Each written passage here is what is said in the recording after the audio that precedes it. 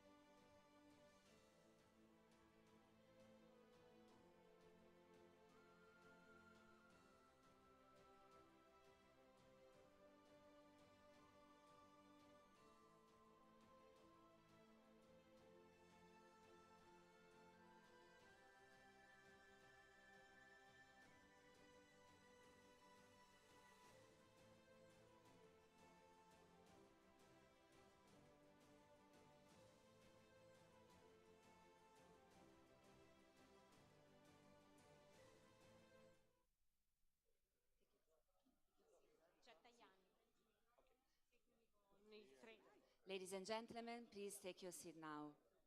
Thank you. Aspetta, adesso ti dico io quando.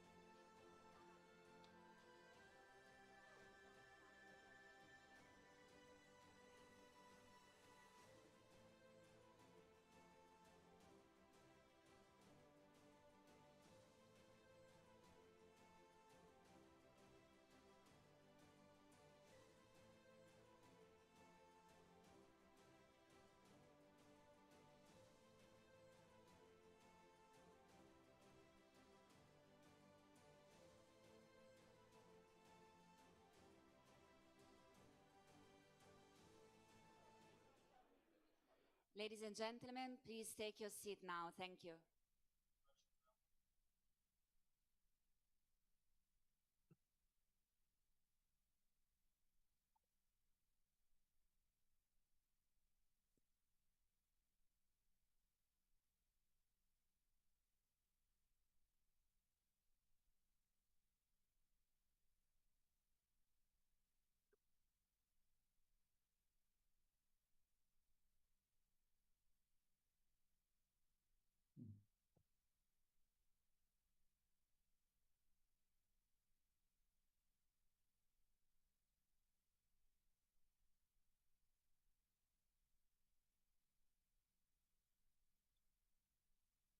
No, that is completely.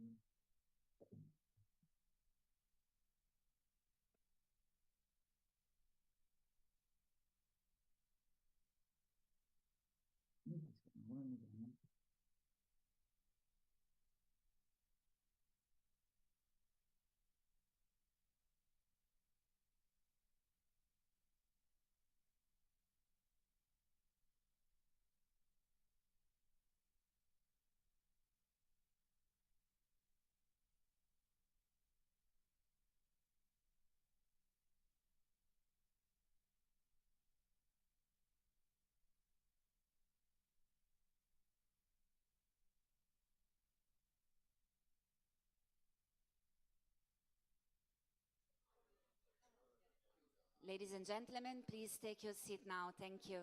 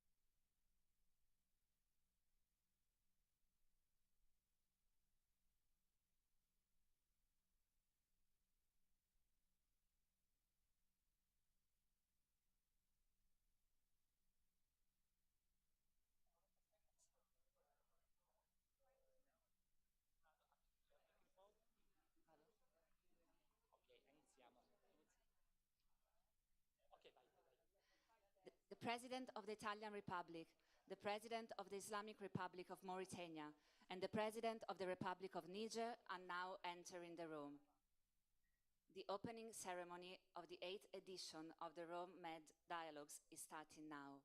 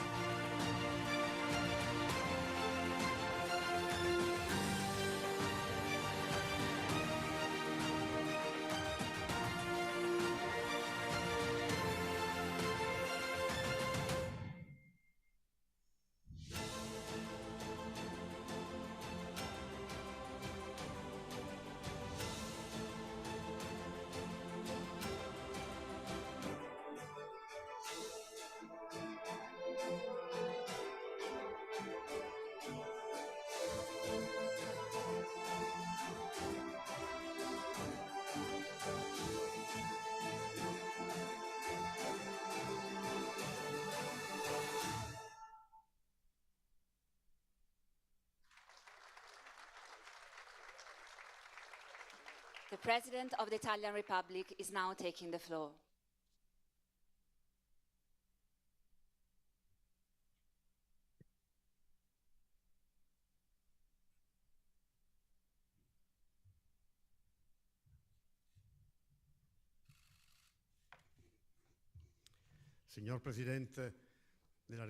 Mr. President of the Islamic Republic of Mauritania, Mr. President of the Republic of Niger, Mr. Ministry of Foreign Affairs, Mr. President of ISPI, authorities, kind guests, being here at the 8th edition of the Med Dialogues is something that makes me proud, and I'm glad to open this conference.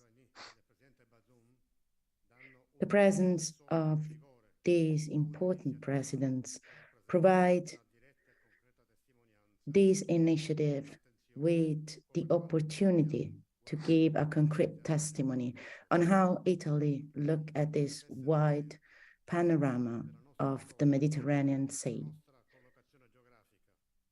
Due to our history and our geographic position, The relationships that we have with these regions are fundamental. The Mediterranean Sea poses a space for cross-cultural meeting and exchanges. By quoting Fernando Fiel, this is a series of civilizations rich in diversity, but connected through the same destiny. This edition is quite exciting as we need to discuss resilience, cooperation, and other strategy to resist to our challenges. We are now inside a conflict.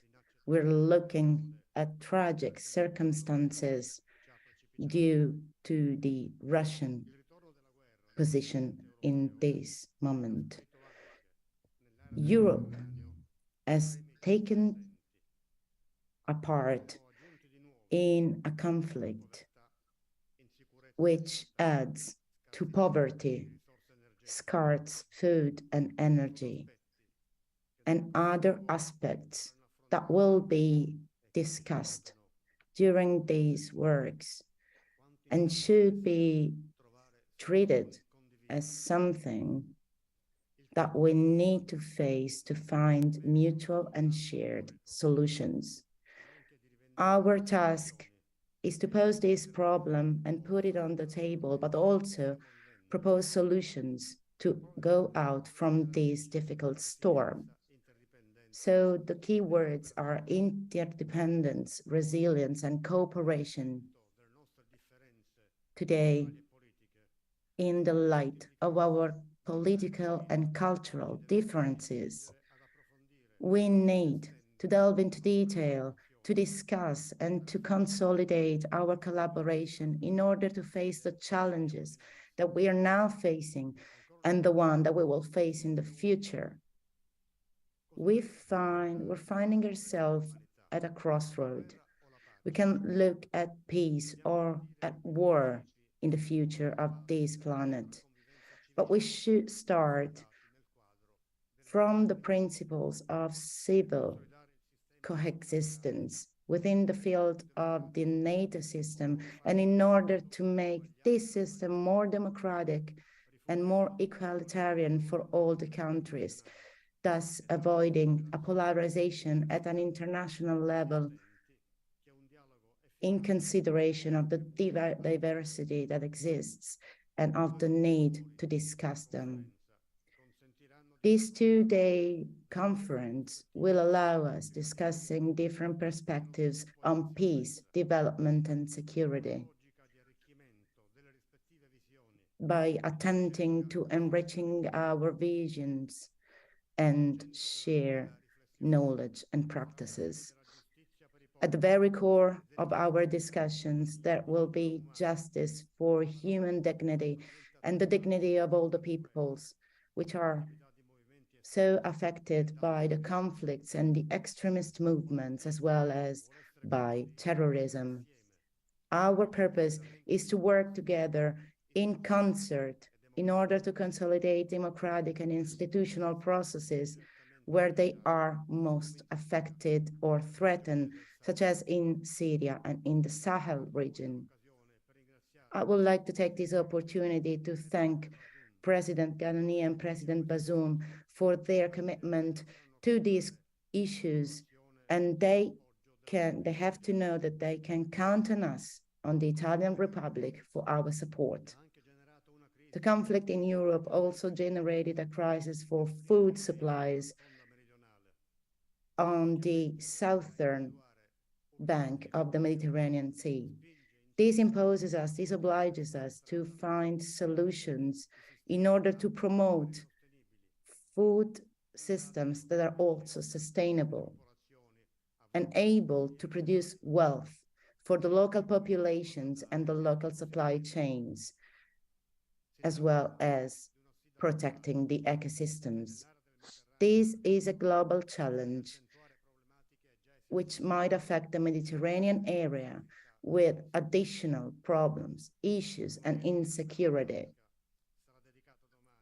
So tomorrow, we will discuss this topic into an interministerial meeting involving the Mediterranean countries and the international organizations in order to mitigate this emergency. We need to make concrete steps. These difficulties push us to strengthen our cooperation by avoiding certain narratives according to which the Mediterranean Sea is always affected by instability and crisis.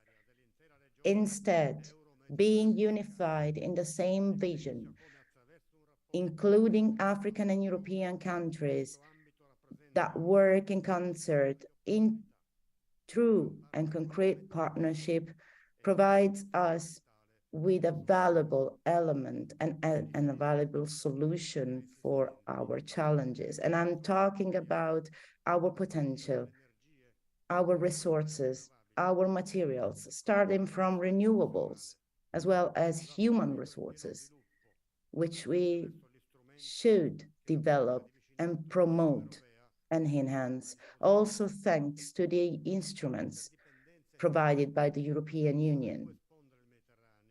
The presence of these countries and into these difficult challenges pushes us to have political attention towards the southern bank of this sea. Having a long-term vision also on migratory flows is fundamental, as these flows cause poverty for several origin countries. And this is a global challenge, something that also the International Organization of Migration knows. There is no point of thinking that this will end alone. We should work together and commit to manage this issue. Diplomacy, national and international institutions, starting from the European Union, are called to work together in order to face this phenomenon. And I think that there is a difficult situation also in Libya, and it's still lasting since several years. And here we have the life of human beings at stake. In order to reach prosperity and stability, both in the European Union and in the southern countries of the Mediterranean Sea, we should commit to solve these issues. The difficult challenges that we're facing call us to work in concert with solidarity. The Mediterranean dialogues are in charge of strengthening this awareness that we have in this seat, and also the strength to find mutual paths. So I wish you a fruitful job.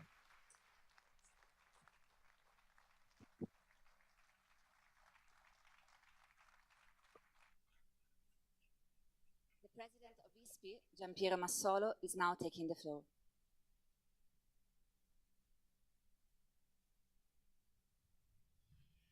Mr. President of the Republic, Mr. President of Mauritania and Niger, Mr. President of Senate and the Chamber of Ministers, dear ministers, authorities, ladies and gentlemen, what can I say after I have listened to the words of I've listened to the speech by the President of the Republic? Basically, he has reiterated that greetings is important. The greetings towards all of you, men, women, working for ISPI, and on behalf of myself, let me also express my gratitude for your presence, not only in attending this conference, but also in delivering your speech directly. Obviously, any comment would be nonsense. So just a couple of information concerning the method and a wish. The first is, if we measure success by the lengthy and duration. This is the 8th edition of Med Dialogues.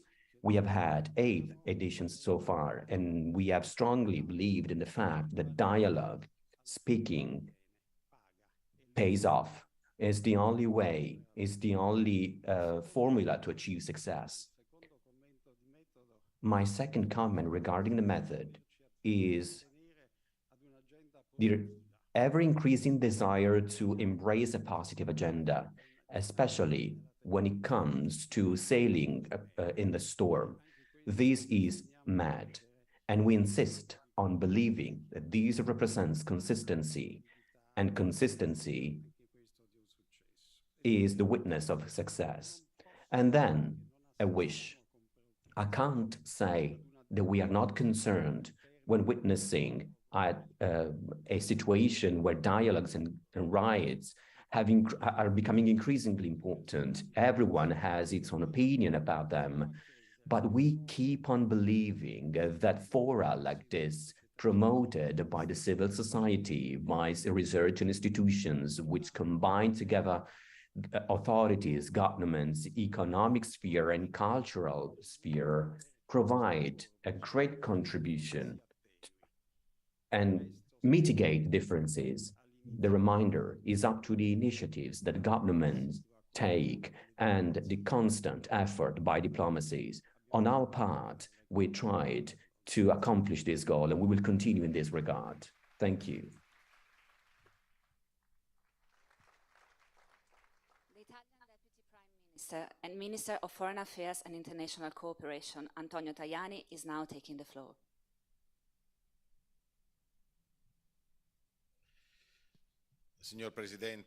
Mr. President of the Republic, Presidents of the Republic of Mauritania, of Niger, President of the Senate, President of the Chamber of Ministers, dear guests, I believe these days of conference prove how much we have and we can achieve and what we can do to strengthen the connections between Italy, the Mediterranean Sea, and African countries.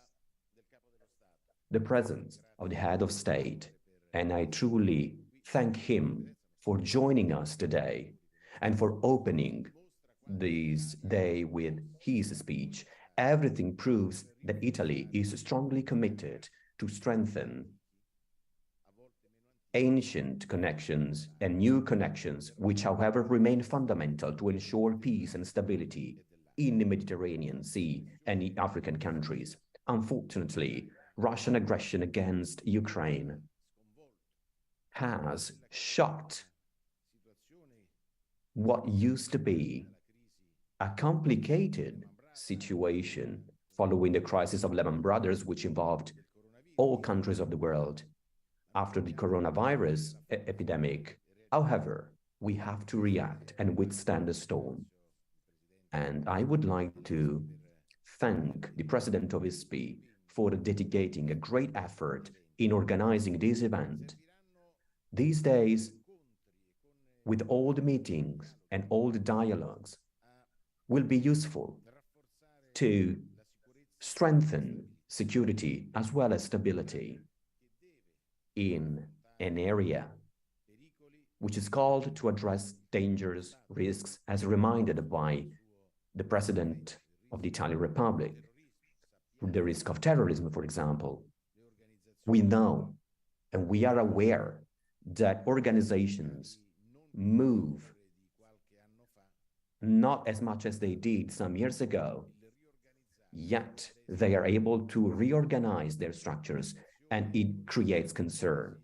And the joint reaction of EU countries and countries like Mauritania and Niger is of utmost importance, as well as the presence of countries like Jordan, Egypt, even Morocco, as well as all the North African countries. When acting together, they can take actions to tackle and win against the evil of terrorism. Unfortunately, we also face an energy crisis and a food crisis, which exacerbate insecurity.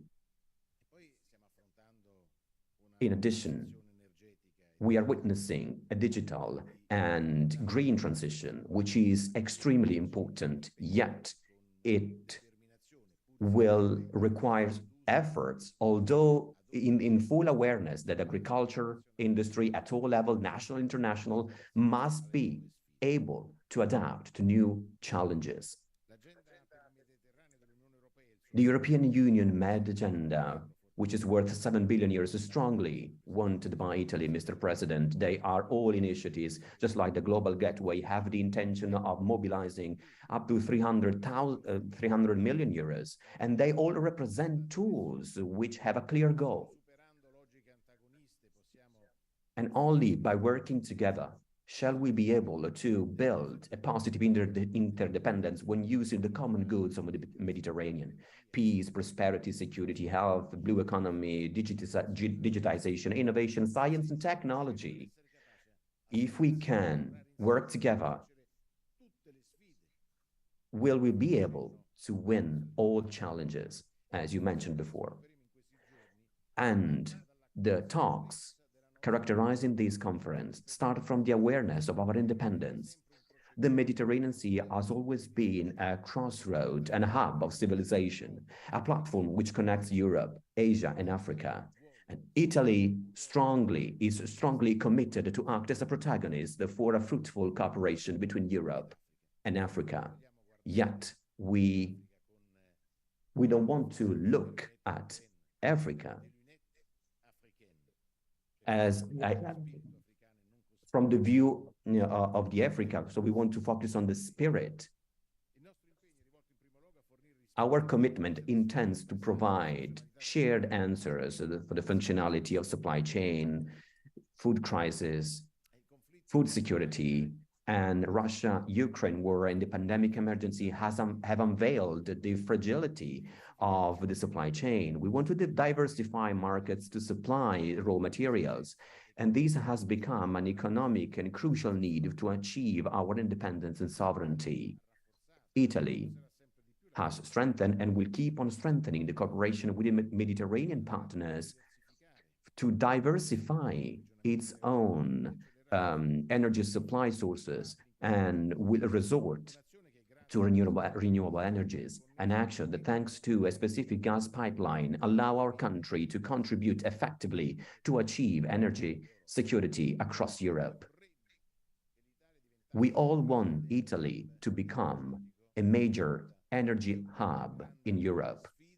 It's a great challenge to make sure that Italy can keep on being a great protagonist in the Mediterranean area, thanks to its ability to deal with neighborhood countries and friend countries as we are doing today. Exchanges between European countries are bound to increase, and that's the reason why we want to act as the protagonist. And COP26 of Sharm el-Sheikh has shed light on the need to protect the most affected countries, thus raising the bar to reduce emissions.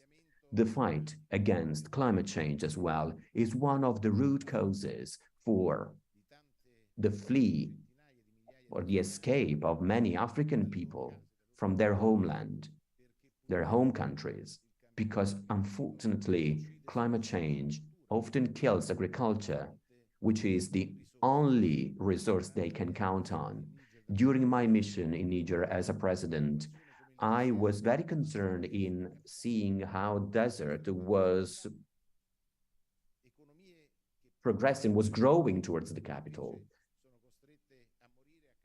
Unfortunately, and they are bound to die due to climate change. And this is why we need a strong commitment, because if we fail to solve this problem, how can we eradicate terrorism?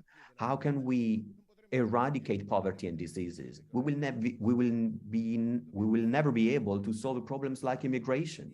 And we are called to work together, but we have to make the difference and act at the root of the problems.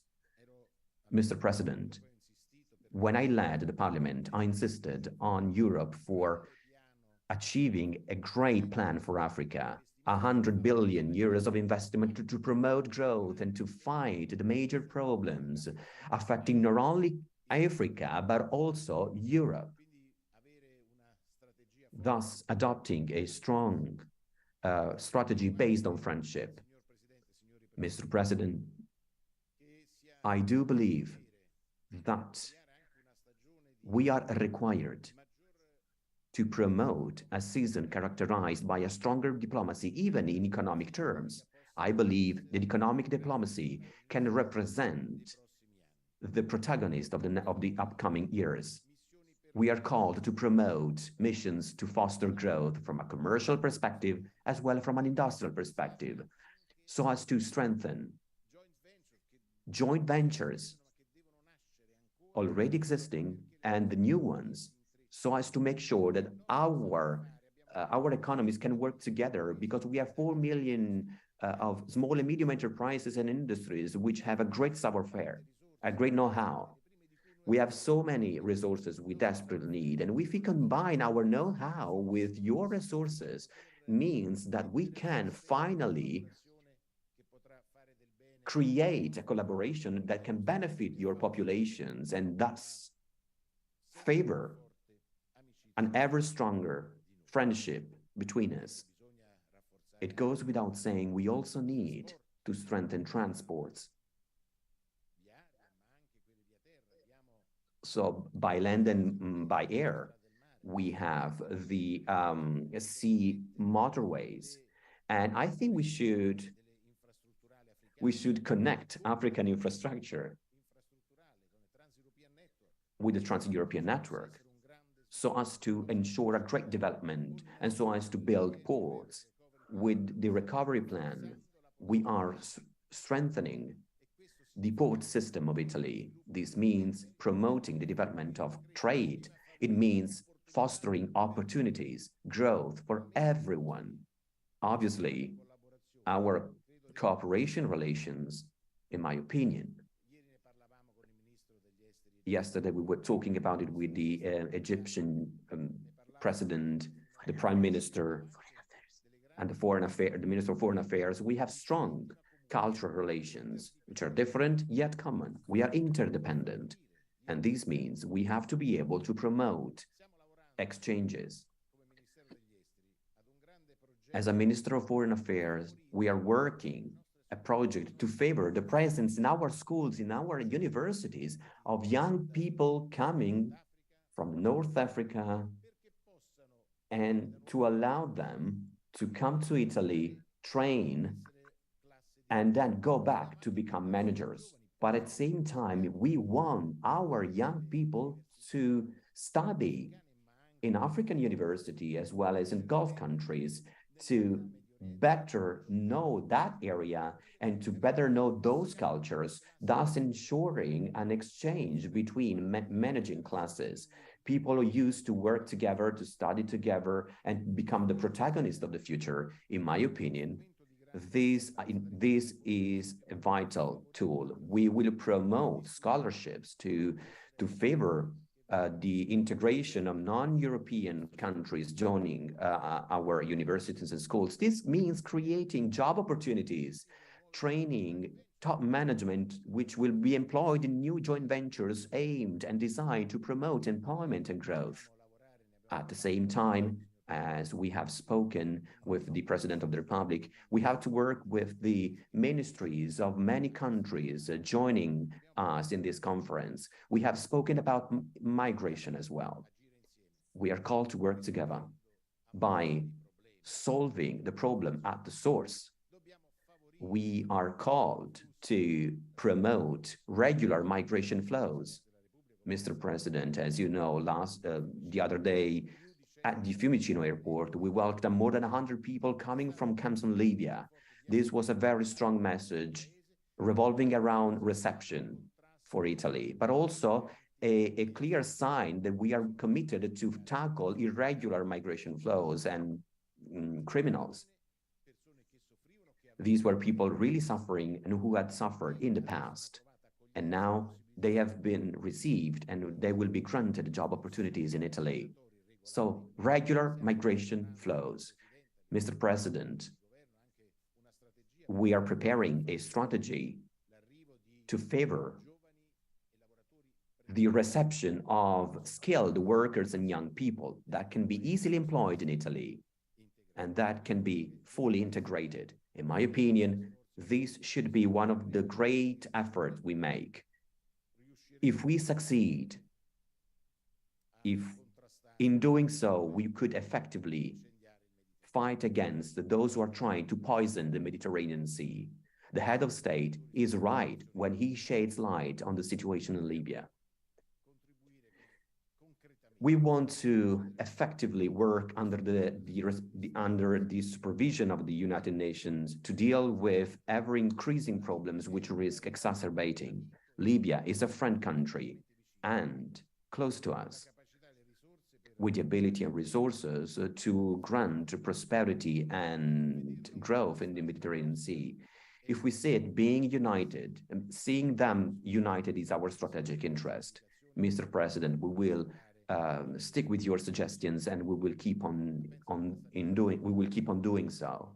The stability, to grant stability in the Middle East is also important. We have to work there as well, very effectively. Let me take this opportunity to thank Jordan for what they're doing to ensure stability in their country and to ensure in Jerusalem the respect, dialogue between the representatives of different religions. If you kill other people in the name of God, you are killing God itself. We have to work there, even when it seems to be difficult. If we manage to make Christians, Jewish, and Muslims speak, believing that there is always someone above us, maybe we could mitigate the existing violences. Two peoples, two states, Palestine and Israel. I mean, we have to work to ensure stability across the region as it means reducing migration flows. We are well aware of what Jordan is doing to receive migrants. All the bordering countries are suffering as they are called to provide concrete answers to those fleeing from difficult situations. In conclusion, Mr. President, I hope these days to be not just a moment in which we discuss and we deliver interesting speeches. I hope these days can be an opportunity to set the foundations, to work concretely. We need to be pragmatic. We need to achieve results immediately by working together, hand in hand, waiving egoism sometimes. Sometimes we are called to set the egoism aside. Of course, each country is called to protect the national interests, which is important, but we cannot damage the interest of the others. This is why I believe that it's important having three personalities here, head of states, and this proves that dialogue exists, it can be enhanced, and only by dialoguing and only by speaking,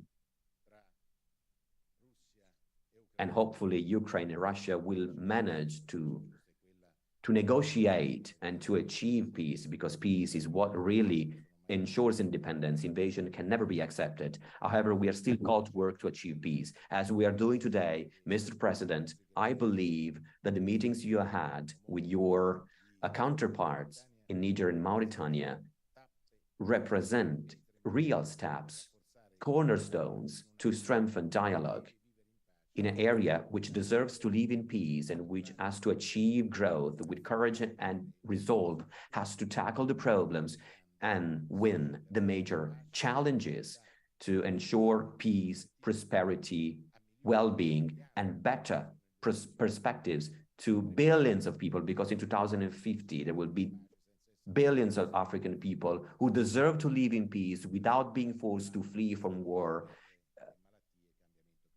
hunger, and climate change. Together, we will achieve it. Thank you.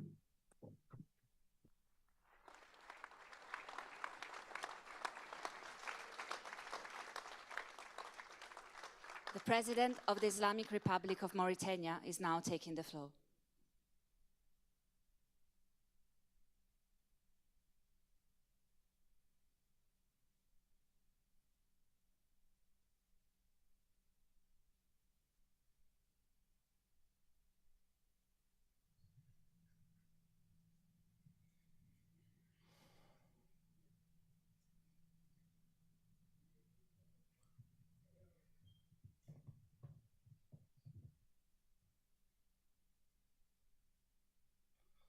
صاحب الفخامة Your Excellency, Sergio Mattarella, President of the Italian Republic of Italy.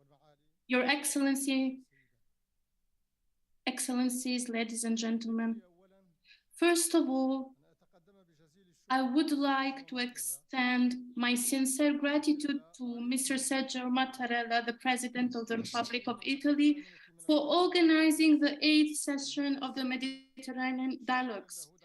I'm thanking him for his kind invitation and praising his accuracy in managing these meetings. I highly appreciate the pioneering role of these Mediterranean dialogues, which have been consolidating one time after another its privileged position as a framework of consultation on significant security and development issues that affect the people's destiny on both shores of the Mediterranean.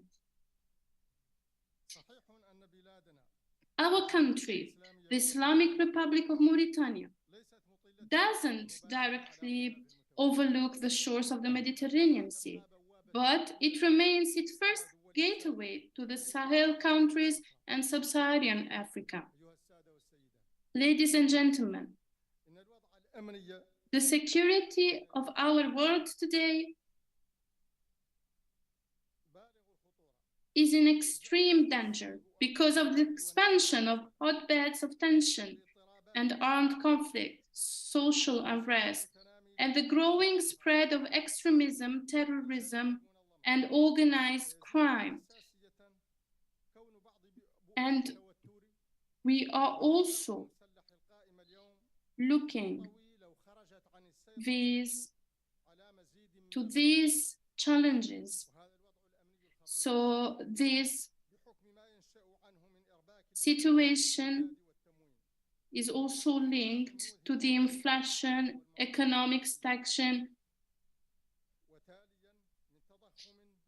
and have a profound impact on various aspects of life.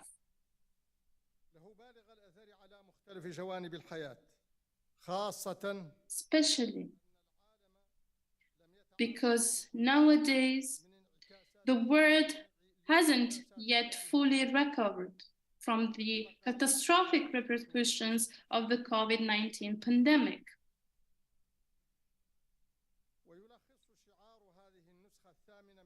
So the title of the Med Dialogues focuses on two main issues: security and development.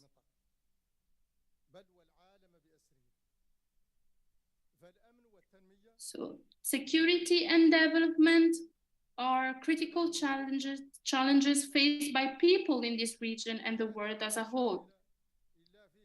And there can be no growth or comprehensive development without solid security and sustainable peace. Based on these ideas, we in the Islamic Republic of Mauritania have adopted an integrated strategy integrated into our approach to security challenges. Our strategy follows this plan of action: modernizing and strengthening our army and security forces.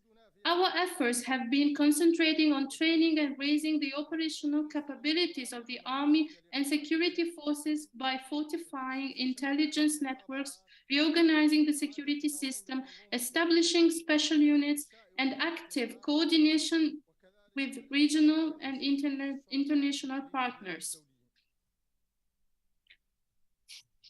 Strengthening the legal arsenal of terrorism litigation by speeding up criminal treatment procedures for related offenses, drying up the sources of financing for terrorist activities by closely monitoring the flow of money, regulating disbursement procedures and the movement of funds, and monitoring fake NGOs. Combating illegal immigration is a challenge, not for Mauritania because it serves as a transit country, but poses a real dilemma for receiving countries. In this context, we have adopted a series of firm measures and established a viable legal arsenal to curb the flow of illegal migrants, to prevent people trafficking and other cross-border practices and crimes.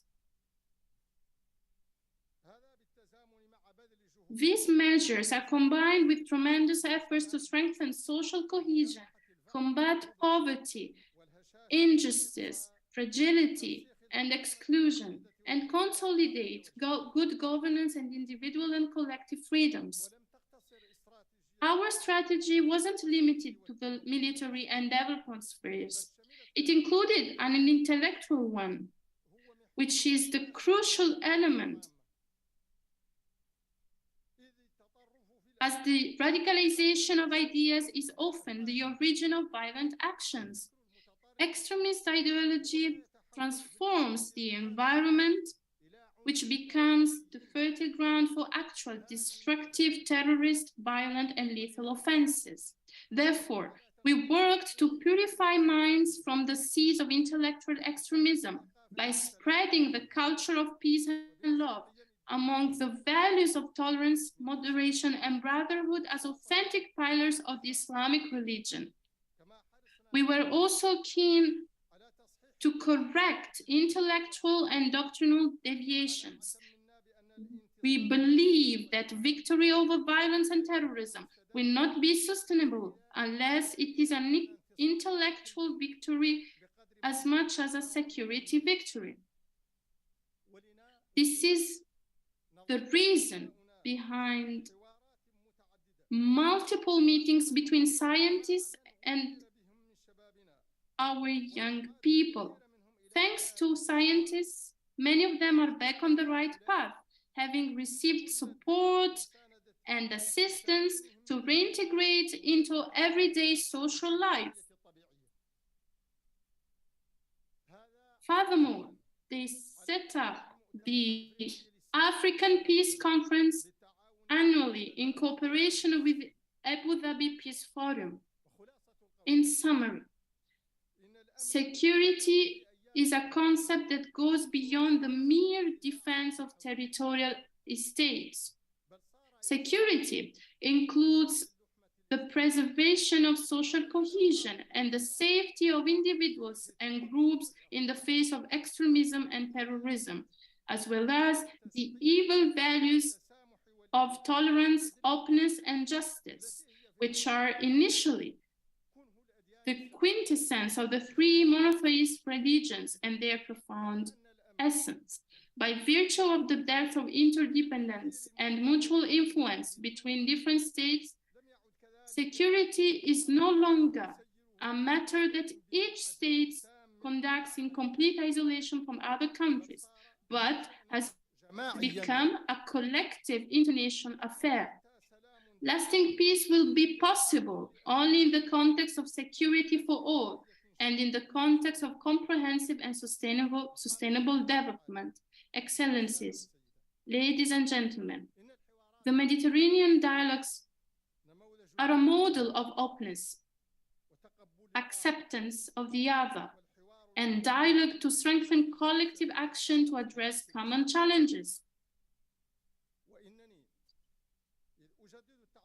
I express my pleasure and satisfaction in participating in this 8th edition of this Mediterranean dialogue.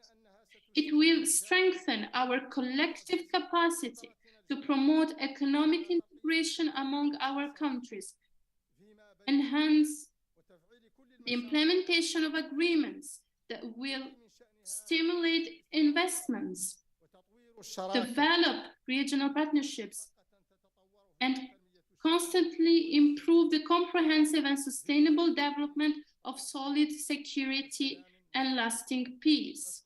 Thank you, and peace be upon you.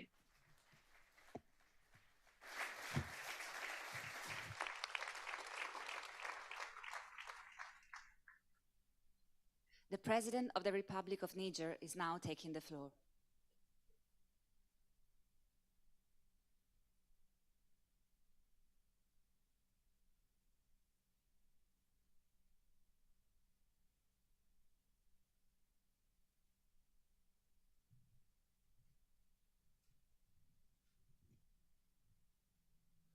Monsieur le Président de la République d'Italie, Mr. President of the Italian Republic, President of the Republic of Mauritania, ladies and gentlemen, dear participants to this opening ceremony of the 8th edition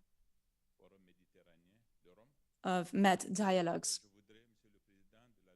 Mr. President of the Italian Republic, I would like to say that it is an honor for me to have the possibility to talk to this important audience during such an important occasion for dialogue. And I would like also to thank the Italian Minister of Foreign Affairs for inviting me and for giving me this possibility in order to be an active part during this debate and discussion, starting from an important perspective, that is to say, the perspective of the Sahel countries. So this forum, and again, this is the 8th edition of Med Dialogues,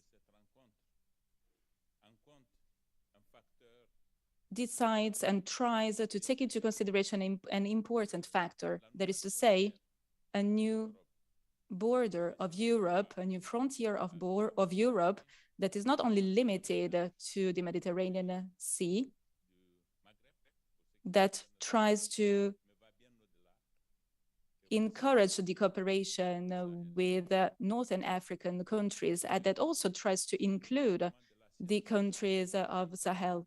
This is all possible thanks to new technologies and innovation, and therefore borders have completely changed over recent years.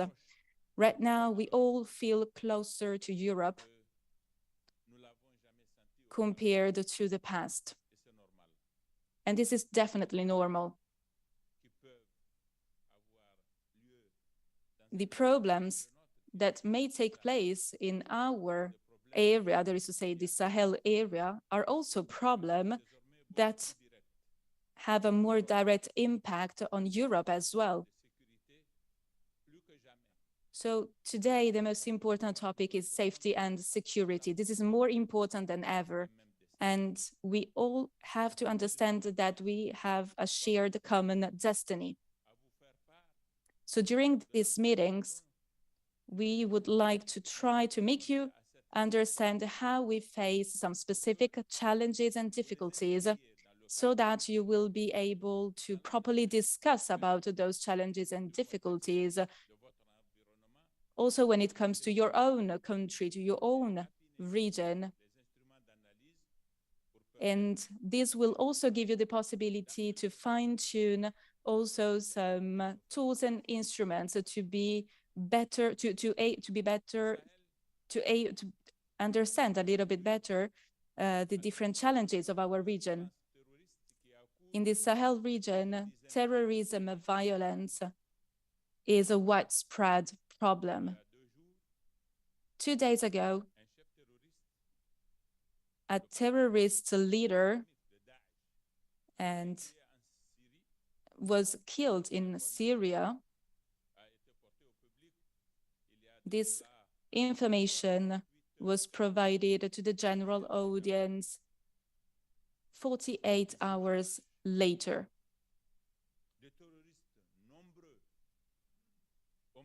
We all have seen some images of terrorists in Mali, for example, thanks to social media and social networks.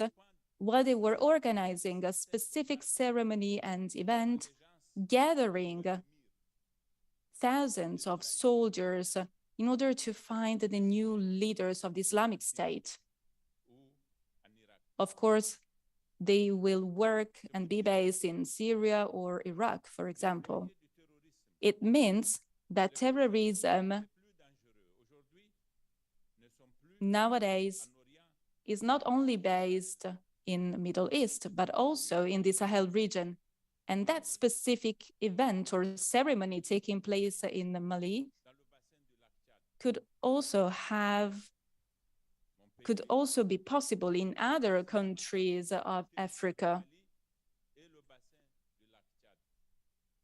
could also be carried out in other regions of Africa. So nowadays we need to face several terrorist groups that are spread throughout the world. And you also need to know that we're really close to Libya, and that the southern border of Libya is carefully controlled. Starting from 2011, it has also become the main platform of the international organized crime.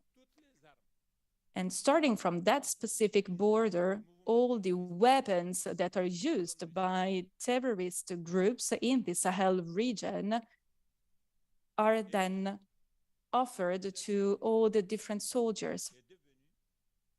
And that area, that region, is now the most important meeting point of all the different soldiers and terrorist members, but also of the most important groups smuggling drugs and weapons on an illicit basis.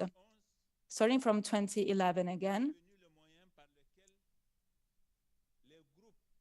the different criminal groups and the different terrorist groups are exploiting that specific border in order to gain more and more profits within the different African countries. And of course, this has an extremely negative impact on Africa, on our entire region, and this phenomenon will not be stopped. It will not be easy, actually, to stop in the future. So this is why when we talk about safety and security within the Mediterranean region, we always have to understand correctly what is currently happening in the Sahel region. We also need to have a clear idea of what is necessary to do in order to properly fight against this phenomenon, and also what is necessary to be carried out on an international scale in order to properly solve this situation. And why do terrorists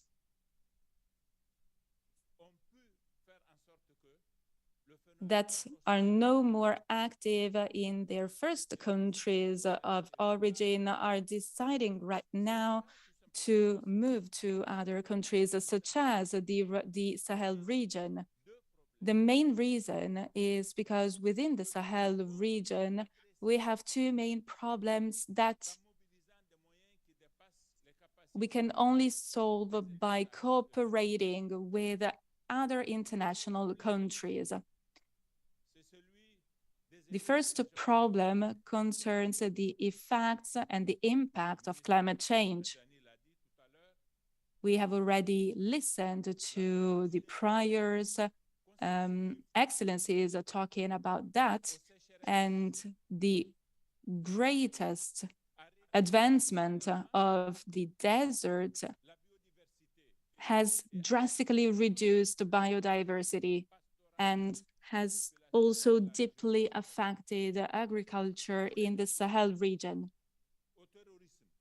All the different members of terrorist groups active in the Sahel region actually come from those agricultural and rural communities that cannot work anymore in the fields. So the main reasons are really stick and rooted to the lack of agricultural jobs right now.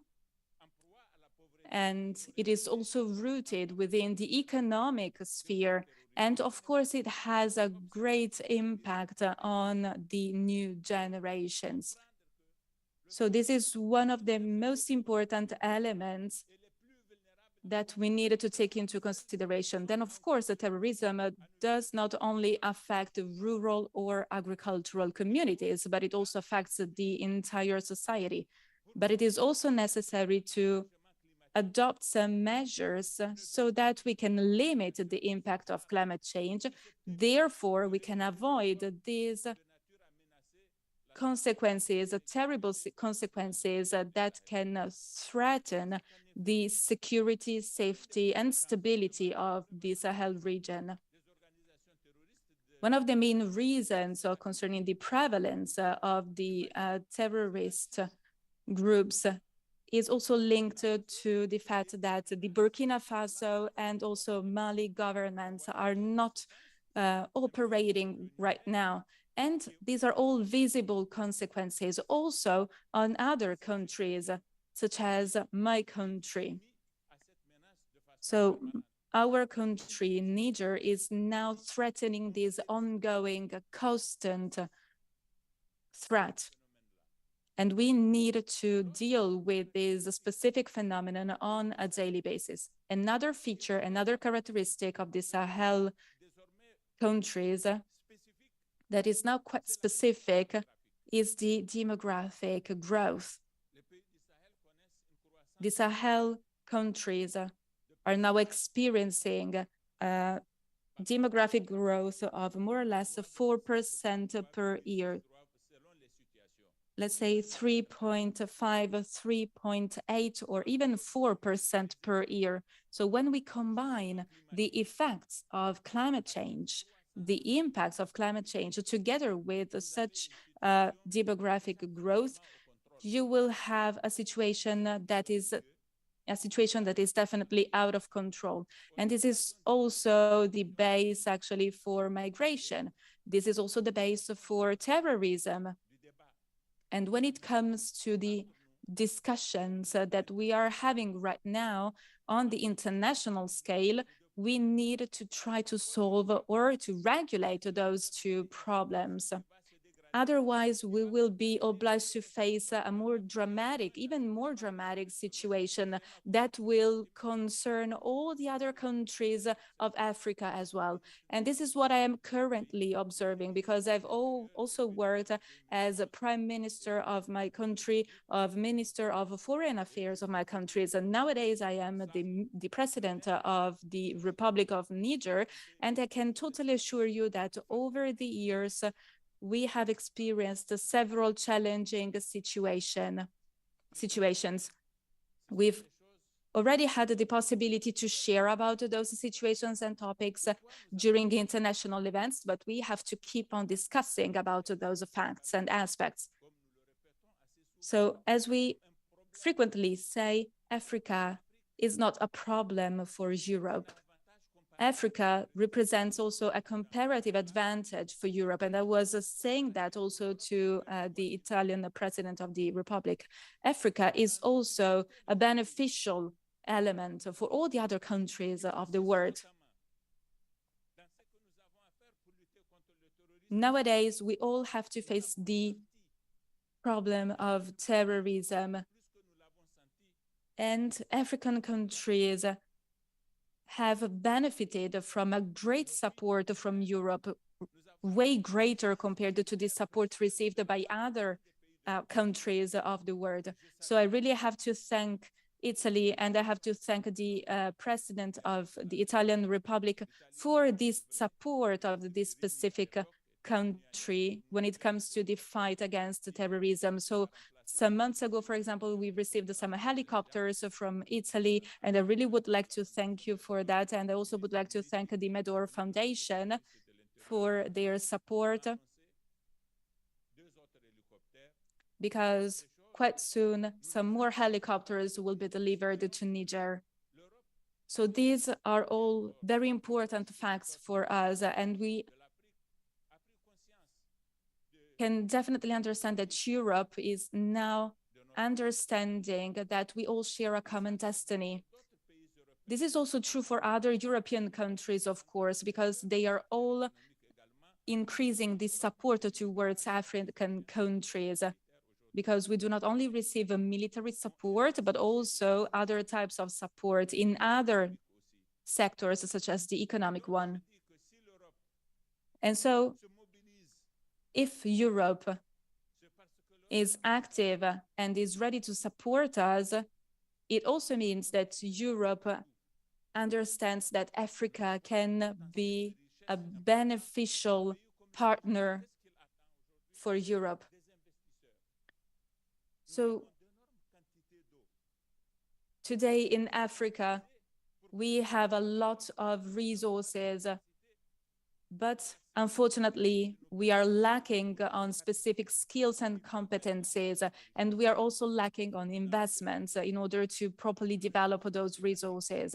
This will also be linked to the discussion about climate change.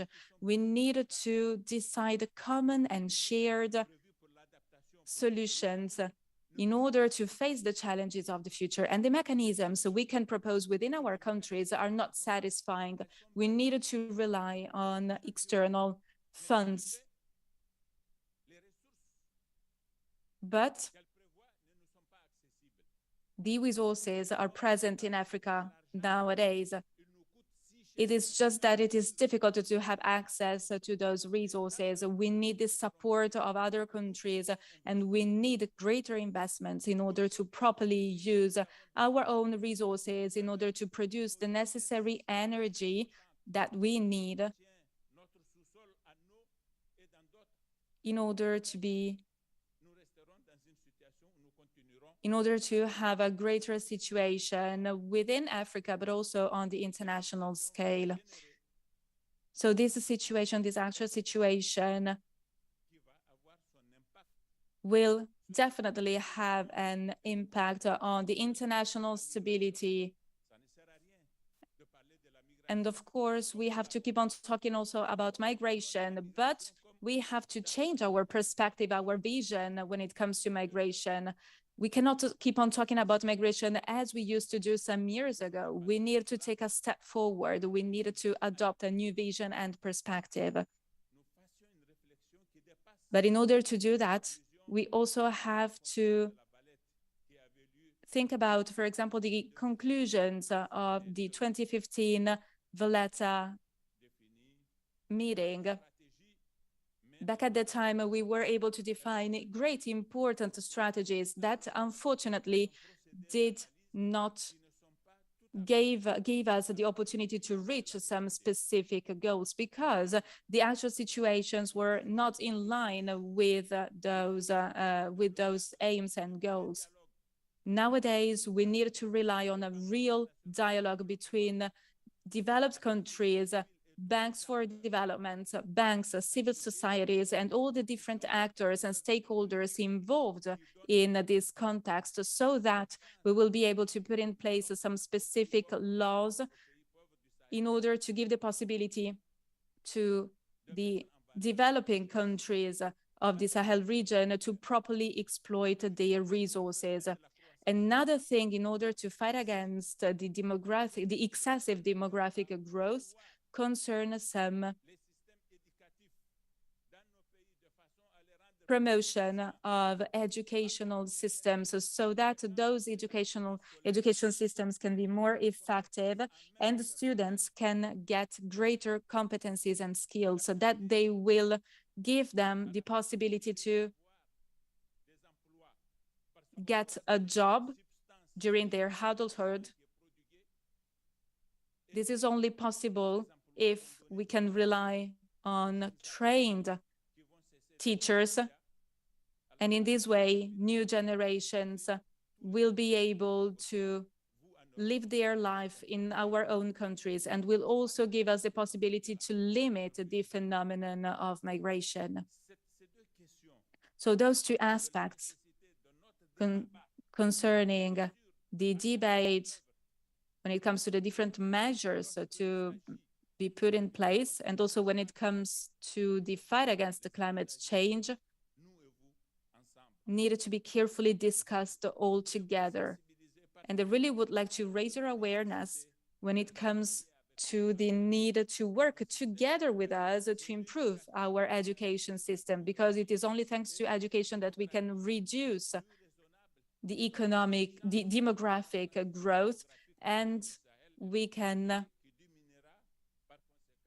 therefore decrease the number of people deciding to illegally escape from our countries. So this is my contribution to this opening ceremony. I was not too formal when it comes to my proposals. I am still a president, of course, but I'm here in order to play an active role during those discussions and debates. And I really thank you for your attention.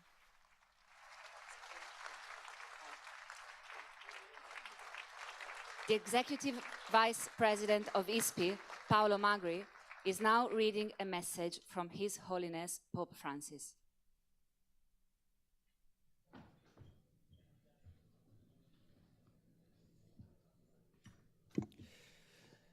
Do lettura parziale dell'intervento. I will partially read the speech by the Pope Francis, which will be available on the website of the Med Dialogues.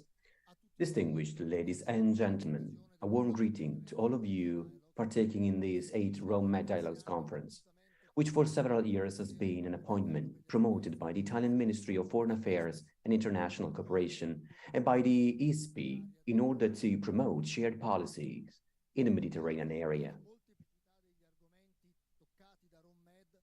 The importance of the topic brought to your attention calls for a fundamental consideration. This variety proves how ethical, social issues cannot be separated from the different situations of geopolitical crisis and also from the environmental problems themselves. The idea of tackling individual issues in a separate manner and regardless of the others is misleading. As a matter of fact, it involves the risk of reaching partial solutions which not only do not solve the problems, but exacerbate them. I can think about the inability to find common solutions to human mobility in the region, which continues to lead to an unacceptable and often avoidable loss of human life, especially in the Mediterranean. Migration is essential to the well-being of this area and cannot be stopped.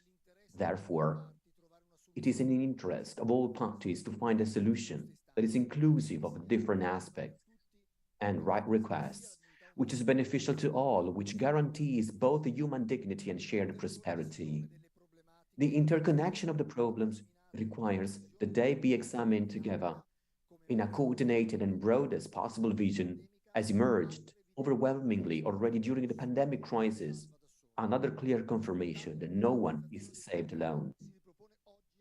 Such globalization of problems reappears today if we think of the dramatic war being fought in the heart of Europe between Russia and Ukraine, which, in addition to the immeasurable damage of each war in terms of civilian and military victims, generates energy crisis, financial crisis, humanitarian crisis for so many innocent people forced to leave their homes, and finally the food crisis, which affects a growing number of people all over the world.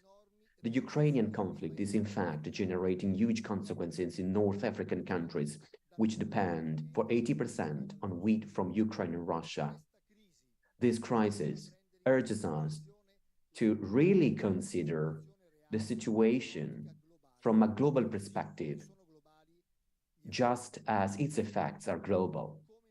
Therefore, just as it is impossible to think of tackling the energy crisis as an issue separated from the political one, it's impossible to solve the food crisis as an issue separated from the persistence of conflicts, or the climate crisis without taking into account the migration problem, or the rescue to the most fragile economies, or even the protection of fundamental freedoms. Nor can the extent of human suffering be taken into account without taking into consideration the social crisis in which, for economical political gain, the value of a human person is diminished and human rights are trampled upon? We all need to become increasingly aware that Earth's problems are the cry of our planet, which in turn reflects the cry of suffering humanity itself. In this regard, the words spoken about 2,000 years ago by St. Paul in the letter to the Romans resonate as timely as ever, where he presents the common destiny of humanity and creation, which, says the apostle, nurtures the hope of being freed from slavery of corruption to enter into freedom of glory of children of God, where all creation groans and suffers and the birth pants to this day. This is not just a goal, but also the horizon of commitment of men and women of goodwill. May it also be the horizon of dialogues. With this hope, I wish you a joyful and fruitful work, dedicating my prayers to this end and invoking God's blessing upon all of you.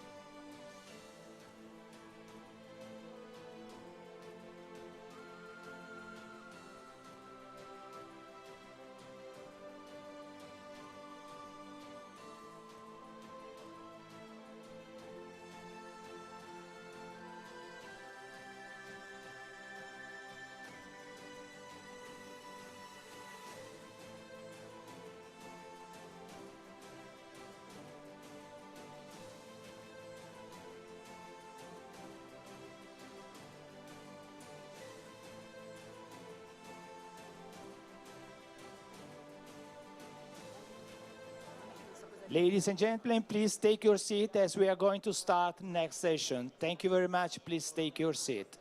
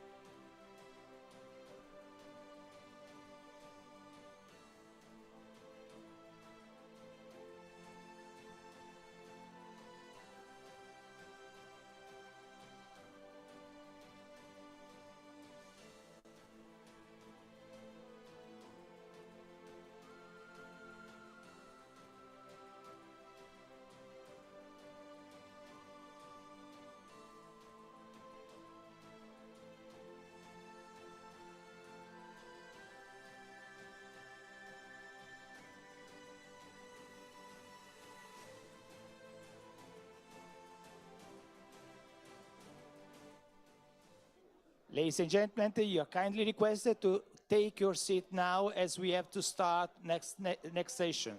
Please take your seat. Thank you.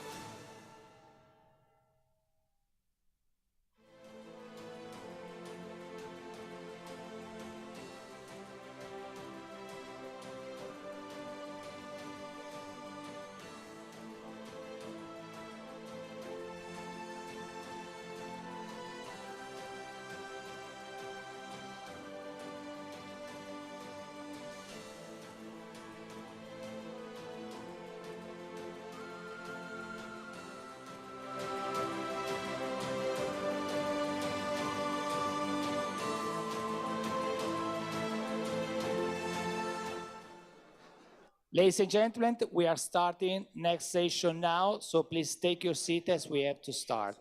Thank you so much. Please Recording take your stopped. seat.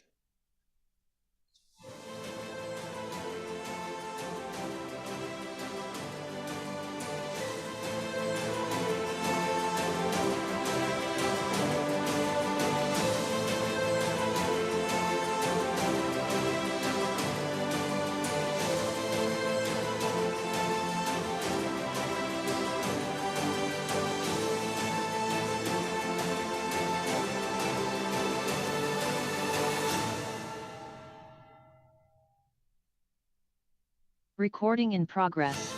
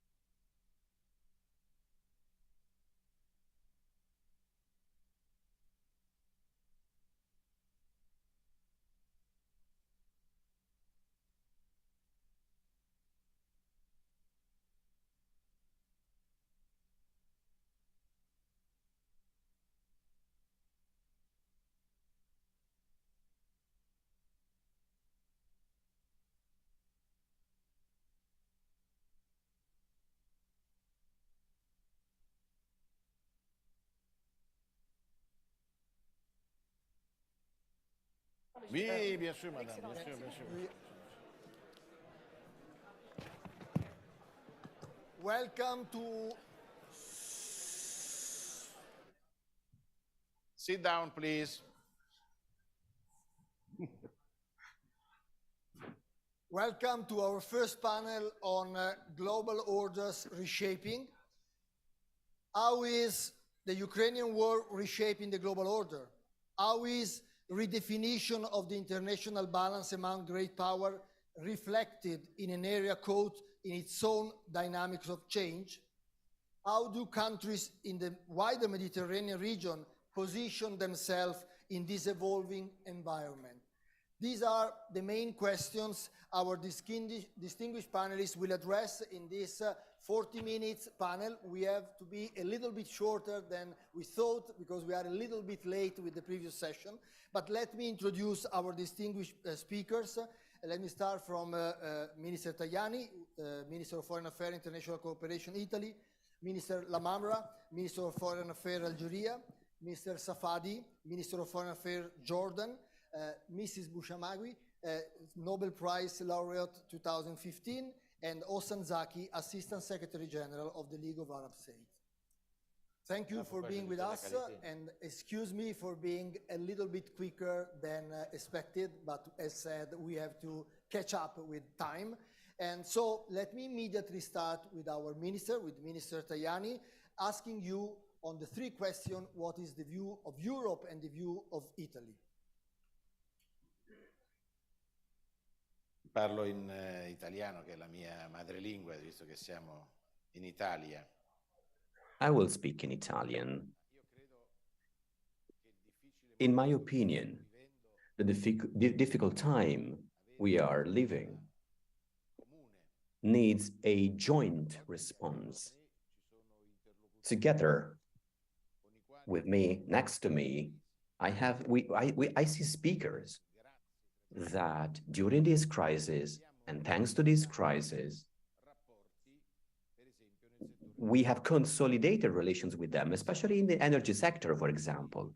We Italians achieved independence in terms of gas supply.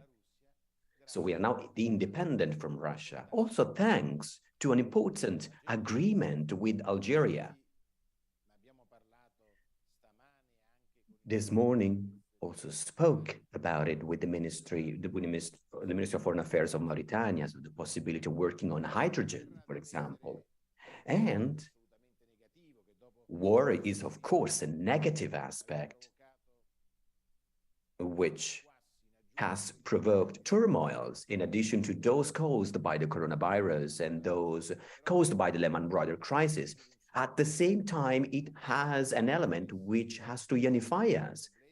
We can think about the problems connected to the crisis of wheat. There are African countries like Egypt, which struggled to provide answers in response to their citizens as there was shortage of wheat from Ukraine.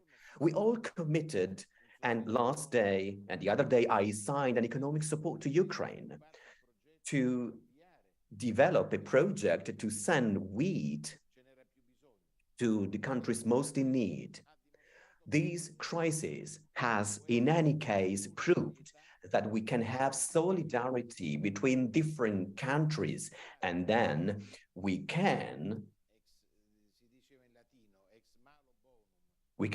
start ex malo bonum, which means from the bad to good, from the bad we can achieve good. And the war allowed us to strengthen our relations, sometimes existing, sometimes dormant. In my opinion, this can also be useful for the future. We have to strengthen this collaboration. I have always pushed Italy and Europe to care more about Africa and to care more about countries which have shared a long-lasting history in the Mediterranean area, so as to give our citizens effective answers and responses. We have to work through the multilateral organizations, of course, to make sure we can finally reach a peace agreement. Yet peace without justice doesn't exist. And we have to work relentlessly to constantly preserve the independence of Ukraine. I do believe that the presence of many countries working for peace can strongly contribute to give a strong signal. We cannot give up. We know the situation is extremely complicated and difficult. We have listened to the US president, we have listened to the speech by Macron and so many other countries which realize that a war only generates destruction. So cooperation, the rediscovery of new possible partnerships in the future, and hopefully the war will end as soon as possible, but this situation has to lead us to cooperate even more. Italy wants to act as the protagonist in the foreign policy. We want to constantly ensure our role. We want to connect people and allow interlocutors to count on our know-how.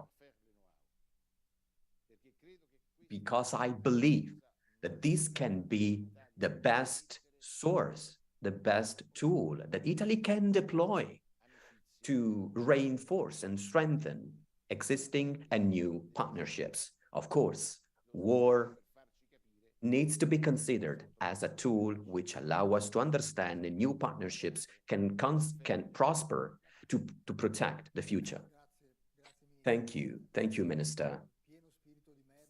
In full compliance with the spirit of MAD, which is the positive agenda regardless of the crisis, regardless of the storm, has underlined a positive aspect which emerged in this difficult situation. So an enhanced cooperation, for example. We feel compelled to admit, and this is to answer a question, that many fora discussed yesterday, a strong message from the South Bank emerged when they say, this is not our war. And we just look at the standard table. I would like to ask you, starting from the Minister Lamara, the Minister of Foreign Affairs of Algeria, just a quick comment on how this war, as reminded by Mr. Tajani, is perceived and considered in the region. Merci pour votre invitation et je salue l'Institut, son leadership et je voudrais également rendre un hommage bien mérité au président de la République italienne, le président Mattarella, pour son discours d'orientation particulièrement riche et particulièrement source d'inspiration pour nous tous. Je salue également mon homologue, le ministre Tajani, qui a fait une brillante intervention et qui saura, je crois, nous aider dans... Monsieur le ministre, je m'excuse. Je veux vous dire, mais peut-être vous le savez, mon nom est un nom d'origine arabe, c'est Tijani. La Tijania, c'était très important. Absolument, Donc, absolument. vous le savez. La Tijania est née en Algérie et c'est... C'est un prophète the prophet in Black Africa. Okay. La Tijania est née en Algérie et nous nous réjouissons de vous compter parmi dans la les adeptes de la Méditerranée, il y a eu quelques voyages. Vous êtes aussi algérien. Ceci dit, je crois que nous avons un destin commun. Nous avons un destin commun en tant que fils et filles de la Méditerranée. Nos nations ont toujours vécu ensemble, les interactions sont multiples. Et je me réjouis qu'aujourd'hui, il y ait un véritable pont de prospérité partagée qui se construit entre l'Algérie et l'Italie. Que cela soit dans le domaine énergétique, l'Italie compte parmi nos clients les plus importants, domaine énergétique et domaine également industriel. Nous avons des avancées considérables et des annonces pour l'avenir immédiat qui sont de nature à promouvoir cette relation et à lui donner une dimension encore plus stratégique. Nous avons naturellement des relations commerciales, nous avons des relations humaines, des relations culturelles, une densité de relations, tant et si bien qu'il y a déjà une quinzaine d'années, les illustres dirigeants de nos deux pays ont décidé de conclure un traité d'amitié, de bon voisinage et de coopération. Le bon voisinage, je le souligne, nous sommes voisins. Par-dessus la Méditerranée, ces eaux aujourd'hui tourmentées et plus que jamais vouées à être des eaux qui rassemblent, des eaux qui puissent propager les mêmes valeurs et les mêmes principes.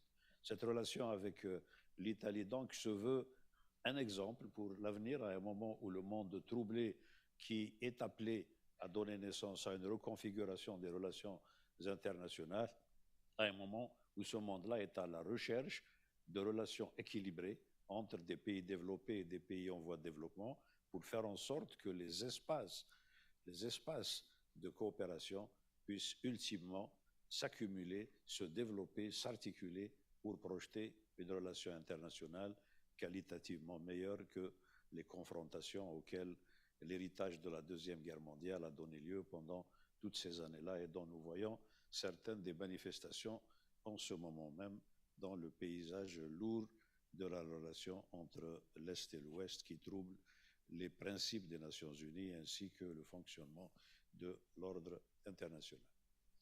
L'Algérie contribue de son mieux à cette évolution qualitative de relations, à l'image de ce que nous réalisons avec l'Italie. Nous le faisons également par rapport aux problématiques qui ont été énoncées par les deux chefs d'État respectés de deux pays voisins et amis de l'Algérie, la Mauritanie et le Niger. Je n'ai pas besoin de revenir sur un certain nombre d'idées qu'ils ont développées. Nous les partageons avec eux dans le cadre du voisinage et dans le cadre des cadres de solidarité, des entités de solidarité et d'identité qui nous réunissent. Je voudrais ajouter, c'est important, il y a à peine un mois, le 1er et 2 novembre, l'Algérie a accueilli le 31e sommet des chefs d'État de la Ligue des États arabes.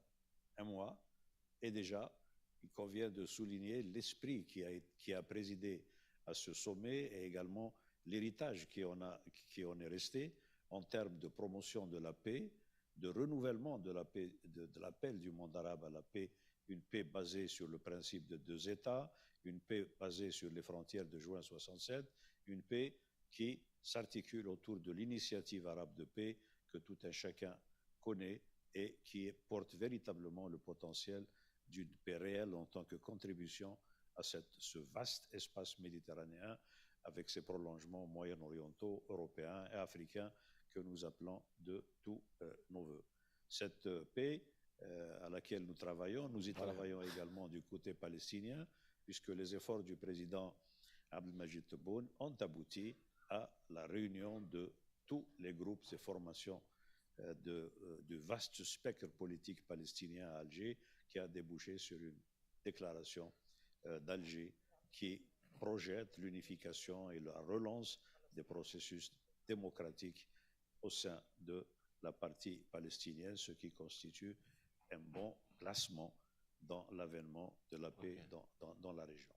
Je voudrais, dans le prolongement donc, de ce succès du sommet arabe tenu à Alger, de la réunion des factions palestiniennes à Alger, également mentionner le rôle considérable que joue l'Algérie dans le Sahel.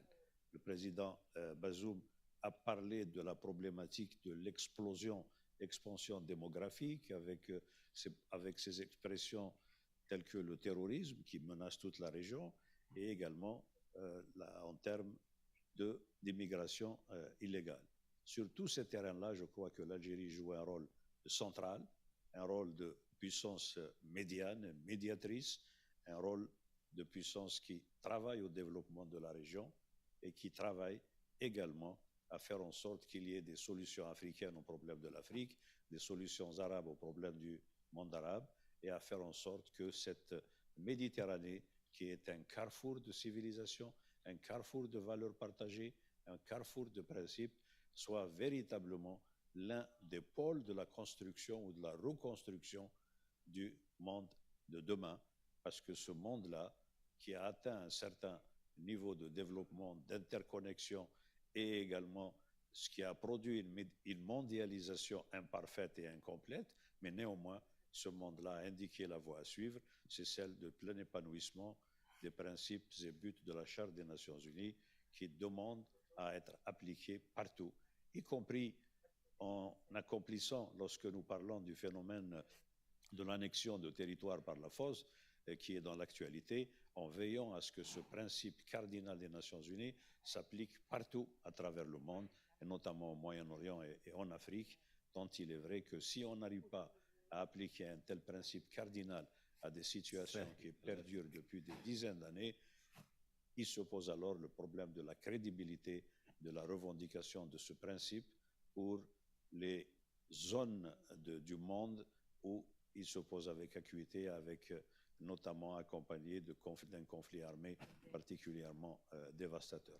Donc nous souhaitons que cette Méditerranée qui est notre mer commune avec ses principes, ses idéaux, puisse nous amener ensemble à jouer un rôle dans la réorganisation du monde de demain. Et je vous remercie pour votre aimable attention.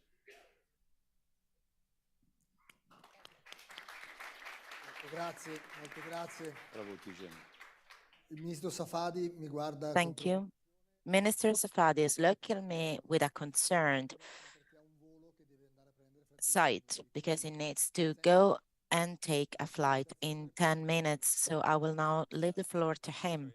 I just said that you have a flight in 10 minutes, so we have a convergent interest in having you speak now. Thank you. Thank you so much. And I'm sorry I missed what my dear friend Minister Amamre said. He spoke in French, and my French has a lot to be improved, you know, so apologies. But I mean, let me start by thanking you and thanking my dear friend, the Foreign Minister of Italy, for the opportunity to speak to this extremely important, relevant, and timely forum. The challenges that we are facing globally are enormous. Their consequences are falling upon all of us in ways that we did not think we will see at the 21st century. As far as Ukraine is concerned, obviously, like everybody else, we are feeling the impact of the crisis. We're looking at the impact in terms of economic impact, political impact, geopolitical impact as well. We've seen the increase in energy prices. We've seen the commodity crisis, food security issues that are now risen to the forefront as all of us are grappling with questions on how do we solve those issues. And of course, the Ukraine crisis came right at the heels of the COVID-19, which has also exposed the fragility of our international system and the tremendous need for strengthening our cooperation on both regional and global levels so that we can deal with the consequences of crises that has now been proven beyond doubt that whatever happens in one place of the world is going to affect all of us in terms of supply chains, supply security, migration, refugees, all of that. We in Jordan, in the Hashemite Kingdom of Jordan, we have a principled position vis-a-vis the crisis in Ukraine. We cannot but, and we will not but, continue to urge a peaceful solution to the crisis on the basis of international law, UN Charter, and the sovereignty and territorial integrity of Ukraine. And that's a principled position because we live in a region where we have an occupation right next door, and therefore we cannot but speak the same language. The rule-based law is really what glues us together and is the best system we have to maintain at least peace and stability and the opportunity to have a benchmark against which we measure developments in different parts of the world. So ultimately, in Ukraine, in Palestine, everywhere else, people's right to freedom, sovereignty, statehood must be respected. The principle of right to self-determination must be reflected, and the UN Charter must be applied all over if we are to have the security, stability, and prosperity that we all seek across the globe. Obviously, in the region, we also have the issue of, we have our own challenges. We have and I recognize my colleague from Yemen here, we have the Yemen crisis that has been ongoing. We have the Syria crisis and its implications that have been ongoing for years.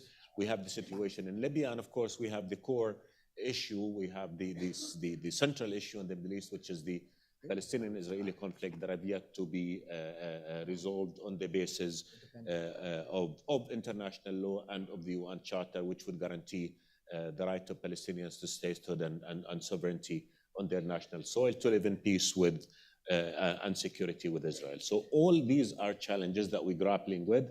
The consequences of those challenges are still with us, and therefore we need to come together, work together, recognizing that our security is interconnected, that our future is interconnected. Make sure that we launch meaningful efforts to solve these crises and also deal with issues that are common to us. I was talking to my dear friend, the Foreign Minister of Italy yesterday, about the issue of refugees and migration. In Jordan, we're the largest per capita host of refugees all over the world. And Europe is obviously concerned with the issue of migration. But what we're saying, if we cannot deal with the issue of migration by building walls, we have to look at the root causes. Why are people migrating? Number one, and try and solve the crises that are pushing people out of their homes. Number two, we need to support refugees in their immediate neighborhood. Because if refugees have dignified lives in our region, they will not make the journey into Europe. Because ultimately, people will do what people have been doing all over history. People are going to seek better lives for their kids. They're going to seek security. They're going to seek a future. If that future is denied to them in the region, they will start looking elsewhere. So I think we need to look at the issue of migration from a collective perspective. One, we need to focus on solving crises that are pushing people away from their homes. We cannot continue with crisis management approach in many of the issues that we're facing in our part of the world. Two, we have to ensure that we provide the support necessary in cooperation for refugees and for host countries, because refugees cannot be the responsibility of host countries alone. They are a global responsibility.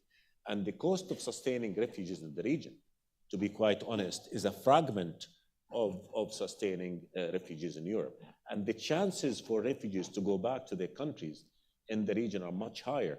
In Jordan, for instance, 50% of Syrian refugees are under the age of 15. Which means the only country they really know is Jordan. But in Jordan, they speak the same language, similar culture. So when the time arises for them to be able to voluntarily go back, they could still go back. But if a child spent 15 years of his or her life in Europe, how much connection does he or she still have with their country? So basically, I'll sum up by saying that the challenges are enormous. We in the region have been dealing with crisis for so long. Ukraine has just come to to compound those challenges. I think the lesson is we need to work together, we need to maintain cooperation, we need to respect international law, and we need to put together structures that would allow us to deal with the consequences of crisis on the basis of one yardstick and on basis that are collaborative and that enable us to bring the security, stability, prosperity that we all seek, as you very eloquently stated earlier today, sir. Thank you. Thank you very much, Minister.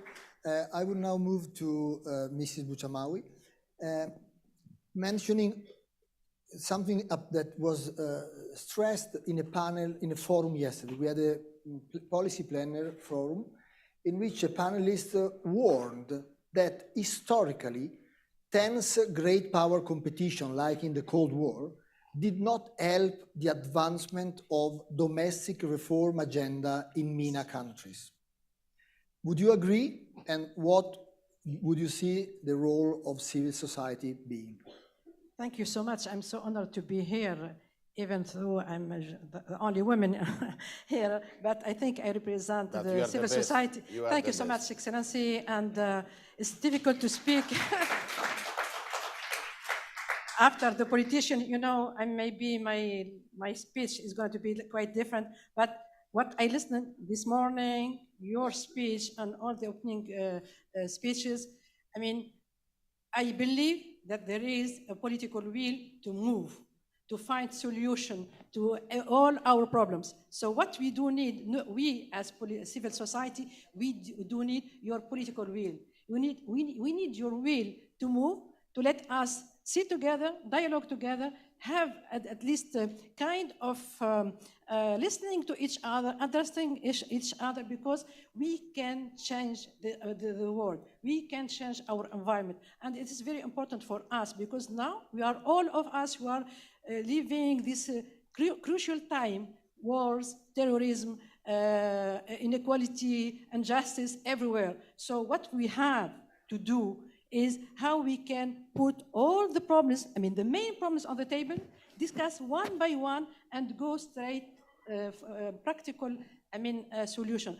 we do need this practical solution for as civil society. We represent, citizens. We represent the voice of the people there in our countries, and we do need that you listen to us.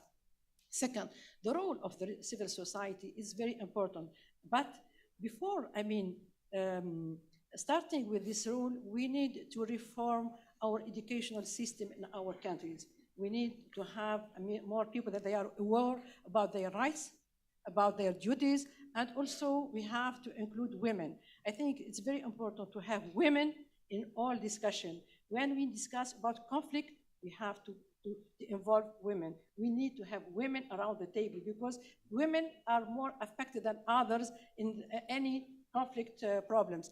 Also, we have to educate our children, how they can stay in their countries, how they can help their country, how they can go look forward, look how they can increase their economy, how they can be more, they look for prosperity, for dignity, how they can do better things to their country. So it's good. We go through education. And also maybe we need also to change a little bit our minds, this stereotype, not to judge persons about their religion, but we have to judge people about what they are doing for their country, for their local country, localities, for their communities, for others. And I think it's very important.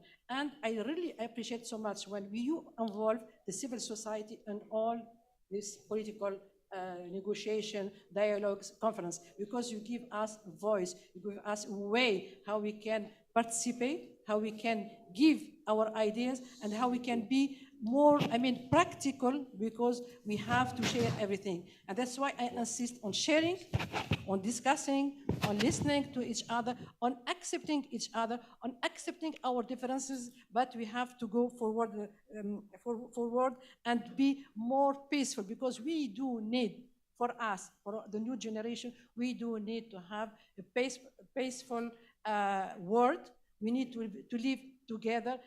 And also, it's just to conclude, to say, as Tunisian women, I'm so proud to be one of an actor in this national dialogue. It was done by 4 civil organizations in Tunisia without any political background.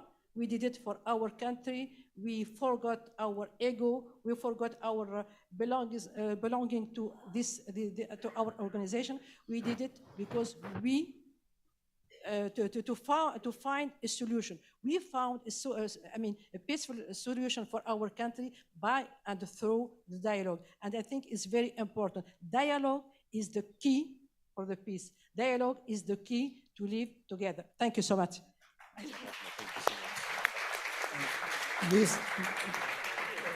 Minister Safadi has to leave. It's a pity, but the good news is that the women-to-men ratio with you living improves. We moved from 20 to 25%.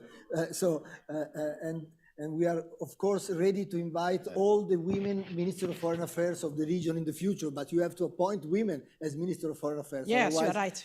Now, since we know that another minister has to leave soon, I give the final word to Ossan Zaki, Assistant Secretary General of the Arab League, on a very sensitive question: how is the Ukraine war impacting on the relation between Europe and Arab nations?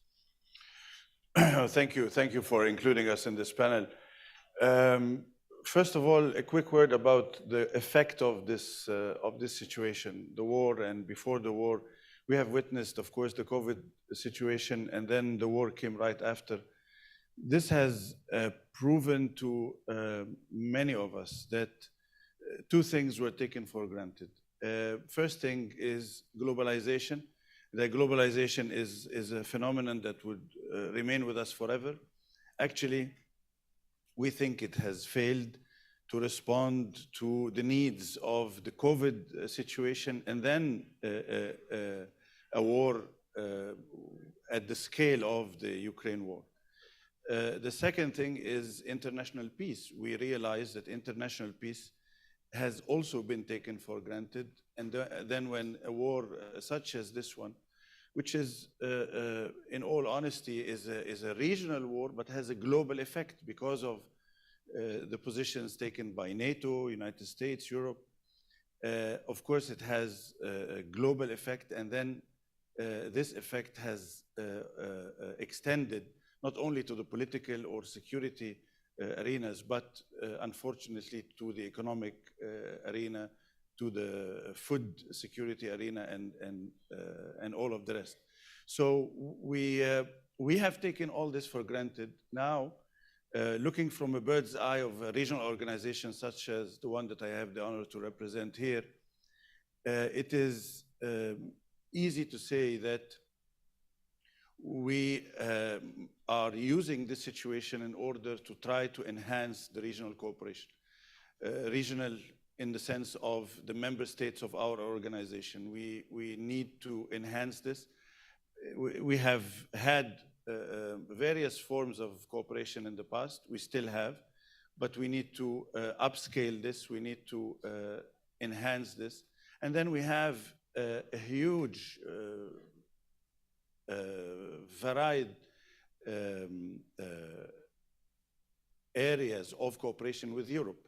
You're asking me about the effect that this war has on Europe, Arab states, and I have to tell you that our European colleagues, diplomats and politicians that we talk to all the time, we're not necessarily happy with the positions that Arab states have taken. Why? Because they thought, they were under the impression that there will be wide support to their position, to the European position.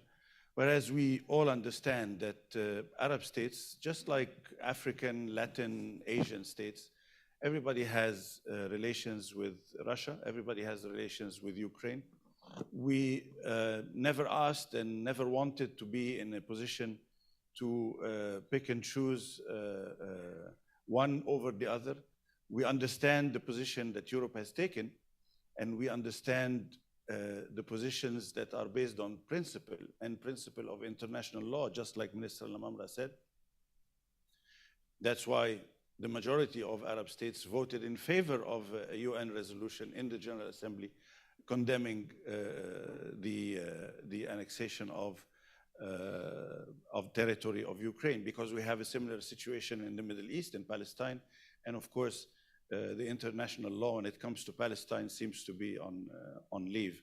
So we are very conscious of the European position, but no one can follow this position blindly, because there are interests of states in this situation. We're struggling in order to keep a very delicate balance alive. The Arab League formed a working group to try to work out a solution between the two countries. Algeria, of course, here represented, is member, Egypt, Saudi Arabia, Iraq, Jordan.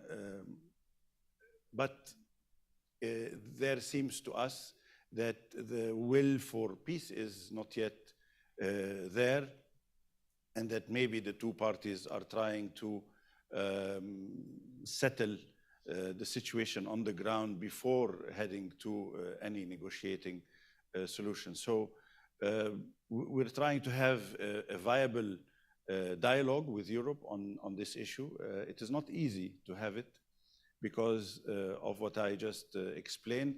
And of course, the European countries have expected since the beginning that we will follow blindly, which didn't happen.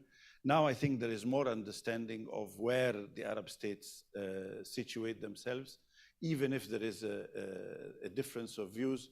But the dialogue is resuming either bilaterally or even multilaterally, with the hope of reaching a common ground between Europe and Arab countries on how to define the way forward. Of course, the last point is, naturally, Europe is trying to do its best in view of its current political schemes, internal schemes and internal dynamics, is trying to do its best in order to extend all sorts of cooperation with the Arab countries, especially those that are in need of help. This is a good thing. It's not because of the Ukraine war, but it is something that is likely to increase because of this situation, which is something that we are happy to see. Cooperation with Europe is important, and I think it's important for both sides. And I hope that peace will be here soon.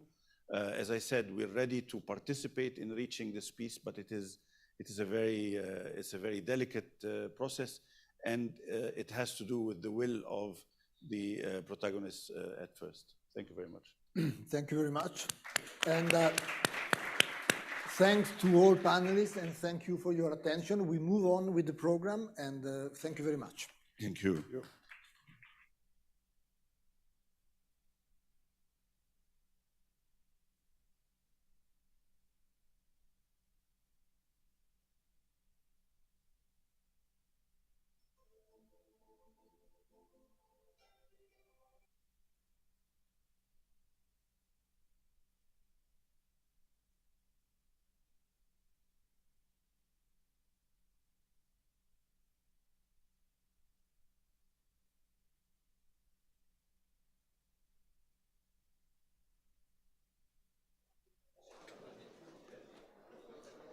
Ladies and gentlemen, next session starts in 2 minutes.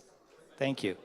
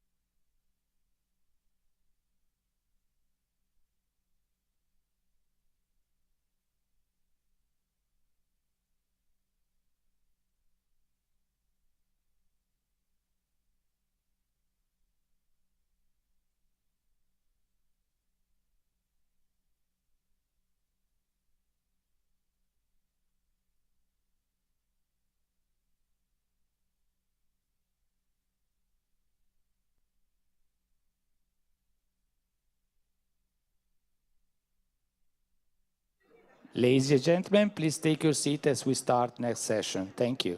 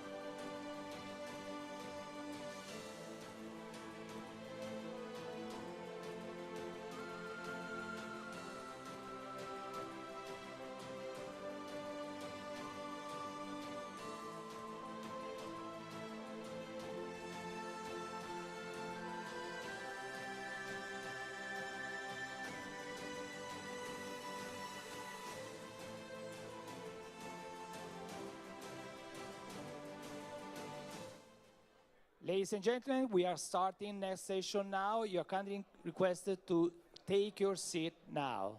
Thank you.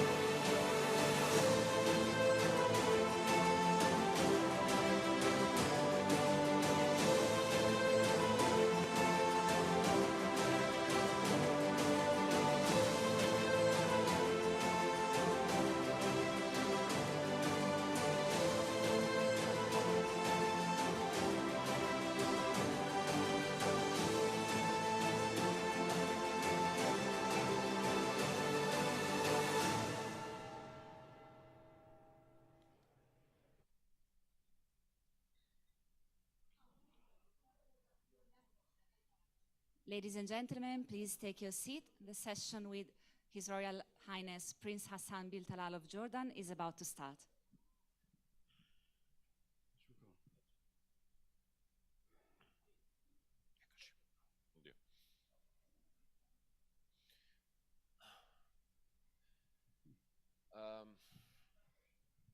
So good morning and welcome to our debate or session with our guest today is His Royal Highness Prince Hassan bin Talal, member of the royal family of Jordan and a leading figure in the political and cultural sphere of Jordan, and I would say the whole Middle East, a man who has dedicated much of his life to intercultural and interfaith dialogue, and so has come to represent a really important figure, as I would say, in this important area of the world that we are talking about today in this Med Forum. With me, I'm Riccardo Chartreux, I'm a journalist from Italian television, and I have worked a lot in that area, and I have a passion and a very strong affection for that area, for the peoples of the Middle East. But with me there is Mrs. Maria Fantapié, who is a scholar, a student, a researcher with the Center for Humanitarian Dialogue. That is a Geneva-based private diplomacy organization, and as a deep expert of in particular of Jordan, where she had lived and worked, and in general of the Middle East. So I would like her to start with the first question for our guest. Please, Maria. Thank you, Riccardo. Welcome, everyone. Your Royal Highness, Jordan is part of the Levant region, and we know that the Levant region, it's an area where societies are highly interconnected. However, unfortunately, in the past decades, we have seen that conflicts, climate change, and external interference have driven apart these connections. Is there hope to start a new process of integration of the Levant, and what is needed for this? I'd just like to point out, ladies and gentlemen, that in the 70s, when we signed the Mashriq Agreement, Mashriq corresponds to Levant. Descartes once said, if everything in the world is west, where does the sun rise? So al-Mashriq haythu tushriq al-shams is worth bearing in mind. We signed as Syria, Egypt, and Jordan. This was the appellation that we were given by the European Union at the time, because this corresponded to Maghreb, the land of the setting sun. And in the context from then until today, each individual country has been visited by European Union members, delegations, bilaterally. So they go back to Brussels and they talk about the tariffs on Jordanian tomatoes, the tariffs on Egyptian potatoes, and of course the Syrian dimension. I don't want to comment on because the situation in Syria resulting in a drought in a country which was a major producer of food also resulted in the consequence of instability that we have seen for some time.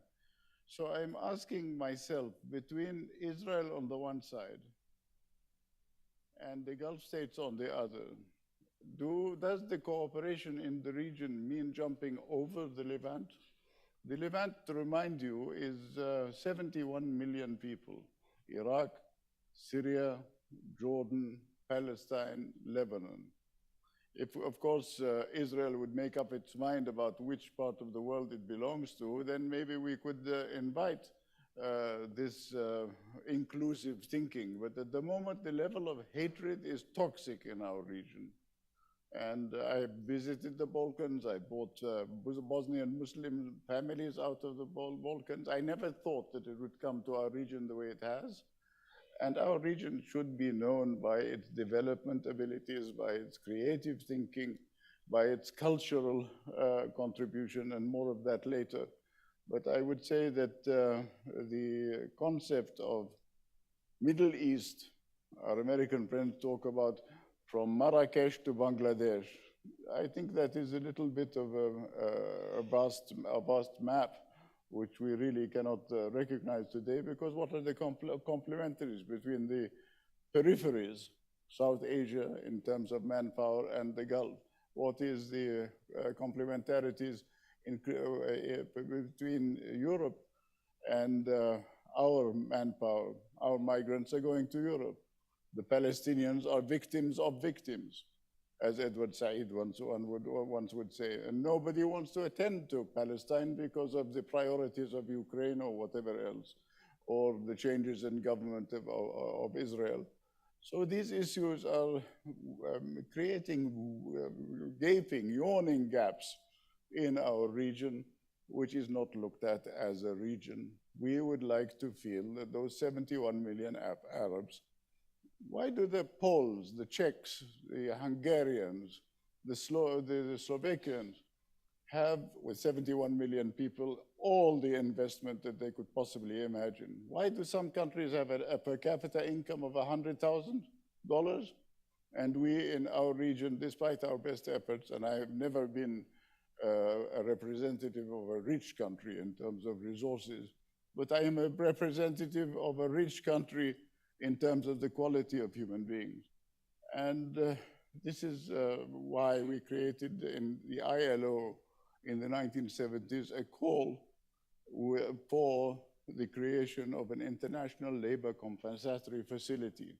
When are we going to be looked at as Anthropocene and not just the peripheries of matter, economic and financial dealings? Your Highness, just let me go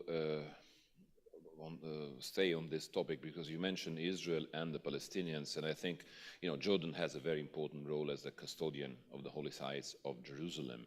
And when you mentioned, you mentioned a central issue in the life of the region, and I think today in the public debate in the West, especially in Europe, the central issue of the relationship between Israel and the Palestinians, the future of that area, and the role of Jerusalem, the future of Jerusalem, is quite often overlooked, almost as if it was something that we know we cannot solve. There is no solution, so let's just, ignore it. But I think you cannot ignore the issue of Israel, Palestinians, and Jerusalem and try and solve the problems of the Middle East. That is the focus. That is the main problem. And until you don't solve that, and even Arab countries are divided on this, because that different Arab countries have different relationship now with Israel. Do you think that this issue is being forgotten by the West and by the partners of the Middle East? And do you think that even that the peoples of the region are thinking, okay, there is no solution, let's try to live with this? Or is there maybe a way forward that can be taken? I personally believe in facts, and the facts are why I wrote books on Jerusalem, on Palestinian self-determination, on settlements, which we used to call settlement colonies, مستعمرات وليست مستوطنات. In the context, I just want to say, of Greater Jerusalem today, I have heard that representatives of the Israeli Foreign Office would not like to talk about Jerusalem because it is off the table. Years ago, I asked Turgut Özal, who was president of Turkey, I said, why did you support the coalition? He said to me, Prince, history has told us that if there is war, it is better to be at the peace conference rather than to be on the menu. So there are many of us who are at peace conferences all over the world with think tanks who like to bring in Israelis or Palestinians or Arabs or Muslims or whatever. But do they get anything to eat at that peace conference? Oslo has clearly been torn to bits because the area most sensitive in the Oslo agreements was the Greater Jerusalem region, stretching from Sheikh Jarrah in the north to Silwan in the south, is now off the table. So if this is the case, annexation by sheer dint of lobbying and willpower on the part of the Israelis who regard, and I'm talking about the radical Israelis, of course, who regard the spatial acquisition of Jerusalem as a dream come true, then I'd just like to refer you to a website, Terrestrial Jerusalem, Al-Quds Ad-Dunyawiyya, which I think you might find interesting. I think it started in 2018 or 2019, and it takes into consideration what I call the landscape of Jerusalem, not the emotionscape of Jerusalem. Because if you take the Israel Ministry of Tourism map, there is no reference to Muslim sites in Jerusalem. I think one mosque is mentioned. Whereas the terrestrial Jerusalem map is a Tres Culturas map, which includes Jewish sites, Christian sites, and Muslim sites. And I want to say in Rome, that having the third-party involvement of Christians, and particularly Christian Arabs, is so important to making a balance between the people of Jerusalem. And the people of Jerusalem are an entity in themselves and have been so for centuries. So in terms of cultural Jerusalem, we have a Takaya, Zawaya, Al-Awqaf, the foundations, the educational centers of learning. My professor at Oxford, who I still visit, who is in his 90s now, said to me the last time I came in, they're bombing libraries in Gaza, they're bombing libraries elsewhere. We as university professors have gathered $1 million to reinvest in the libraries. So we have seen in the occupied territories ecocide, ecosphere, ecocide, as in suicide. We have seen the development of sociocide. And my question is, are we going to stand back and stop thinking about Jerusalem simply because it's not on the table?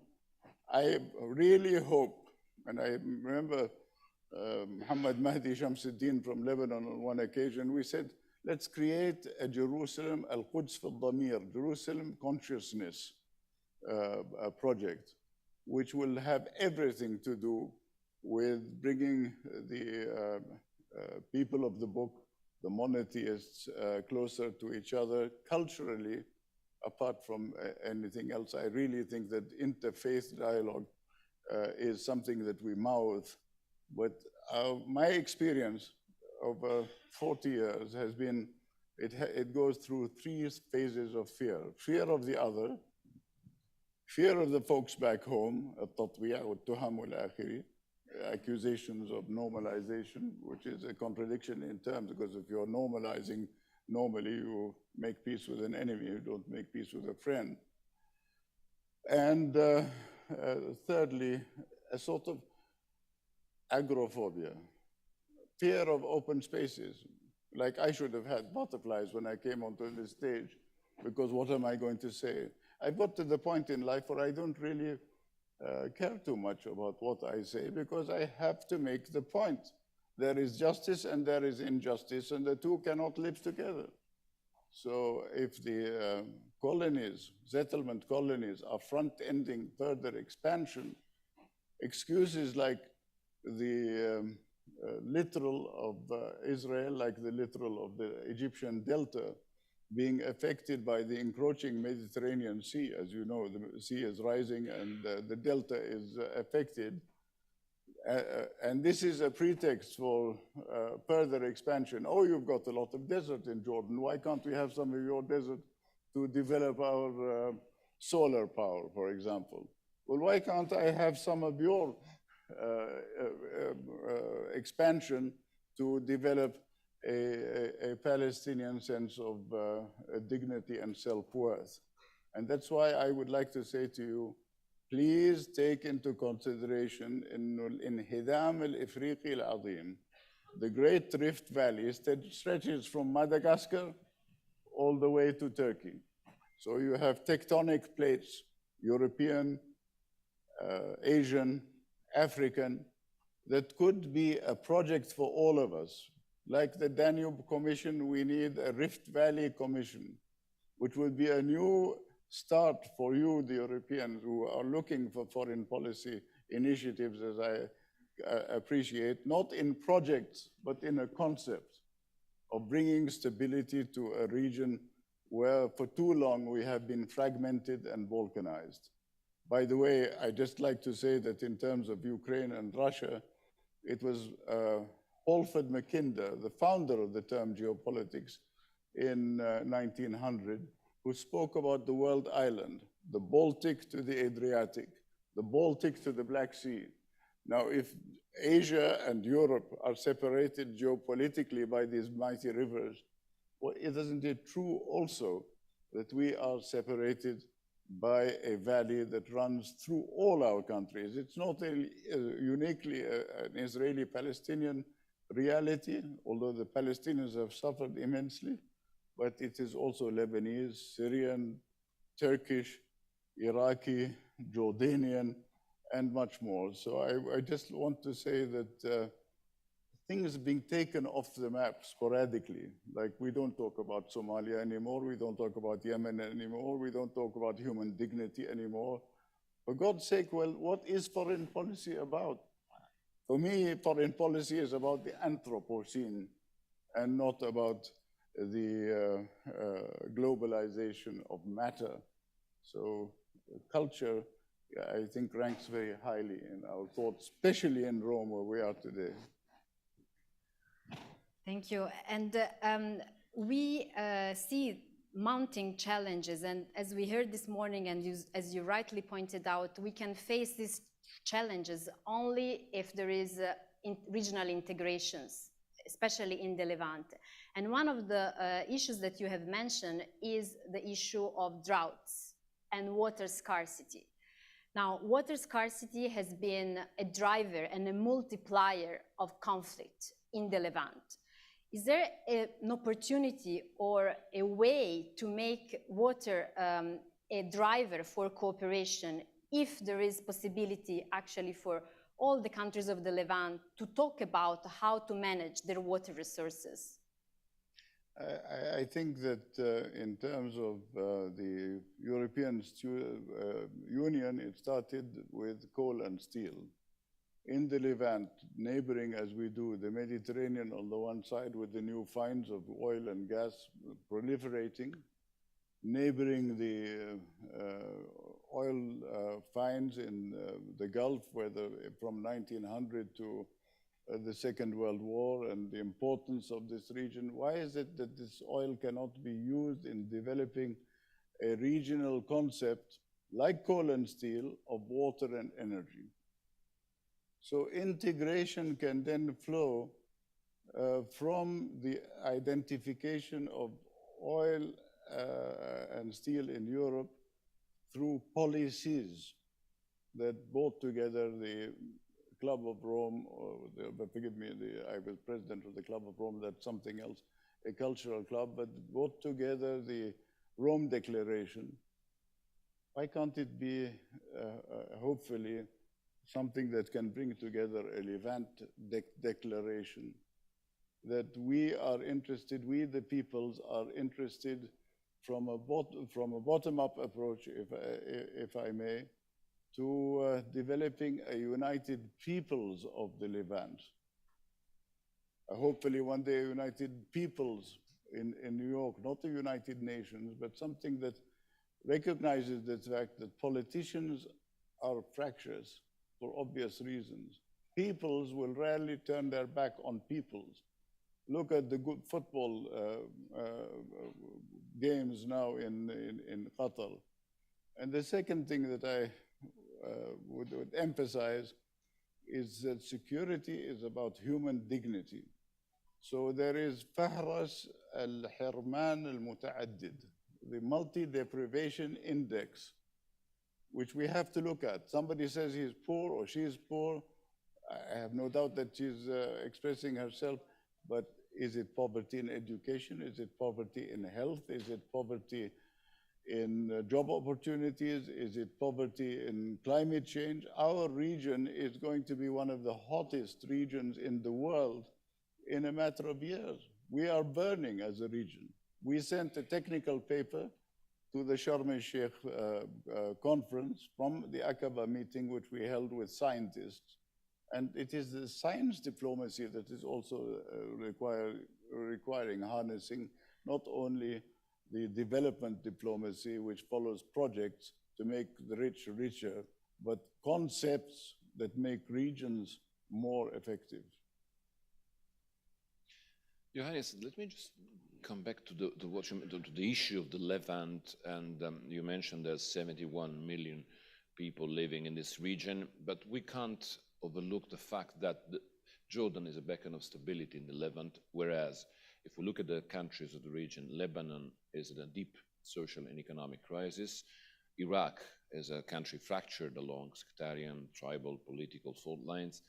What can we say about Syria? A civil war now less harsh than it was before, but it's 11 years and it's not finished, and it's not, it's a crisis, it's not solved. So the whole area is in turmoil. And what I'm also wondering is the role of the young people, because, you know, since the Arab Spring, 11 years have passed. People who were children at the time are now adults, and are young adults. And I see some protests in this, I have seen some protests in Lebanon, I've seen some protests in Iraq. We've seen millions of people leaving Syria and other millions coming back. What do you think about the young people in the region? Do you think that something new is brewing among young people in that region that maybe will make us see everything that has happened since 2011, or something like an era that has passed? Maybe there's something new that we still don't see, as we didn't see Arab Spring coming. You know, just one day before the Tunisian revolution, the embassies were sending cables, everything is fine here, everything is quiet, and it wasn't. So what do you think it will happen? I think taking full advantage of the technological revolutions and advances, we have to think of bridging the digital divide. And I don't call having a mobile telephone in every hand in the street, young and old, bridging the technological divide. What I would like to focus on is those call centers, for example. Imagine the NGO call centers, the UNGO call centers, which contact people who have come destitute from Syria. Within years, they are now managing their own ATM cards. They are becoming aware of the policy issues that concern them. For example, water catchment. They fulfill every aspect of what you Europeans call algorithmic waiting. Why can't they do that before leaving our part of the world, so that we know what the real wealth of our manpower is, and we don't offer it free and gratis to other countries to take layers of our manpower and append them to the economic development of countries that need new, fresh blood in terms of the industrial world. So I think that in terms of the new development, we have to recognize that the longest distance in the world is from here to here, yes, but then it's back from here to there. We have too much emphasis in our part of the world on emotions, which are clear every single day. Somebody is swearing at somebody else through social media. Is social media only for the indecent exposure? Or is it also for the promotion of an empirical, experiential, evidence-based population of young people who would be dealing with evidence-based initiatives in the so-called West? Why can't they deal with it in our part of the world? Why can they not be empowered with making a simulacrum of an ECOSOC in our region, Economic and Social Council, where young people meet every day of every week of every quarter, present the priorities of the region from the region to New York or Bretton Woods, World Bank, etc., IMF, and then feel that they have attended to a regional agenda. Let us make them stakeholders in deciding their own future. But simply holding meetings upon meetings of young people and women and so forth, it's wonderful. I've done it all my life, I suppose, but it hasn't got them anywhere. And I'm not important. We are not all important. It's the millions of people out there who want to receive a message of hope from a meeting like this who are important. Thank you. I wanted to refer with the last question, maybe, if there is still a couple of minutes, because you referred back in the first answer about, like, there is a general sense of a shifting attention away from the Levant, especially from Europe and from the US. But if this Levant region is going to be still a region where conflict, unfortunately, is thriving, is this posing a strategic threat to Europe, in your opinion? Definitely. I think that the idea of Iran, Afghanistan before it, Iran, and the Near East region acting as a throughput to the Silk routes, whether the terrestrial Silk route or the maritime Silk route, is extremely important to an Asian-European dialogue.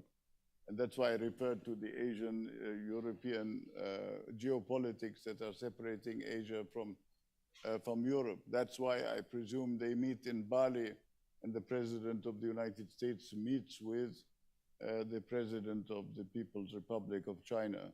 Now, we can take different attitudes and say, well, one is good for supply of weapons and another is good for the military support or the support for our safety and well-being.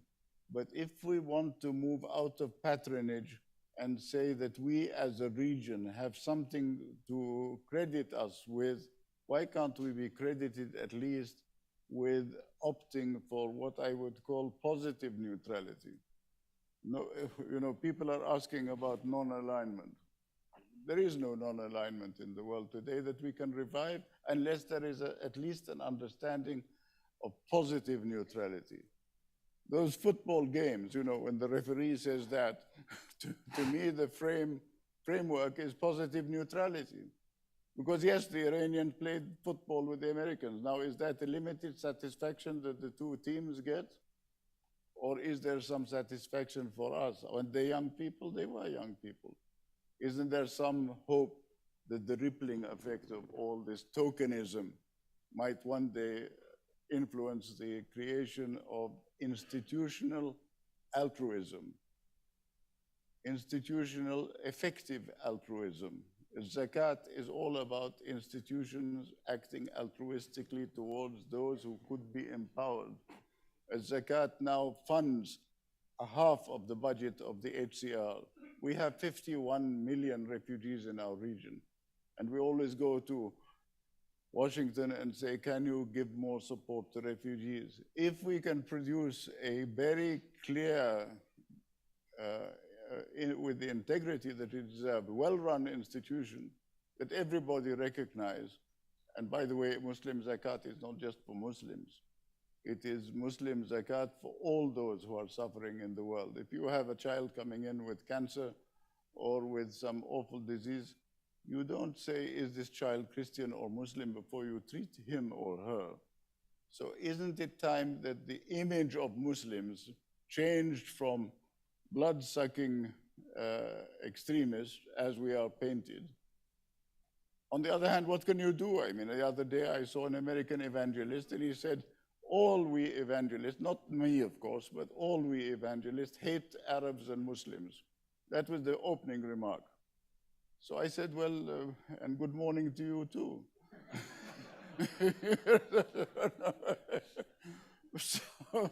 So where do we get with that? I mean, it's not my fault that you were living in the United States for 3 generations and had no idea that Christianity came in these few weeks of before Christmas, actually came from my part of the world. And when you say Arabs, how many Christians do you hate? And why is it that the relationship with Jews was the way it was before the Second World War? And now they are, of course, have evolved. So I'm just wondering, who is pressuring whom to be extreme? Is it the American influence over the Jews of the world? No, because today, even if you look at Haaretz, Jews in the United States are not so popular with Jews in Israel. So the proxy role of different countries is often addressed by many writers, but the fact is that you have to look very closely to recognize who they are, and that is a waste of time. So why don't we focus on developing our own regional approaches? I just tell you one anecdote. The president of the University of Tel Aviv came to visit me some time ago, and he said, thank you very much for what you did for us in the 11th century. In the 11th century. I don't know, I was around in the 11th century, but that's how it was. So I said, thank you very much for your vote of confidence, but I want to know now that you owe me. He was talking about the translation of the classics, so I had single-handed translated the Greek classics and the Latin classics. I said, now that you owe me, may I ask you, what intellectual generosity are you showing us in return?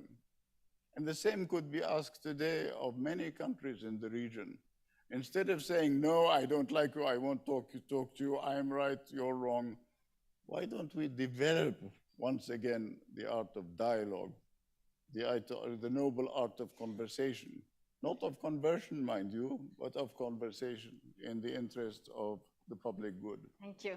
Thank you, Your Highness. And actually, the idea of dialogue and understanding is the whole thing for the forum is about. Thank you for your thoughts and reflections.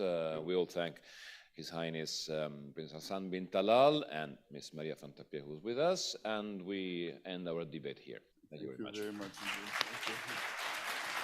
Thank you so much.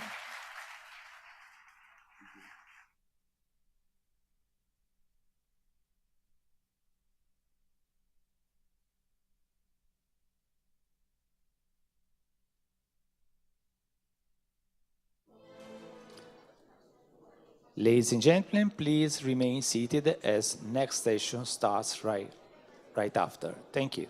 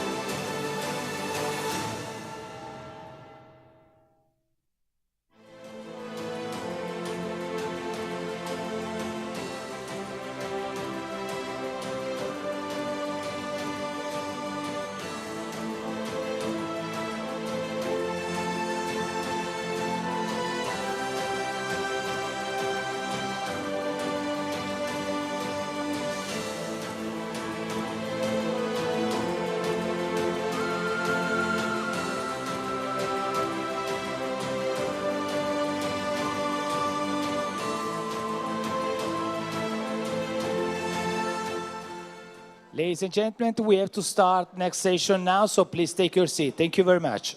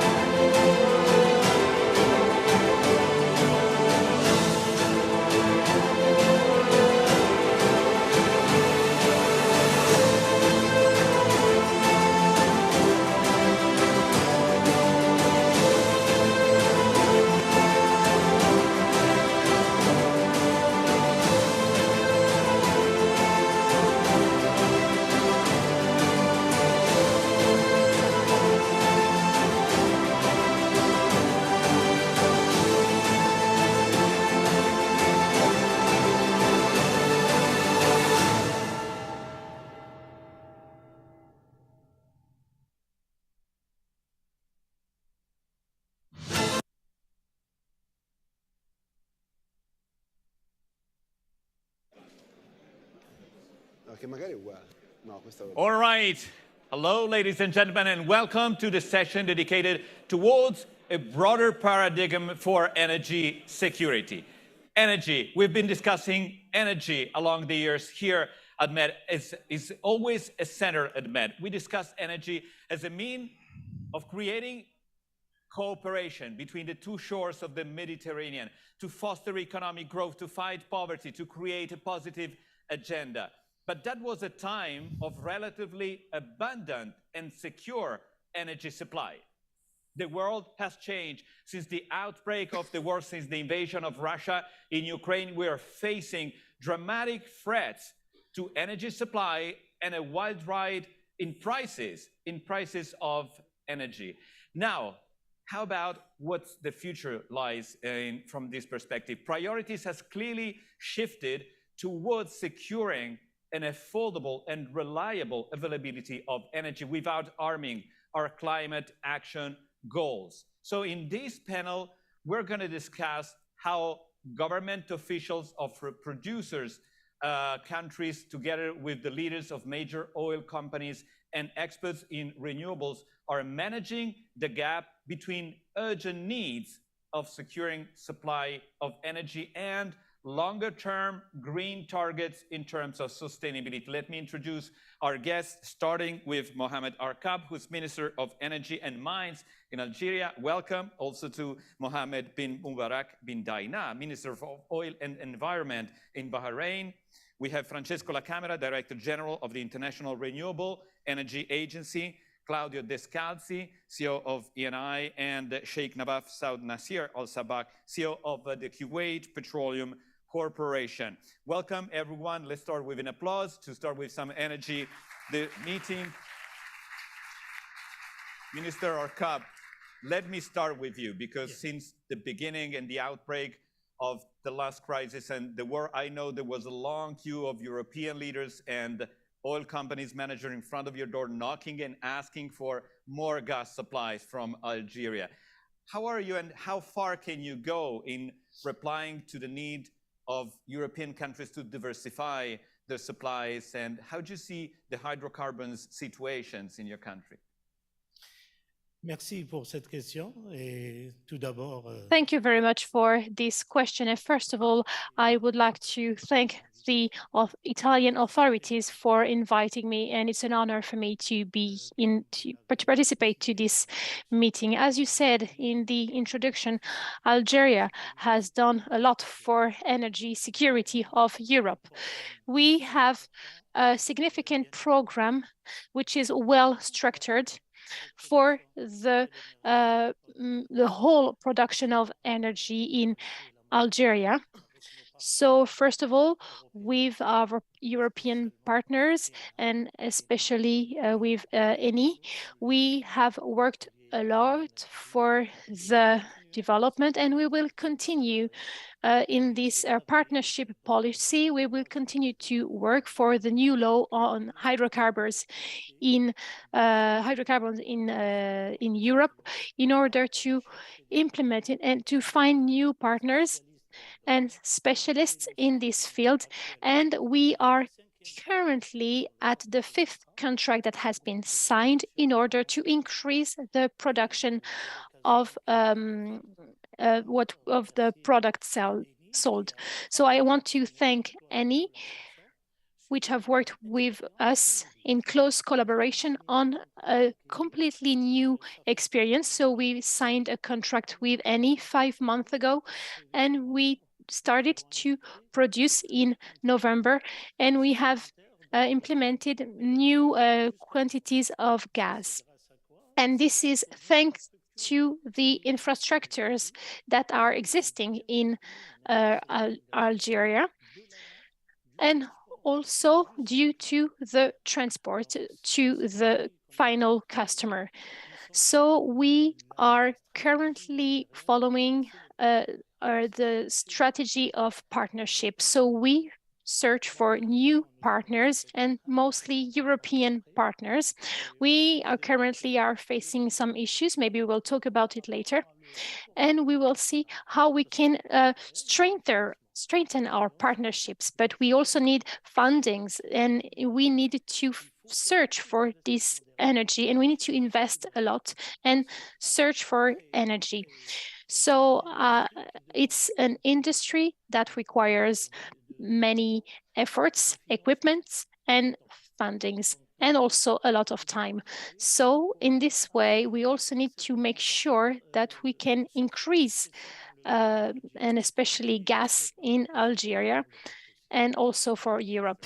What's your take on this? How do you see the fact that there was a lack of investments that created a very dramatic mismatch between supply and demand at the beginning of this crisis? And how do you see the current situation and the future in this sense? I think, thank you very much for having me here on this panel. And I would like to extend my colleague thanks to the Italian government for this invitation.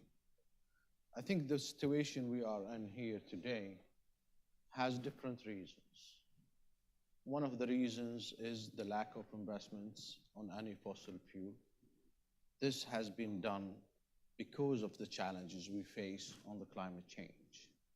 We are, and the financial sector also has targets that to go to a net zero in 2050. So they put a plan to reduce these investments on any fossil fuel. So there is a lack of investments. There is a lack also on the refining products, not just the raw materials. And there is dependent on certain countries on the sources of this fossil fuel. So the diversification is not there for the resources. We have to admit that I think everybody is evaluating their plan to achieve either the targets for climate change, but to make sure they also continue supporting their own governments and people with affordable fossil fuel, because fossil fuel is part of the energy mix now. It has the biggest part of the energy mix. We're encouraging renewables, and I think everybody is going to this way. It is going to be part of this energy mix. New innovations, either of other sources of energy like the hydrogen, will be part of the energy mix, but it's not now. So now we need to be prepared to make these sources of energy affordable, sustainable, and affordable and sustainable, but also more efficient towards the climate change. So we need to also consider by development the emissions we have. And that's why I think the fossil fuel will be more attractive if we think about the technology on carbon capture, like what we are doing now with Eni. It's going to be one of the main sources and continue like this. We'll talk more about renewables and sustainability in the longer term, but Claudio Descalzi, since the beginning of the war, you've been gas hunting kind of globally, searching here and there, not just Algeria, that has been already mentioned. How do you feel at the level of security in terms of energy supply that we reached, looking at the winter, but also looking at next winter, 2023 winter? Thank you. First of all, I was not hunting and searching gas just after the war, because otherwise that's your job. Yeah, otherwise you cannot find anything, because you have to invest years in advance. At least you don't have all the infrastructure right in Algeria, where you can drill and then tie in and put in production. But otherwise you have to invest, take a risk in exploration, take a risk in development, then develop and put in production. That takes years. So going back to the discussion, because the main point is not how we have found the gas. I can answer immediately. We had already before this gas. But the issue is that for years, we said that at least in Europe, the gas demand went down. So our hypothesis is that gas is going down. So we have other energy vector to replace it. And we discovered that the gas demand, hydrocarbon demand, but especially gas demand, is inelastic. We are consuming in Europe the same amount of gas that we consumed 10 years ago, 400 billion cubic meters per year. The same in Italy, around 75 billion cubic meters per year. And we also pushed to replace worldwide coal. And the gas demand, and we see China 10 years ago, the consumption was 80 billion cubic meters per year. Now they are at 650 billion cubic meters of gas per year. So the gas is increasing, and in the mature country like us is inelastic. And we reduce our investment because we thought that we can use other kind of sources. And now, already before the war, we had problems, you know, in terms of so that cost. Was a mistake. And now suddenly we lost 150, 160 billion cubic meters coming from Russia. So the issue is not easy to solve. And the equation that we put in place a few years ago, the equation is environmental sustainability, and that is the variable, critical and crucial variable. But we thought that we could solve this equation with this just one variable. We have other variables, and the other variable is energy security, and what we can call affordability in a general sense, but for Europe, competitiveness, because our industry pay gas 7 times of what we are paying in the US or in other countries, and electricity even more. So our industry, more taxation and more ETS, the tax on the CO2. Everything is correct, but it's only Europe. So our industry is becoming smaller because they have higher costs. So all this kind of situation, we have to wake up and understand that we need different kind of pillars. We cannot just talk about one thing and neglecting all the other issues. Otherwise, we destroy ourselves. And that is what is happening. What are the other pillars we should look at? I told you, energy security. We never talk about a plan of energy security in Europe. We don't even have in Italy, because we thought that we can always have gas. We always can any kind of energy. It's not like that. Europe is a big market, but there is no energy. How you can live without energy? There is no food, there is no health, there is no education, there is no infrastructure without energy. We can realize that. We cannot cover everything with renewables. We invest a lot in renewables, but we cannot cover the hard industry just with renewables. So the environment is a priority, but the energy security is a second priority, and the affordability, that means for Europeans, the competitiveness of the industry is the other priority. So in the equation, we have 3 variables. And so to solve this equation, it is a little bit more complicated than with one variable. Absolutely. I'll get back to that. with you in a moment, but Sheikh Nawaz Nasir Al Sabah, what's the Kuwait Petroleum Corporation vision of the current situation? And also, as Claudia Descalzi said, Europe has woke up the hard way and discovered that needs more diversification, at least, to get to security of energy. Thank you. From our perspective, and this is, I think, a perspective that's shared across the stage here today, the energy transition has to be an energy transition. It cannot be an energy switch. You cannot overnight decide that hydrocarbons are unacceptable, and therefore you will have a complete replacement of hydrocarbons along with renewables that would be coming at some point with a vast distribution network simply by legislating it. It has to be backed up with investment. What we're seeing right now is we are, as KPC, moving into this energy transition with a vision that at the ultimate end of any energy transition, as Minister Dana said, hydrocarbons will be part of that mix. Then the question becomes, whose hydrocarbons will be part of that mix? And our position is ours will be, because we are not only the lowest cost, cash cost oil barrel in the world, but we're also the lowest energy intensity, carbon intensity barrel in the world. So the CO2 emissions associated with the production of a Kuwaiti barrel of oil are right now the lowest in the world, and we will push them towards zero by 2050.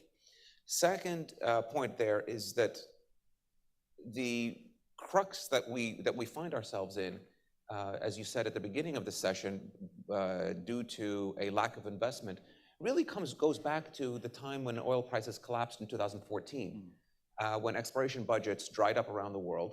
People stopped investing in exploration.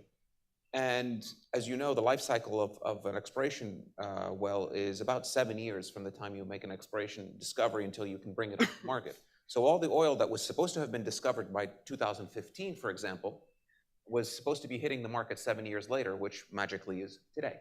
And that's why we have this energy crunch. So what we're doing in KPC, though, is investing through that cycle. We are increasing our production capacity. We are also investing in, we've invested now 30 billion euro into building a new refinery in Kuwait and upgrading the existing refineries so that we can produce ultra-low sulfur fuel oil and provide Europe with that. We've already provided 1 million tons of diesel and jet fuel at the end of the second half of this year. And next year, we will double those shipments to Europe, because we recognize that there is a diesel crunch as well in Europe. So we want to keep Europe moving, and we want to keep Europe flying. And that's why we are confident that the ultra-low sulfur distillates that we are producing now through our investments over the past few years will provide Europe and the rest of the world with eco-friendly fuels through this energy transition. All right, Francesco La Camera, some says that high energy fossil fuel prices are renewable best friends because they trigger new investments into this. How do you see the transition pace, and what's the role that renewables can have in securing energy security in the future? So, Andrea, the first point is that the energy transition is in place. Last year, 81% of new installed capacity was renewable. In the last, this is happening from the last 9 years, and the gap between installed capacity of fossil fuels plant and renewables is growing year after year. In the MENA region, there is no doubt that producing electricity by renewables is the most competitive way today. There is no doubt that this is the most economic way to produce power in the MENA region. You have touched about the energy security. I think that the Ukrainian crisis makes very clear that this concept has to be, how to say, confronted with a new narrative, because you know, energy security was linked in the past, starting from the energy crisis in '72, last century, on the oil demand, oil and gas demand and others.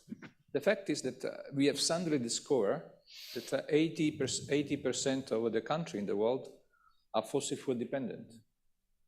And there was no way, and there is so difficult to react to the shock that's happening. This is giving a new strength to the development of renewables, because every one of us know that it's the cheapest, it's the cleanest, the one that is impacting more on jobs. Just in the MENA region, in the last 5 years, 2 million jobs for 500, so increasing 4 times in 5 years, the work on the jobs in renewables. Now it's very evident that the research on reliance and affordability is in diversify the supply. So the many actors we have on the market, the more the market will provide to be resilient. So also this push that we see on hydrogen is because hydrogen can be produced everywhere. Renewables can be produced everywhere.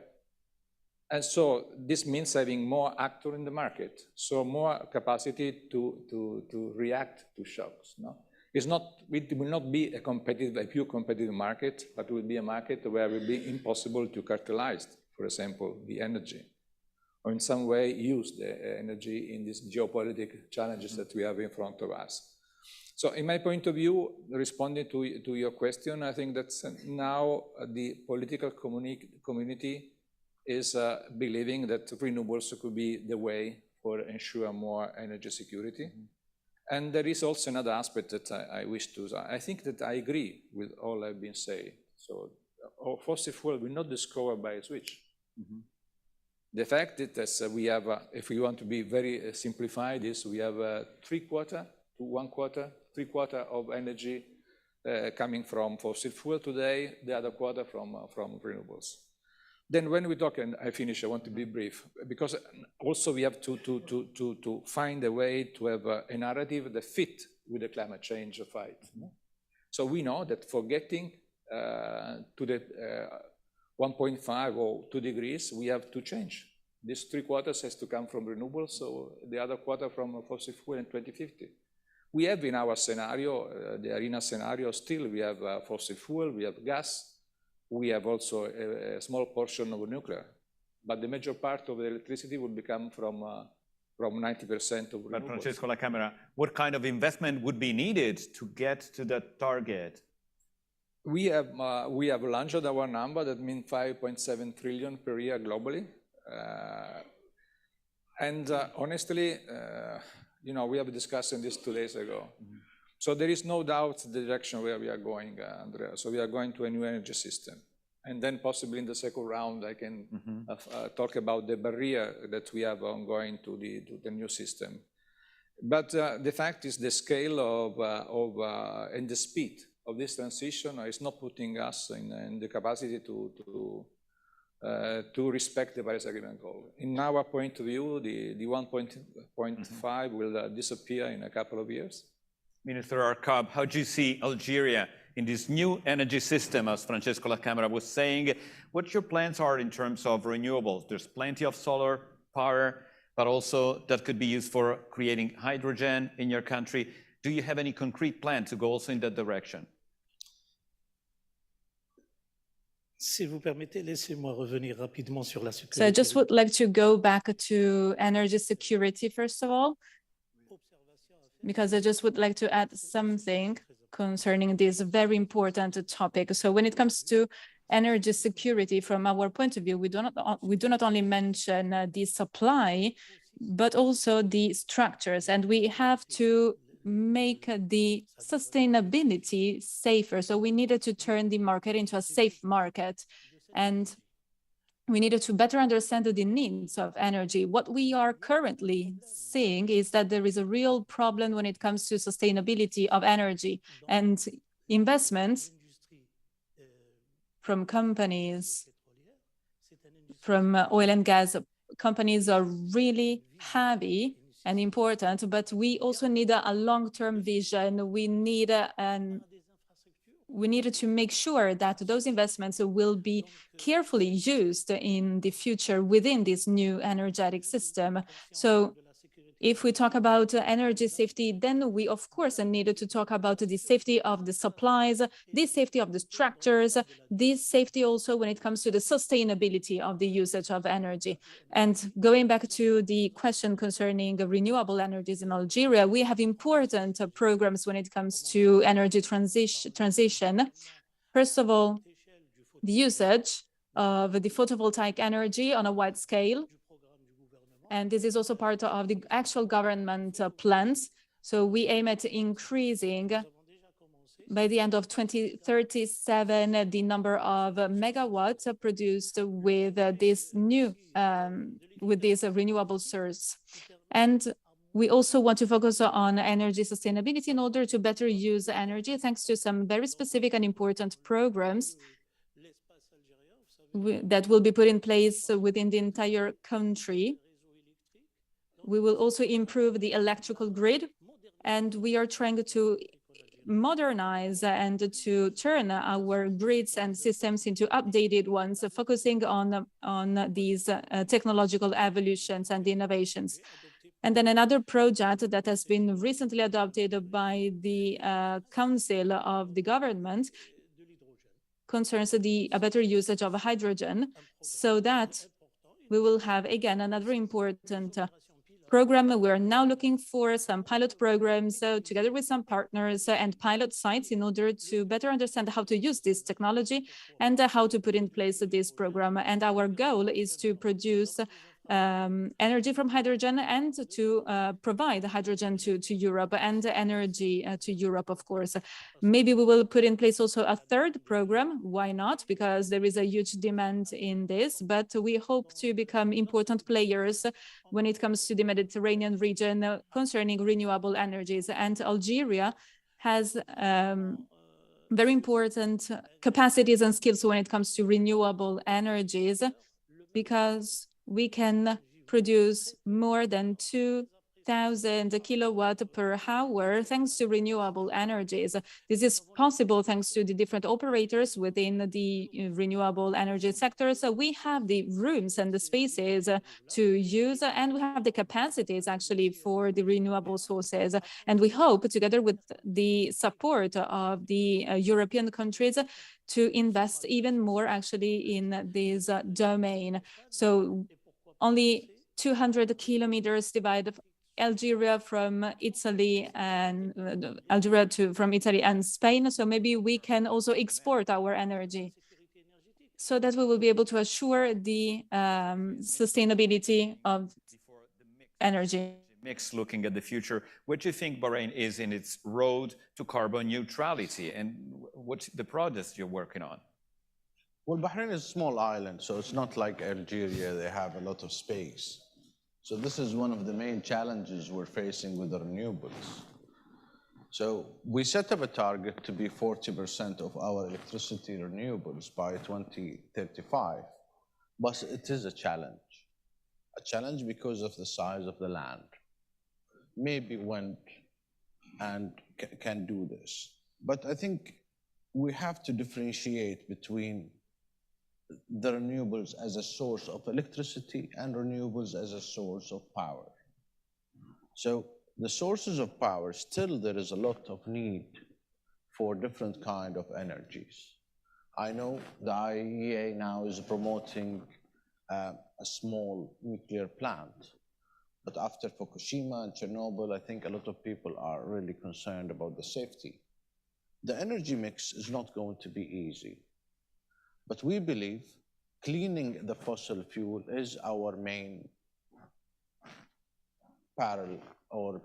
pillars on our energy security. We think we will continue using fossil fuel, but we'll work more on making this fossil fuel cleaner, either by afforestations. We set up targets for afforestations and mangrove transplants to be quadruple the size that we do have now. So the offsets is one of the main things that we're thinking of. Carbon capture is another thing. we're waiting to the technology of hydrogen to revive, to be cost effective. The prices now is too high, I think, but the renewables is challenging for us. Claudio Descalzi, talking about the Eni strategy and Eni plans, how are you building a sustainable energy security looking at the future? You said before we need a security plan, a serious one. What's your ideas and what your actions are? So we were talking about solve this equation with different variables. Clearly, we start very in advance, and one of the tools to solve this equation is technology. So from one side, as a consumers, European consumers, we have to diversify the source of gas in this case, but also from the other side, we don't have to think about a fight between different kinds of technologies, renewables against gas, or against CCS, or against circular economy, or against nuclear fusion. At this stage, we have to use all what we have. So I think that clearly, as they say, the panelists cannot switch from one energy to another energy. We saw in the last 150 years that coal is still the first in electricity, 35%. And then coal got 50% in 60 years of coverage, oil in 60 years, 40%, but nobody replaced the other one. Gas in 50 years, 24% of the market, renewable in 25 years, in the energy sector, 3%, in electricity worldwide, 8%, in Europe, much more than 20%, but depend on the region. So the story and the history taught us that we have to integrate. So from one side, the transition means to decarbonize what is coming from hydrocarbon, as the minister said. So we have to capture CO2. From the other side, to introduce new technology. And we must be neutral from a technology point of view. We have to use everything we have, everything that can save the climate or save the environment. From the other side, we have to save also our energy security, because we are growing in terms of population, in terms of needs. So I think we must be reasonable, and technology is the first answer. And what we are doing, we are developing a lot of new technologies to match the target of by 2050 to be net zero. Including testing a new nuclear kind of... It's not fission. For us, there is no, we can say, radioactivity or waste material is a fusion. So is a magnetic field that contains the plasma to produce electricity. That is coming from water, like hydrogen. So it's heavy water, isotope of hydrogen that we use to produce heat, so the plasma, and produce steam and produce electricity. So it's the same kind of concept, different, that is hydrogen is coming from water. Sheikh, KPC has petroleum in its brand name. How would you look at the future in 20, 25 years, as Descalzi was mentioning, and how are you diversifying, investing strategically to position yourself in this new kind of energy era? Sure. Looking at where we're going to be in the next couple of decades, as I said, we're going to be producing oil. And the last barrel of oil produced on Earth is going to come from our region.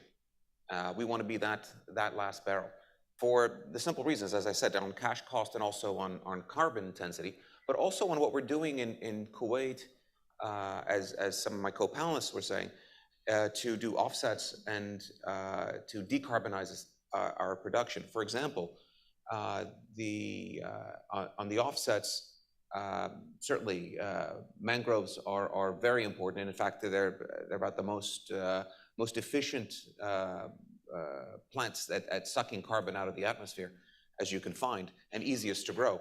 But we're also using photovoltaic cells to power up our electric submersible pumps. So as we've been producing oil for 80 years, we'll be continuing to produce oil for that much time into the future. But the cost will be greater.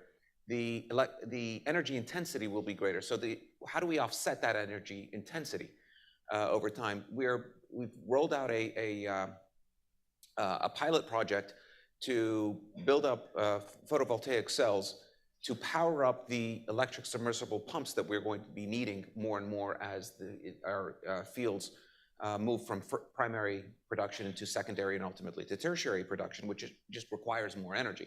So if we can offset the increased electricity usage by making that renewable, we're not increasing our carbon intensity of our barrel. Second, and by the way, we did that just by powering up 30 ESPs in our wells. We have over 1,000 wells in Kuwait. So just by 30 of those, our project there, we call it Sidra 500 because it is the environmental equivalent of planting 500,000 trees. So imagine if we roll that out across our fields. It is like a reforestation, essentially, on that side. Second, and this is one that I'm really very excited about, and it's not just carbon capture and storage. It's carbon capture, utilization, and storage using CO2 as part of our enhanced oil recovery scheme. So, as I said, as oil fields begin to age, they lose natural pressure. You need to inject either gas or water into the reservoir to maintain its pressure or sweep the oil. In the past, gas was relatively cheap and can be injected with no economic impact. Now, obviously, as we all know, gas is a very dear commodity. So we piloted a project where we take CO2 that would otherwise dissipate into the atmosphere, inject it in place of the gas into the reservoir, maintain the pressure in the reservoir to increase that production, and then free up that gas for something more valuable like petrochemicals creation or even power generation if you have to. That kills two birds with one stone. You take carbon that would have gone into the atmosphere and inject it, and then you also free up other types of fuels that can be used in a different capacity. And the third point is we're doing all of this by maintaining the investment that we always have to continue to maintain throughout this cycle, because we know that we will be here decades from now as one of the only producers, and certainly this region being the only producer. Now, Francesco La Camera, these topics, energy security, transition, sustainability, were also the center of COP27. And I assume you gentlemen, you were there in Sharm el-Sheikh. And my question is, how do you see the outcome of COP27 in terms also of securing the financing of these new investments that you've been talking about? And you mentioned a very large number, your estimates that the investment needed to sustain renewables. And where do you think they will come from? Is the private sector engaged, involved, or how do you see the future? Very good question. First, Andrea, I recognize that I didn't thank the organizer for inviting me here. You know, feeling home, I forgot to do this. I thought I was hosting some way because I'm in my town. So thanks for having me here today. Concerning your question, there are, first, I wish to promote the work of ARENA. We have launched our energy transition accelerating financing. So we have been able to raise 1 billion through the Abu Dhabi Fund for Development, through Masdar, through the Asian Infrastructure Investment Bank, the Inter-American Development Bank. So I really call for present us projects, and we will try to do our best to have your project to be funded. Naturally, here we are talking about small, medium-sized project, not very big, because we want to spread in our membership, but it's an opportunity. And being here, I think that it's good that in this dialogue, there is this piece of information that's come to the meeting. Concerning, there are some positive aspects. Okay, the breakthrough on the loss and damage, but there will be part of the negotiation in the years to come because they have to be operationalized, I think, but it's a good thing in some way. The other thing that I appreciated, the ambition, the political commitment, we are not there. So this could be less positive. But in the same moment, we have seen that the Egyptian presidency has been able to put more emphasis on the implementation. So in more concrete attitude that I hope this will follow also in the COP28. Concerning from where the money has to come from, generally speaking, what we will work in arena in the months to come is to try to change the narrative, because I think we have been using always the same words. So public-private partnership, reducing the cost of money, the risk in investment. But I don't see really that something is coming relevant. We think, and we have said very clear, that we need to rewrite the way the cooperation works. I don't think that, I think the MENA region is blessed in some way, and the leadership here demonstrate when you talk about the infrastructure, so they think that they want to be ready for the new energy system. But in fact, Africa, for example, is not ready. How you can have more renewables? The question is how change from from the supply to the demand, and there is the infrastructure. When we talk infrastructure, we talk about the physical infrastructure, we talk about the legal and policy infrastructure, we talk about the institutional infrastructure. Without this, there will be no possibility, because companies, they are ready to invest, but where they have to attach, how to say, attach is correct to say, they are producing. So there is today in Mali, for example, a small city, there is an overproduction of electricity in Mali. So the fact is that if we don't build infrastructure, we have no hope to be so fast as we need. I think I told you 2 days ago, we took 200 years to build the infrastructure that has been functional for this energy system. We have no time to lose if we want to have a new energy system coming. The infrastructure is crucial, and I think the Algerian minister is right that there is a privileged position of the North Africa and the region all, because there are already 5 pipelines from North Africa to Europe. But there is the possibility to go to electrify with net. Imagine they are building a new cable from Australia to Singapore. Europe is there, and Europe will never have the capacity to produce the electricity they need. All right. Let me wrap it up, gentlemen, with a quick round on energy security and the current challenges for energy security. We are living unprecedented challenge in terms of also the energy market is under a huge stress. Gas and oil prices have decoupled. Europe came out just a few days ago with a tentative price cap on gas. The reaction of the market was gas prices went up. So how do you see from this standpoint what's going on, and how do you feel, Claudio Descalzi, about security for Europe looking ahead? Because yes, we're talking decades, but you mentioned the economy is facing a deep challenge, and industrials and SMEs are, facing terrible threats looking ahead. Yes, look at the security of energy, or in this case also price. Clearly, we have to look at the short terms. So we continue to work on the transition, and now we have to find this gas. And the issue is the gas is not enough. We must have also in Europe the infrastructures, because we lost gas from pipe, and now we are getting gas from LNG. Clearly, Italy is in a different situation because it's well connected to North Africa, so we are well connected from Algeria. As the minister said, Algeria is really, in a sense, replacing somehow the Russian gas. And then we have Libya, where we're increasing production. Then we tap from Azerbaijan, but at the moment is a limit of about 7 to 8 billion cubic meters per year. And then we have LNG, but we don't have the capacity to receive all this LNG. We don't have all this capacity. So in the north of Europe, Germany, Holland is increasing. In Italy, we must have additional regasification capacity. So that is the first point. How do you feel when you think? Sorry. No, what's going on? No, sorry, because if they talk aloud.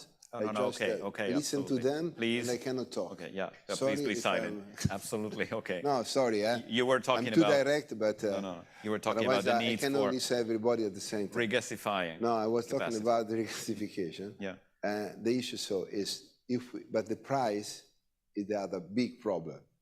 So how we can reduce this price? Through a cap, as a temporary solution, you don't solve the problem, because in any case, the issue is between the gap between supply and demand. So the only way to reduce price is that the supply is matching or overmatching the demand.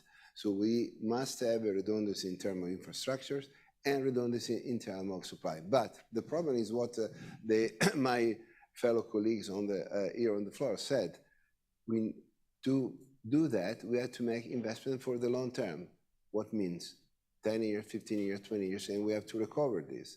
But if gas is not in the energy mix of the future, who is going to invest in gas? For that reason, there is no new investment. So there is a situation where there is a mismatch between what we need in the present with gas, that is a long-term shot, infrastructure that are long-term shots, and the necessity to reduce the price.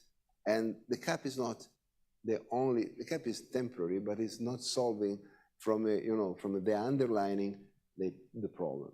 So we have to work on this and put gas in the long-term energy transition, is in our, coupled with other solutions, renewable first, clearly, but also the decarbonization of the hard-to-abate. So is really an equation where we need investment, we need energy, but first of all, we need competencies.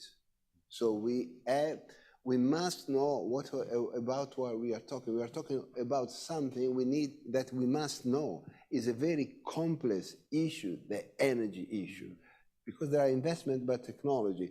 And now the mix is much more complex than before.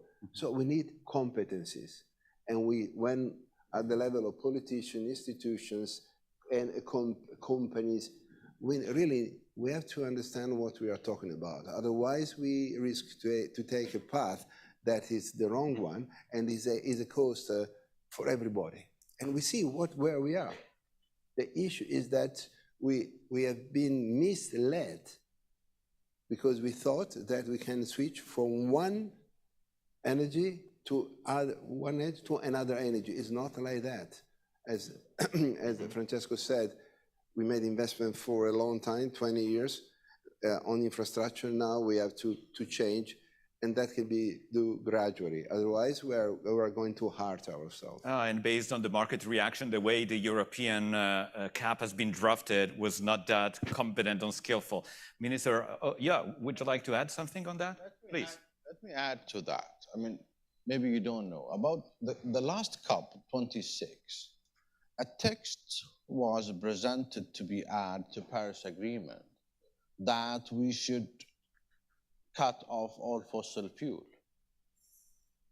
So if you wanted to have a legal document on Paris Agreement for the climate change saying that countries should stop fossil fuel, how can you ask companies to invest in infrastructure of gas, for example? How can you ask more exploration in oil? So you're cutting a big part of the energy source by legislation and international legislation. So this is the issues I think we have. Now, all banking sectors, they have a compulsory to have their own ESG plan. Part of the ESG plan, how much they are funding fossil fuel projects.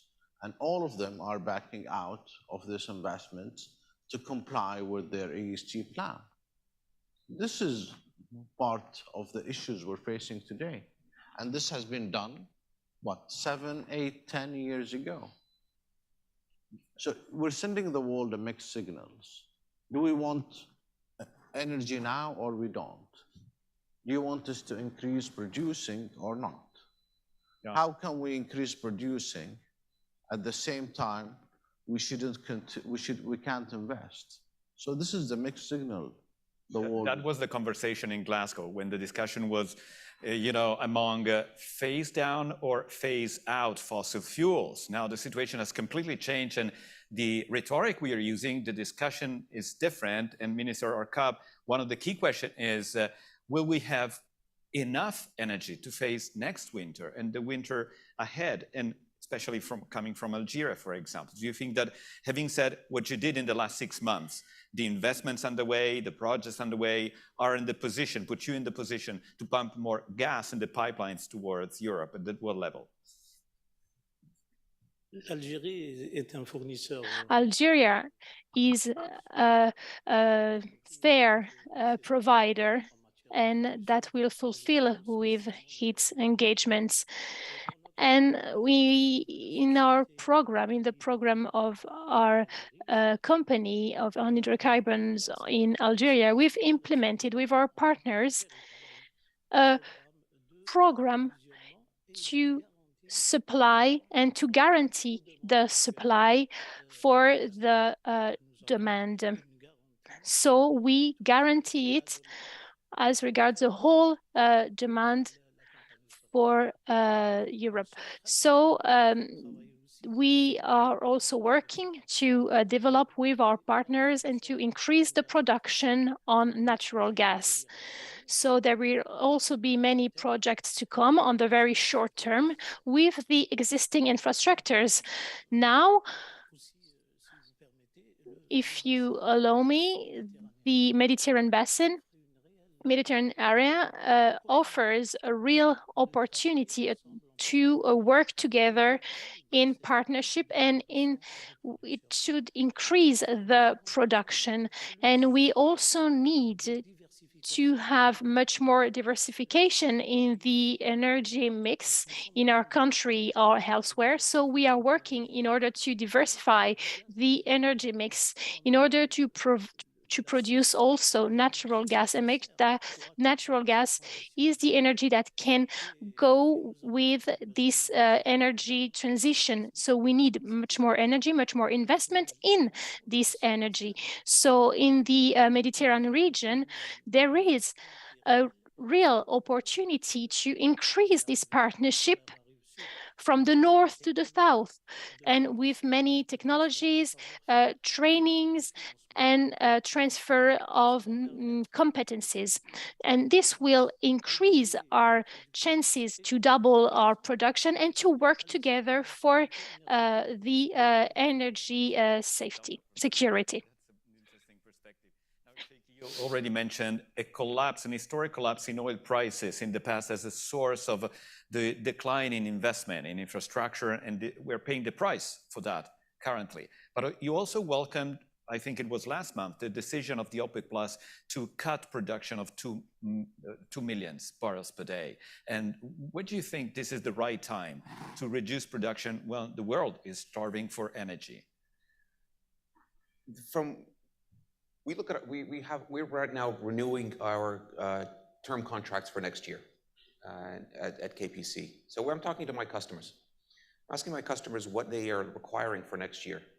And the straight answer from all of them is we're not requiring more oil.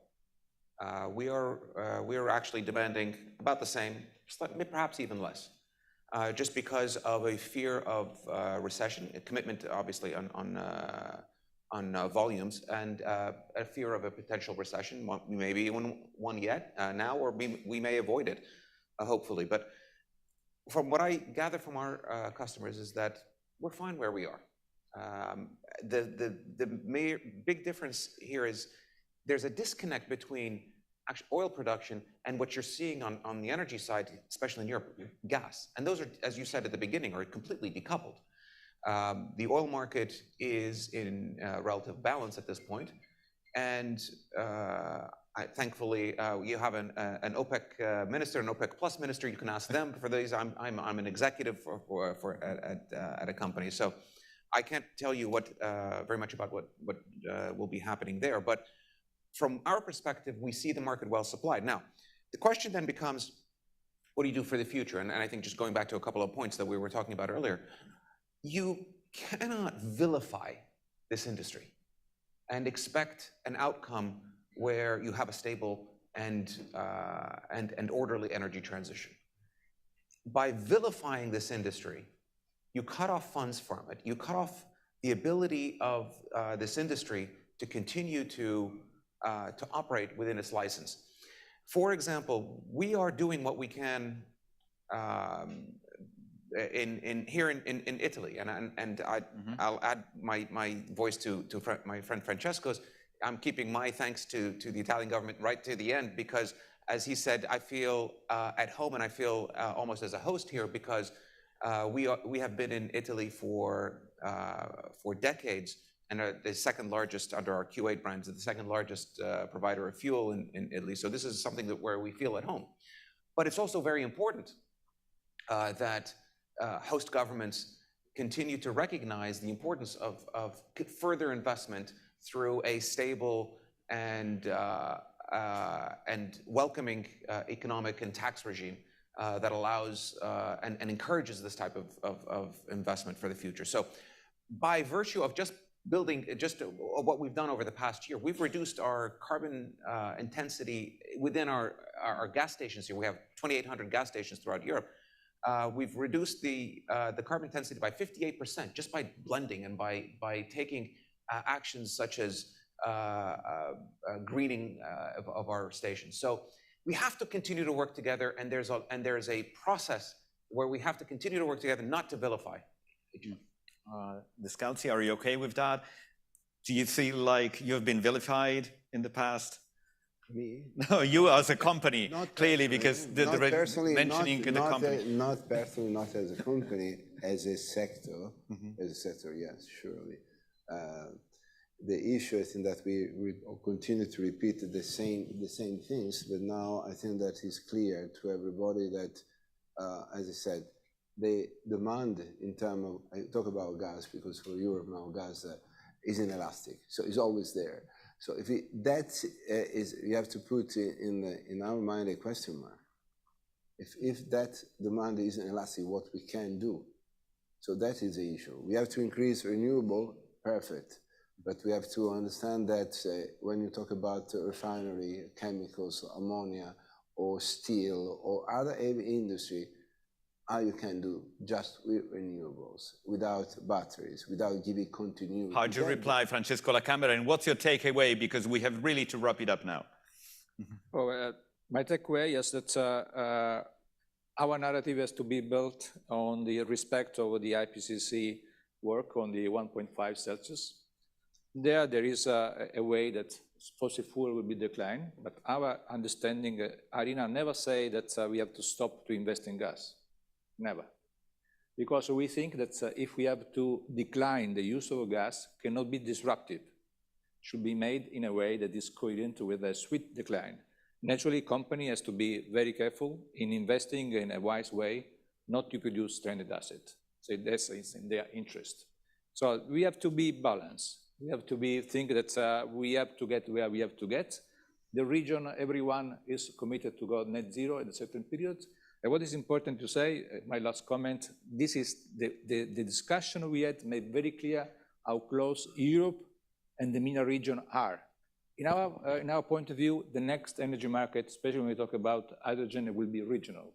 Here, I think there is one region that is trying to form the new energy markets here. All right, ladies and gentlemen, the talks will continue here at MED today and tomorrow. Thanks a lot. Let's have a round of applause to our speakers. Thank you so much.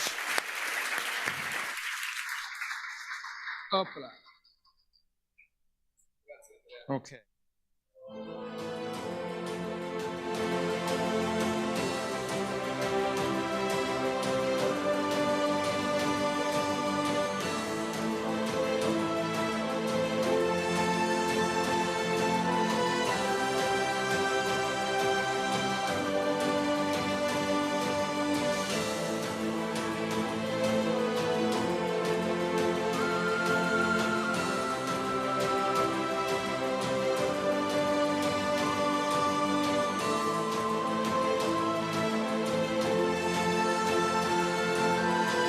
Recording stopped.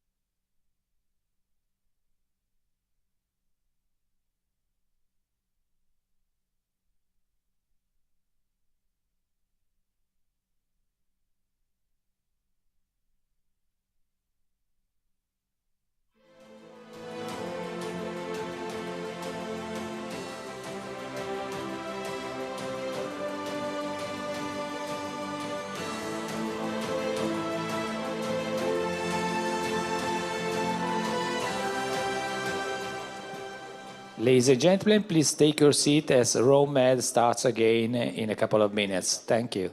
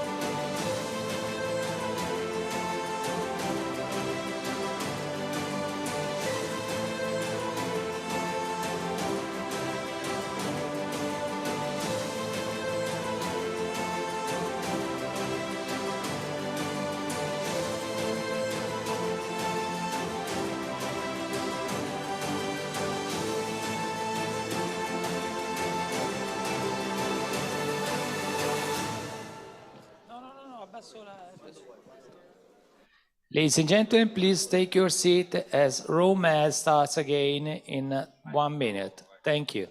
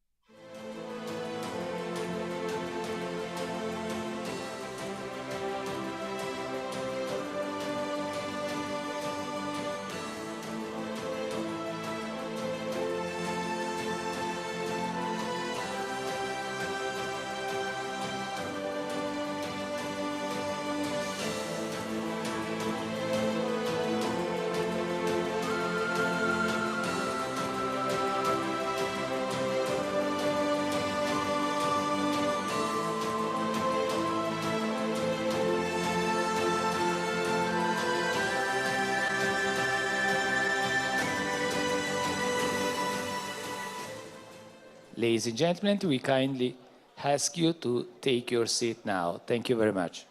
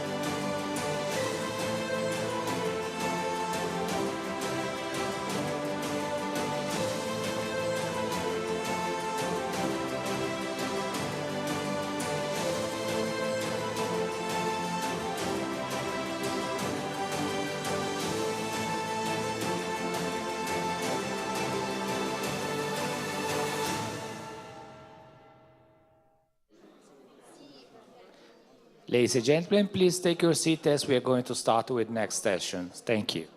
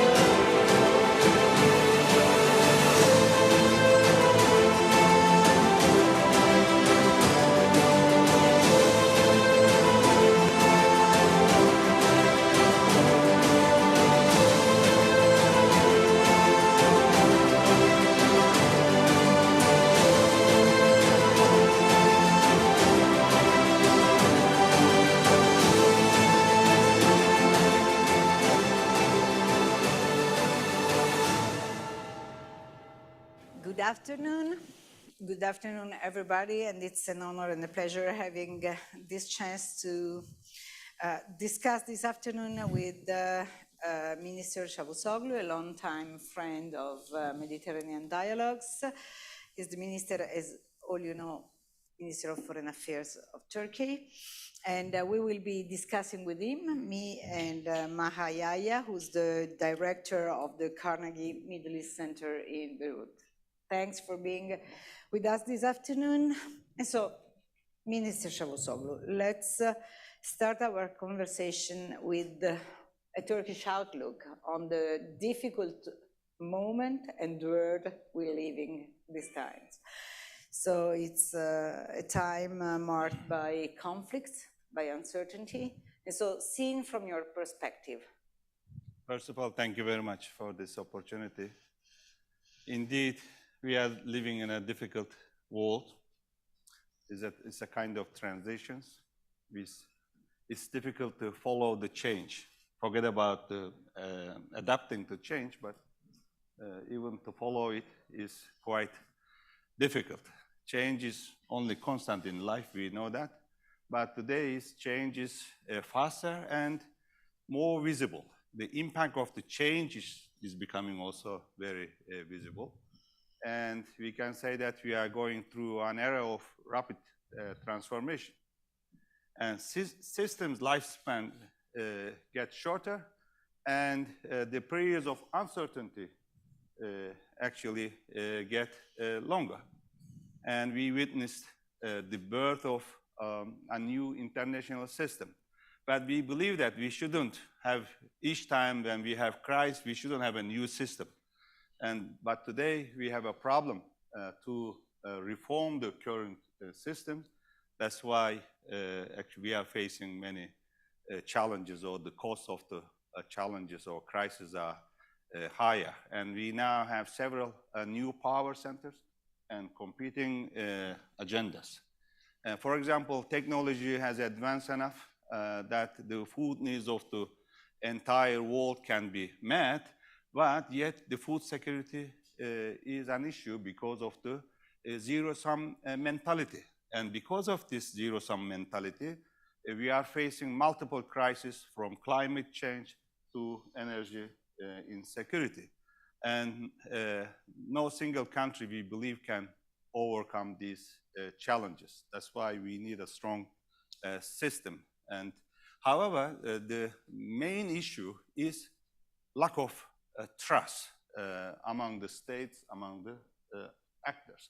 I just came here from Poland, where we had OECD ministerial, and one of the main themes was there, was the trust in decline.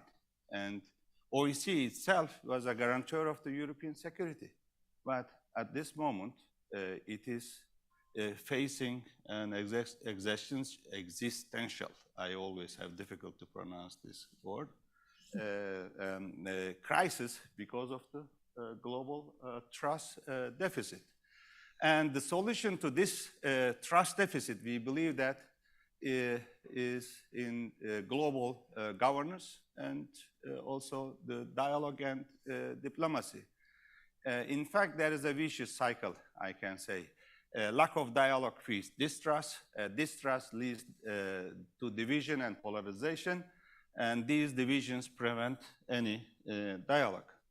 To break this cycle, I believe we should have the courage to take the first step when others hesitate. This is exactly what we are trying to do. I think major powers like Turkey and Italy has more chance or more significant responsibilities in such difficult setting, because countries like Turkey and Italy can talk both sides in various conflicts. And because we are able to take a pragmatic view of events without being stuck in ideological battles. And that is why Turkey's role as an honest and reliable mediator has brought results. Istanbul Green Initiative and the Ukrainian-Russian prisoner exchange and the talks between International Atomic Energy Agency and Rosatom are few examples. So to sum up, we should build the new system. It seems that it is needed, even though I hope, I wish we didn't need it. but to build a new system through dialogue, and this is only the way to achieve a win-win cooperation. So let me answer your questions now, if you have any left. We have questions. Or any question from the floor. And Maha is starting with the questions. Maha, floor is yours. Thank you, Your Excellency. Thank you, Monica. You mentioned the Ukraine war, and you mentioned factors of instability. The Ukraine war obviously is one of the major factors of instability in this region. Russia's been playing an interesting, Turkey's been playing an interesting role in mediating some parts of this conflict, including the food, including dialogues, etc. Can you perhaps talk to us a little bit more about Turkey's position, but also beyond what you've already said, but also how do you see this conflict ending? Well, first of all, thank you very much for recognizing our role. From the beginning, at the start of the conflict, Turkey has been actually having a principled stance, and we have rejected this war, and we extend our support to Ukraine. I'll come to Belarus later on.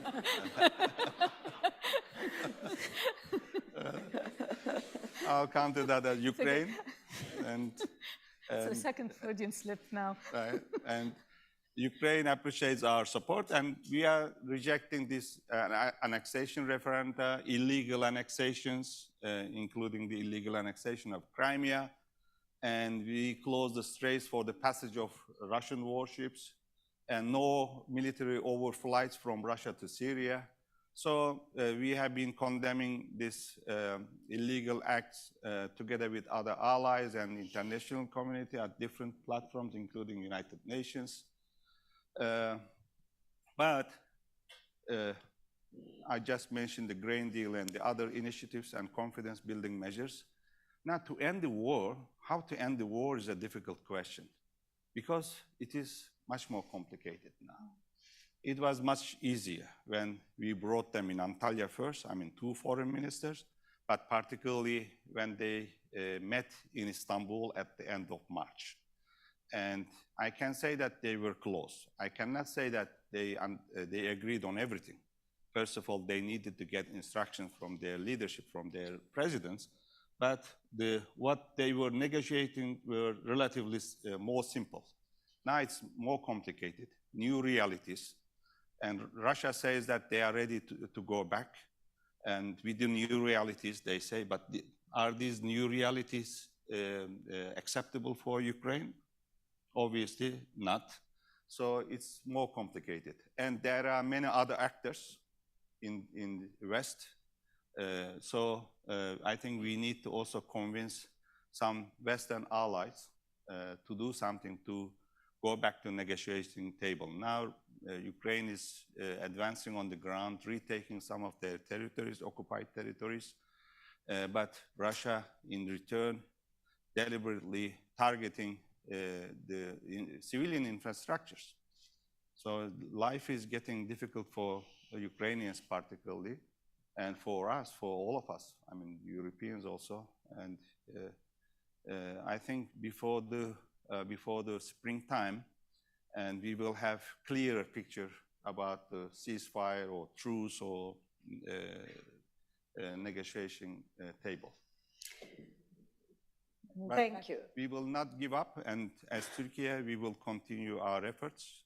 And this is the number one issue that my president each time raises when he talks to President Putin and President Zelensky. By spring, that's great. Yeah, thanks so much. And Minister, you know what? There is something which is really undeniable. 1 year ago, the situation, even if we look at the relations between Turkey and Europe or NATO or the context of European security, the situation was very different.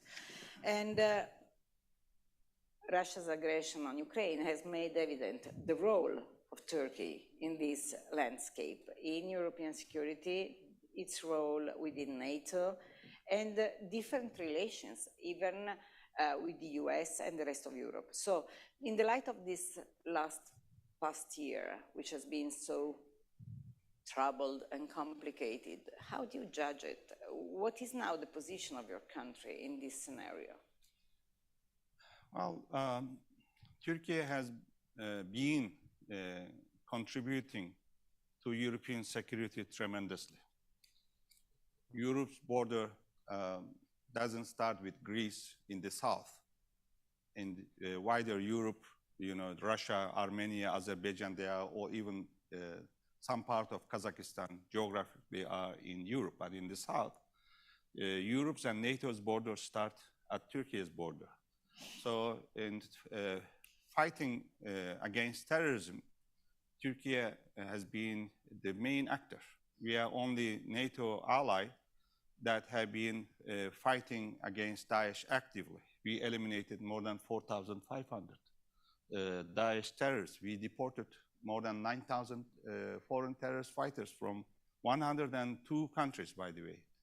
And I think there have been more than foreign terrorist fighters, more than 125 countries.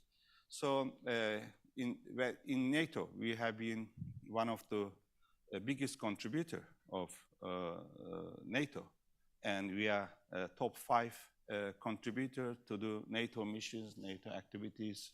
I think to the global budget, we are top 8 contributor. And NATO always appreciates Turkey's role and Turkey's efforts and the contribution. But I cannot say the same thing for European Union. European Union reach us whenever they need, whenever there is a migration crisis. This is actually another global challenge that we have to face together. And this challenge has been actually is on the rise. And the number of the IDPs, not IDPs, refugees and migrants were around 70 million before the COVID-19. Now it is more than 100 million. So it will be one of the main challenge or crisis, however you name it. And whenever they need to cooperate with us, they reach us. But even on Ukraine, even though Turkey is one of the most effective supporter of Ukraine, there is a new EU mission to train the Ukrainian forces, and European Union didn't consult with us. Actually, according to the agreements between EU and NATO, EU has to do that. And EU is trying to exclude from all these security mechanisms of the European and European Union. And so whenever they need us, they reach us. But at this moment, yes, not only European countries, entire world recognize the role of Turkey. And 10 years ago, European Union was questioning our relations with the other part of the world. They were questioning whether there is a shift of axis in our foreign policy. Now they appreciate that we are only the NATO ally that can talk both sides equally. So we need to balance our relations between Europe, West, and other part of the world without assuming them as alternative to each other. This is exactly what we are doing. And I think what the role that we have been playing is not only crucial for our immediate neighborhood, but the entire world, particularly grain deal and fertilizer and other issues, and the efforts that we have been spending to resolve the issues through diplomacy and peaceful. But are you skeptical about this improvement? It will last, or it will be once again? I'm not skeptical, but I'm realistic. It can last anytime. Whenever Europe needs us, they are very close, very friendly. Whenever they don't need us, they just try to ignore. I was in Bucharest. You know, there were some politicians from Europe and European Parliament. You know, they tried to even undermine our efforts on grain deal. And some of them said that Turkey, Erdogan is doing this because Turkey is at the eve of elections. So Turkey also needs grain. And if there is no enough grain, there will be unrest. But Turkey is a self-sufficient country. We have enough grain. private sector is important, importing grains, because our private sector, Turkey is the #1 pasta exporter in the world. We export more pasta than Italy. And the flour as well. That's why our private sector, but as the state, as the country, we are self-sufficient country. So I think, I hope European Union and European friends will understand the importance of Turkey, not only during the crisis, but in general. Understood. Let me, Your Excellency, move to the region, the immediate region.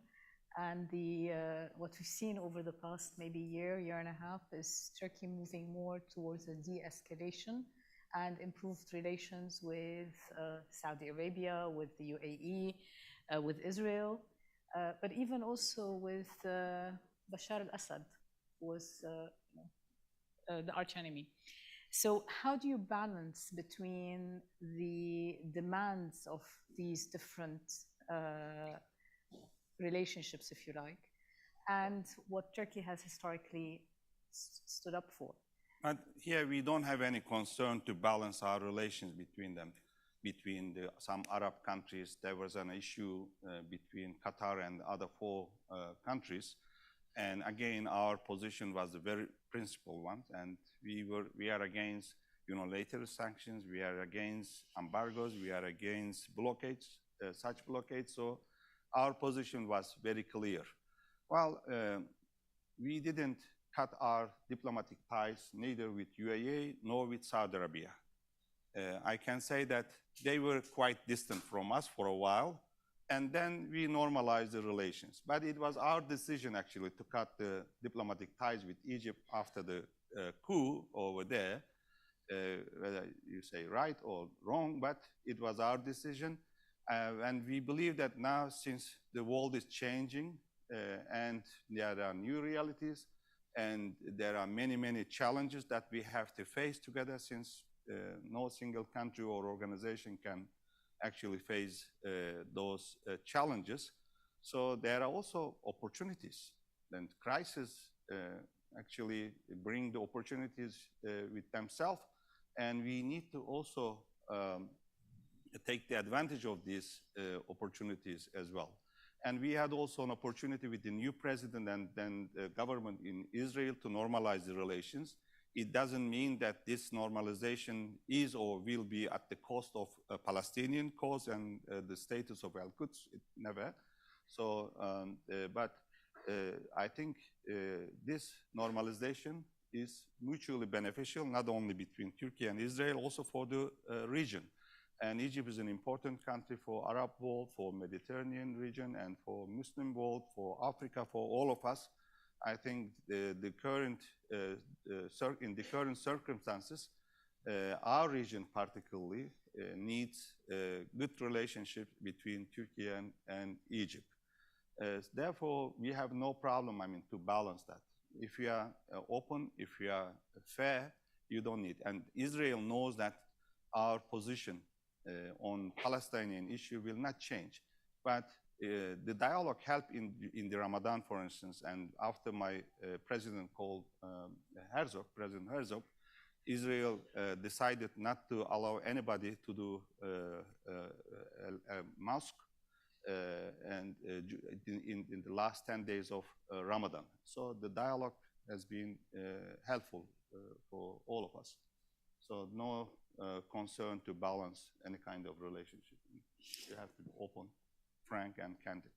Well, hopefully it will. Let's discuss another balance, Mr. Minister, and let's talk about the Eastern Mediterranean. You were already pointing at that. I forgot to answer your question on Syria. But I will come back to it. I'll come back. No, we'll come back. Free. I'll be back. In Assad and Syria, it has been already 11 years. And this problem, this crisis has tremendous impact on all of us. The humanitarian aspect is there. Refugees in the neighboring countries, in Lebanon as well, is also a big problem there. And the security problem, terrorism. Now PKK, YPG is trying to divide the country. We support the territorial integrity. And we believe that without reconciliation between the moderate opposition that's recognized by UN Security Council resolution and the entire world and the regime, therefore we need to engage with the regime as well to be more constructive on the Constitutional Committee meeting and also in Astana format meetings. And we need to also engage with regime to return the refugees. It has to be a volunteer and safe and dignified return. We cannot push the Syrians or force the Syrians or any kind of refugee. It has to be a voluntary one. And we need to also cooperate in our fight against terrorist organizations without any discrimination. Therefore, I hope the regime also understands this. Without such reconciliation, there will be no lasting peace and stability in the country. We have to be realistic. So now we go back to the Eastern Mediterranean. Yes. And again, a balance between the stability of the area, and Turkey is very much involved in the stability of the area, but at the same time, there is a, let's say, conflict of interests out there. So how you balance these two aspects? Well, what is the conflict of interest? I want to hear you. I know what it is. I mean, you know it perfectly, so I'm not going to explain to you about gas, about drilling, about all the possibilities in the region. So what is the best way to avoid conflict of interest? As Turkey, we believe that equitable sharing. Equitable sharing. Why Turkey acted? Because the other littoral states in the Eastern Mediterranean form different platforms and ignoring Turkey and Turkey's and the Turkish Republic of Northern Cyprus inherent rights. And we have been calling for equitable sharing, and Turkish Cypriots have been calling for equitable revenue sharing between Greek Cypriots and Turkish Cypriots. And if you look at the Sevilla maps and so-called other initiatives, they have been trying to leave anything for Turkey at the Eastern Mediterranean. And now we took action on the ground, and we register our continental shelf to the United Nations, and then we call on European Union and the others. Let's get together and let's talk, let's discuss how to ensure the equitable sharing. Turkey is ready for that. And we have been always for diplomacy and dialogue, and we are also for resolving our outstanding issues, disputes with our neighbor Greece peacefully and through diplomacy. But we need to tango, and Greece should also have the same understanding. Greek Cypriots should be also for equitable revenue sharing. When you talk to them, they agree that Turkish Cypriots also have rights on hydrocarbon reserves and other richness of the island or in that part of the sea. But when it comes to take concrete steps, they say maybe later, maybe later. And we also, I mean, if you look at the proposals of Turkish Cypriots, they are very flexible. It can be a kind of UN mechanism. It can be a joint venture. It doesn't have to be through an agreement between two sides, because that means for Greek Cypriots is recognition of the Turkish Republic of Northern Cyprus. But we have been also we have been supporting all these proposals and confidence building measures like on electricity and joint commission on irregular migration. And so in the Eastern Mediterranean, we have opportunities, but to actually take the advantage of these opportunities, I think EU should respond positively to our president's invitation for a conference, ISMED conference, that all the littoral states can participate, as well as the countries that have energy companies in the Eastern Mediterranean. So Turkey is for equitable sharing, but of course, at the same time, it is our responsibility to protect the rights of Turkish people, as well as Turkish Cypriots. And the agreement, they haven't signed yet, but the agreement, for instance, that they made between Israel and Lebanon is in line with the proposals of Turkish Cypriots. So if there is a will, there is a way. No doubt it's going to be a strategic discussion. Badly needed. I'm going to go back a bit to Syria, just for a short bit, because we're hearing a lot about the possibility of Turkey entering into parts of northern Syria. We're talking de-escalation, but we're also talking about possible military action. We're seeing also military action elsewhere in North Africa. Can you perhaps talk a little bit about Syria in particular, and then? Well, I just mentioned the aspects of the Syrian crisis. Terrorism is one of them. I mean, as Turkey, we are facing all these impacts of the situation in Syria, but terrorism is the most critical one. And first, there is no difference between PKK, YPG, PYD, or SDF. They are all the same thing. And the leadership of this organization over there came from Kandil Mountains. This is what Assad's then prime minister is telling everybody with the evidence. But we know. So this terrorist organization has been posing direct threat to Turkey's security. And in last 2 years, more than 2,000 terrorist attacks we have seen from Syria. And they killed 500 people. Our security people, we have martyrs and civilians, as well as Syrian civilians, innocent Syrians. They have been attacking the markets, they have been attacking the mosque, and they have been killing innocent people. They have been oppressing everybody, all the minorities. It is very interesting that even though they have been oppressing the Christian minorities, I'm not saying this to provoke our Christian friends, but Aramean, Assyrians, and they have been raising their voice in Europe. They have representatives, and because they are closing the schools of other minorities, including those, and they are forcibly recruiting their children. But our European friends, Western friends, including the United States, are closing their eyes because they have a separatist agenda. They are trying to divide the country. PKK couldn't succeed in Turkey. Now they are active in northern Iraq as well as in Syria. So, and from Iraq also in last 1 year, more than 800 terrorist attacks came. And in 2019, actually, we started operation against these terrorist organizations. Then we reached an understanding with the United States and Russian Federation in 5 days. And they committed to push those terrorists to further south from our border, minimum 30 kilometers. But since then, they haven't met their commitments, neither US nor Russia. And the terrorists are still there, and they have been attacking us. In this case, we need to continue our operation to clean these areas from terrorists and terrorist organizations, as we did clean some of the areas from Daesh and other terrorist organizations in the last 4 or 5 years. So this is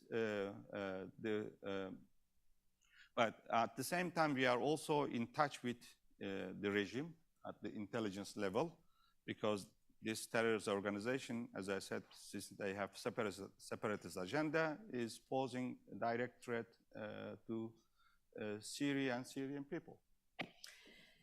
Any specific question of that? No, I'll pass it on to. No, because we still have a few questions. Okay. On There's just one last question. Just to touch upon Libya for a second, because Libya is such another key element of the picture we're trying to depict together. And so Turkey has a role there, and so it's very much important to understand how you see the future of Libya, what's going on there, and what is possible to do, and what kind of action could be done to even help the process in Libya? Well, the situation is still fragile in Syria, and legitimacy question is there. But as Turkey, from the beginning, we have been engaging with legitimate governments, and we have been for legitimacy in the country. And the current interim government is only the legitimate one. Of course, there is a parliament, there are other mechanisms, the State Council, High State Council, Presidency Council of Presidency and the High State Council, and we have been engaging with them as well, and we are in touch with everybody, including Agile Salih, and he visited Turkey, but situation is fragile. And there were some neighboring countries and the other actors in Europe, and they were trying to also compete with us. Russia has still a presence there. Wagner has been in Libya as well. And but at this moment, I think we have more collaboration than competition among all these important actors, like UAE, for instance. I hope we can also work closely with Egypt as well. So what is the way out? I also consulted this issue with the new special envoy of the Secretary General last week. He was in Ankara, and I'm happy that we are like-minded, and Italy, we are like-minded with Italy and other actors as well. I think the concrete roadmap, including the elections. And of course, this High State Council and the Parliament should provide the legal basis for that. But even though the actors have been telling us that they are for elections, but they have not been taking any concrete steps to that end. And each of them are trying to open the way for their political future or their career in the country. But this country needs reconciliation, and this country needs actually stability and peace. I think a fair and democratic election is only the way to unite the country and for lasting peace and security in the country. And as Turkey, we have been contributing a lot. When Fethi Başagat tried to enter Tripoli, we were against, even though we worked very closely with him. And he's maybe is the closest person to Turkey in Libya. And when we prevented Haftar aggression, or they couldn't enter Tripoli thanks to our efforts then. But unfortunately, what he did was unacceptable, and we didn't support that. Contrary, we were against such actions. So legitimacy is important. Again, Maha, if we needed a demonstration, we know that the Mediterranean area is key and strategic. The last word is yours, and then... So maybe a few words on Tunisia and the relationship with Tunisia. A little bit more on that. Well, in Tunisia, there is an interesting transition period. I think they are at the eve of the election. Again, stability of Tunisia is important. They are facing some other challenges, including the economic crisis. When there was an Arab Spring, and many countries, many people thought that Turkey is supporting only Muslim brothers. The first government was, of course, Nahda movement and Muslim brothers, and we worked with them very closely.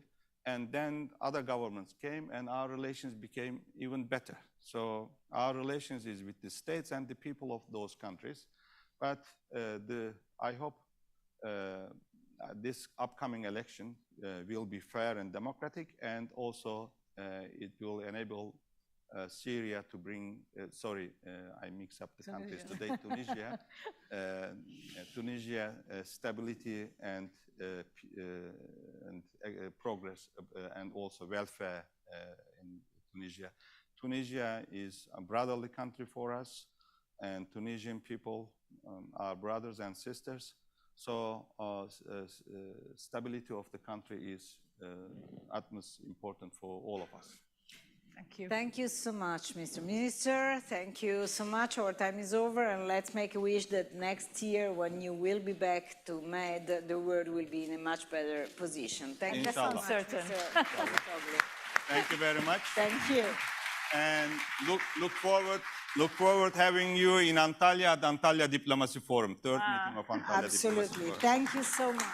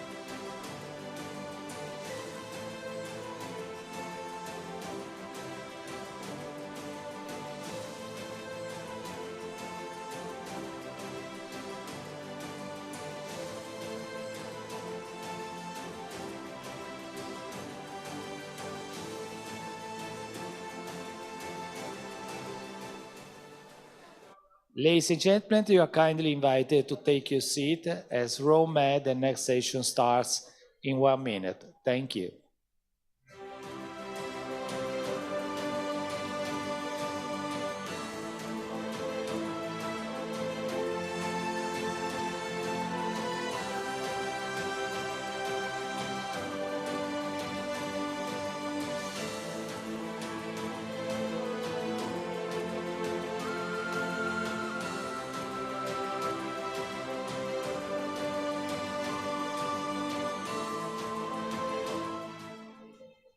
Ladies and gentlemen, please take your seat. Next session starts now. Thank you.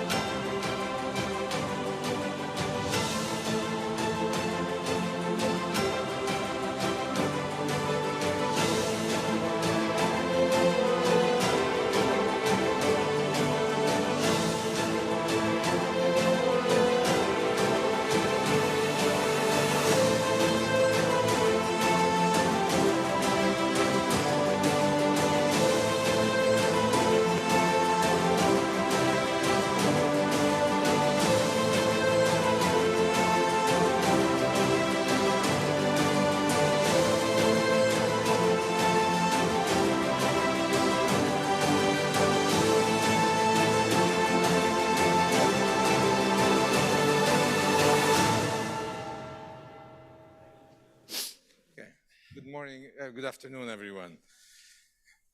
I'm welcoming you here. I am Karim Ezran, and I'm the director of the North Africa Initiative and resident senior fellow with the Rafik Hariri Center and the Middle East programs at the Atlantic Council.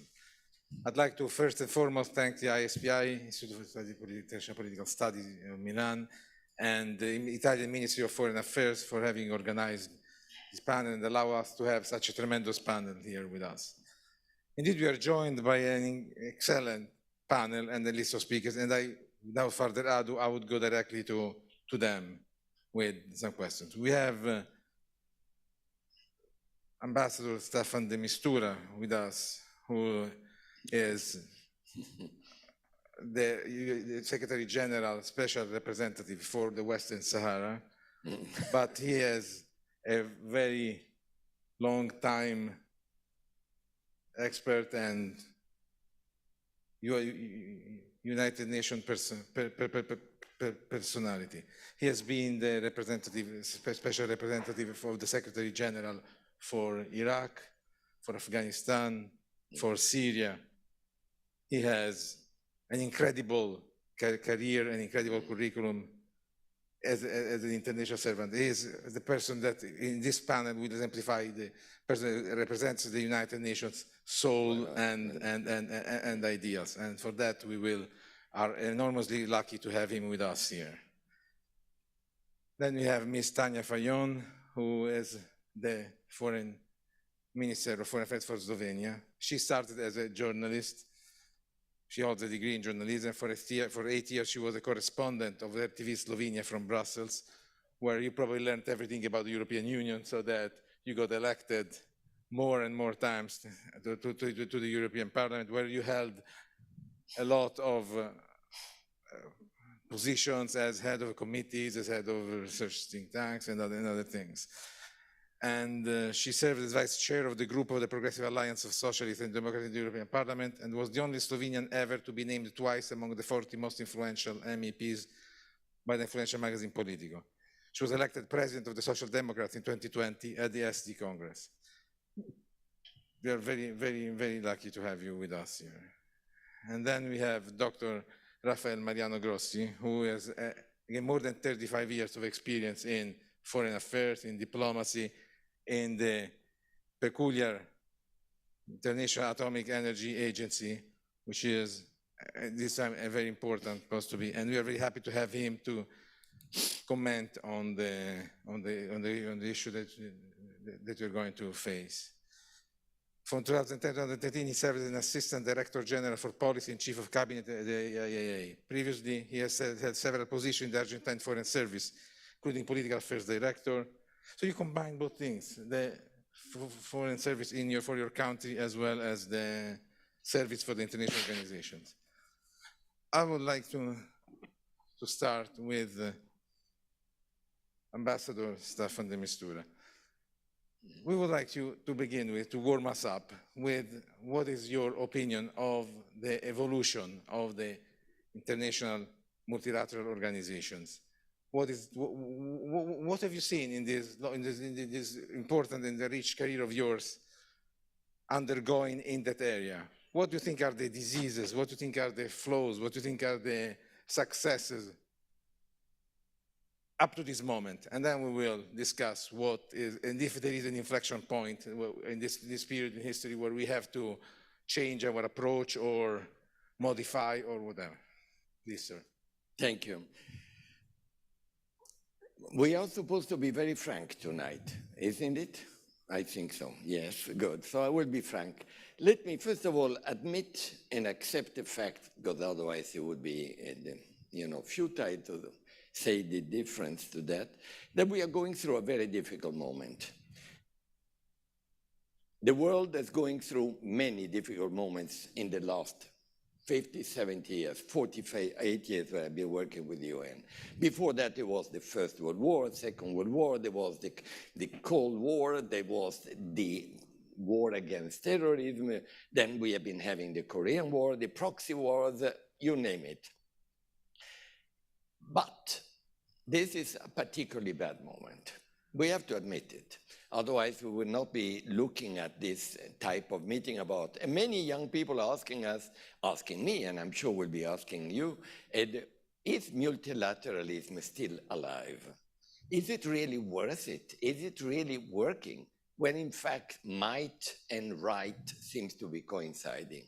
So, first of all, let's admit it is a bad moment. Second, we have been having bad moments in the past, and every time, the First World War created the Société des Nations, the Second World War created the United Nations, the Cold War created hope, and then things started getting worse. But every time humanity was able to recap. So the message, the bad news is we have a combination of many ingredients of a very bad cocktail, including the combination of poverty, environment, COVID, Ukrainian conflict.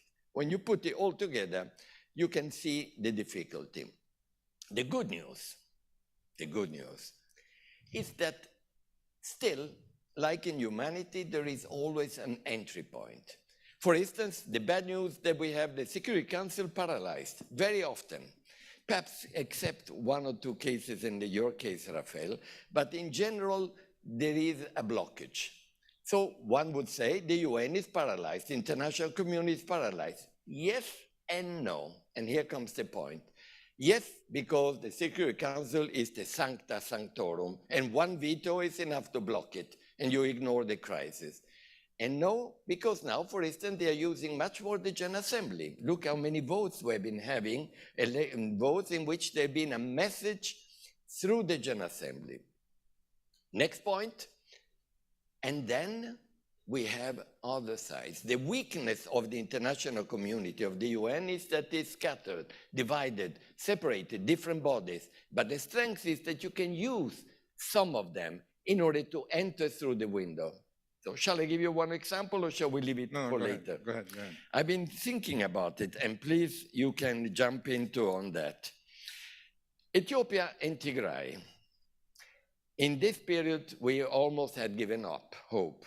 But then a combination of African Union, UN joint venture, Secretary General is just there, has produced a moment of hope, and in fact, of looking at a solution.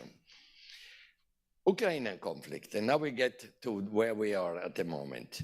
Mariupol, you remember when nothing was moving, everything was paralyzed, and then suddenly, through an operation between ICRC and the UN, many people, civilians, were evacuated, and that followed with an exchange of prisoners.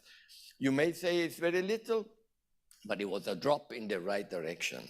And then, after that, the Black Sea Initiative. There again, everybody thought that will not be possible, that Russians and Ukrainian teams in Istanbul, together with the UN, would be able to actually move fertilizers, grain and fertilizers. And then we had your operation, Rafael, and you will elaborate on that. There again, one very good example. Meanwhile, we're having also in Venezuela these days good news through a Norwegian EU-UN emergency operations. So you need three ingredients, basically, in this case, for having the so-called humanitarian diplomacy, not replacing the international political diplomacy, but it's one way when you have a wall, what you do, you turn around and you try to get an entry point. And humanitarian diplomacy is proving that the UN, the international community, EU, AU, the multilateralism is working. But there is one ingredient, and I'm stopping there. The ingredient is that it is more multi-bilateral. Is that the future? Open for discussion. It is, in other words, not only multilateral organizations, but you need a strong partner, and you need an entry point, which is humanitarian problem. Then you advocate for it, you create constructive embarrassment, you enter through it, you maintain dialogue, and the political one, God willing, will start. These are the three ingredients, and in the case of each of these mini but important examples, when everything is blocked, everything looks dark, the light comes through the humanitarian diplomacy plus, I would call it. Very well, you're bringing some hope, because, and I will let this hang in the air, I was really pessimistic. I'll tell you the truth, a couple years ago, a friend of mine, a scholar, told me, do you think that in 20 years from now, or 30 years from now, people will say that the United Nations died the moment General Haftar attacked the city of Tripoli, when the Secretary General of the UN was there, and nobody said anything? An attack against a city that was internationally recognized, and this population, and the United Nations could not do anything. And to this question, I had a hard time, honestly, answering. Because I said, yes, it is such an outrage. It is such a problem. An outrage both that they did it and that there was no reaction. Probably, if somebody asked you 5 years before, you would have said, impossible. There will be an outcry of reaction. So that hangs around as a difficult, even understanding your humanitarian point. How do you acquire credibility in such a moment, when the flow of the fact that there is the veto power in the Security Council does not allow the UN to effectively act as it should? That's yeah, of course. It stays there. So, Minister Fayon, a similar question. The UN have long been a symbol of multilateral governance. Now we can say, as Ambassador de Mistura has pointed out, there has been some fatigue in the people's perception, and the impression that it is easier, it is better to avoid the work of multilateral institutions and try to act unilaterally, bilaterally, trilaterally, whatever it is. What do you think that should be done? How should we tackle these issues? How do we revitalize the idea of multilateralism as a good, positive? Thank you very much. First, I will start by saying you said in one of your remarks that you are very pessimistic. I will answer to you that pessimism doesn't resolve difficult issues. We have to be aware how complex and how fast the world is changing, what are the challenges that we are all facing. And once we are aware, we have to act with a lot of wisdom, which is not easy. And I say I often feel pessimistic myself. But I just came from Poland last night when we had an OSCE meeting with bringing together delegations from more than 50 countries.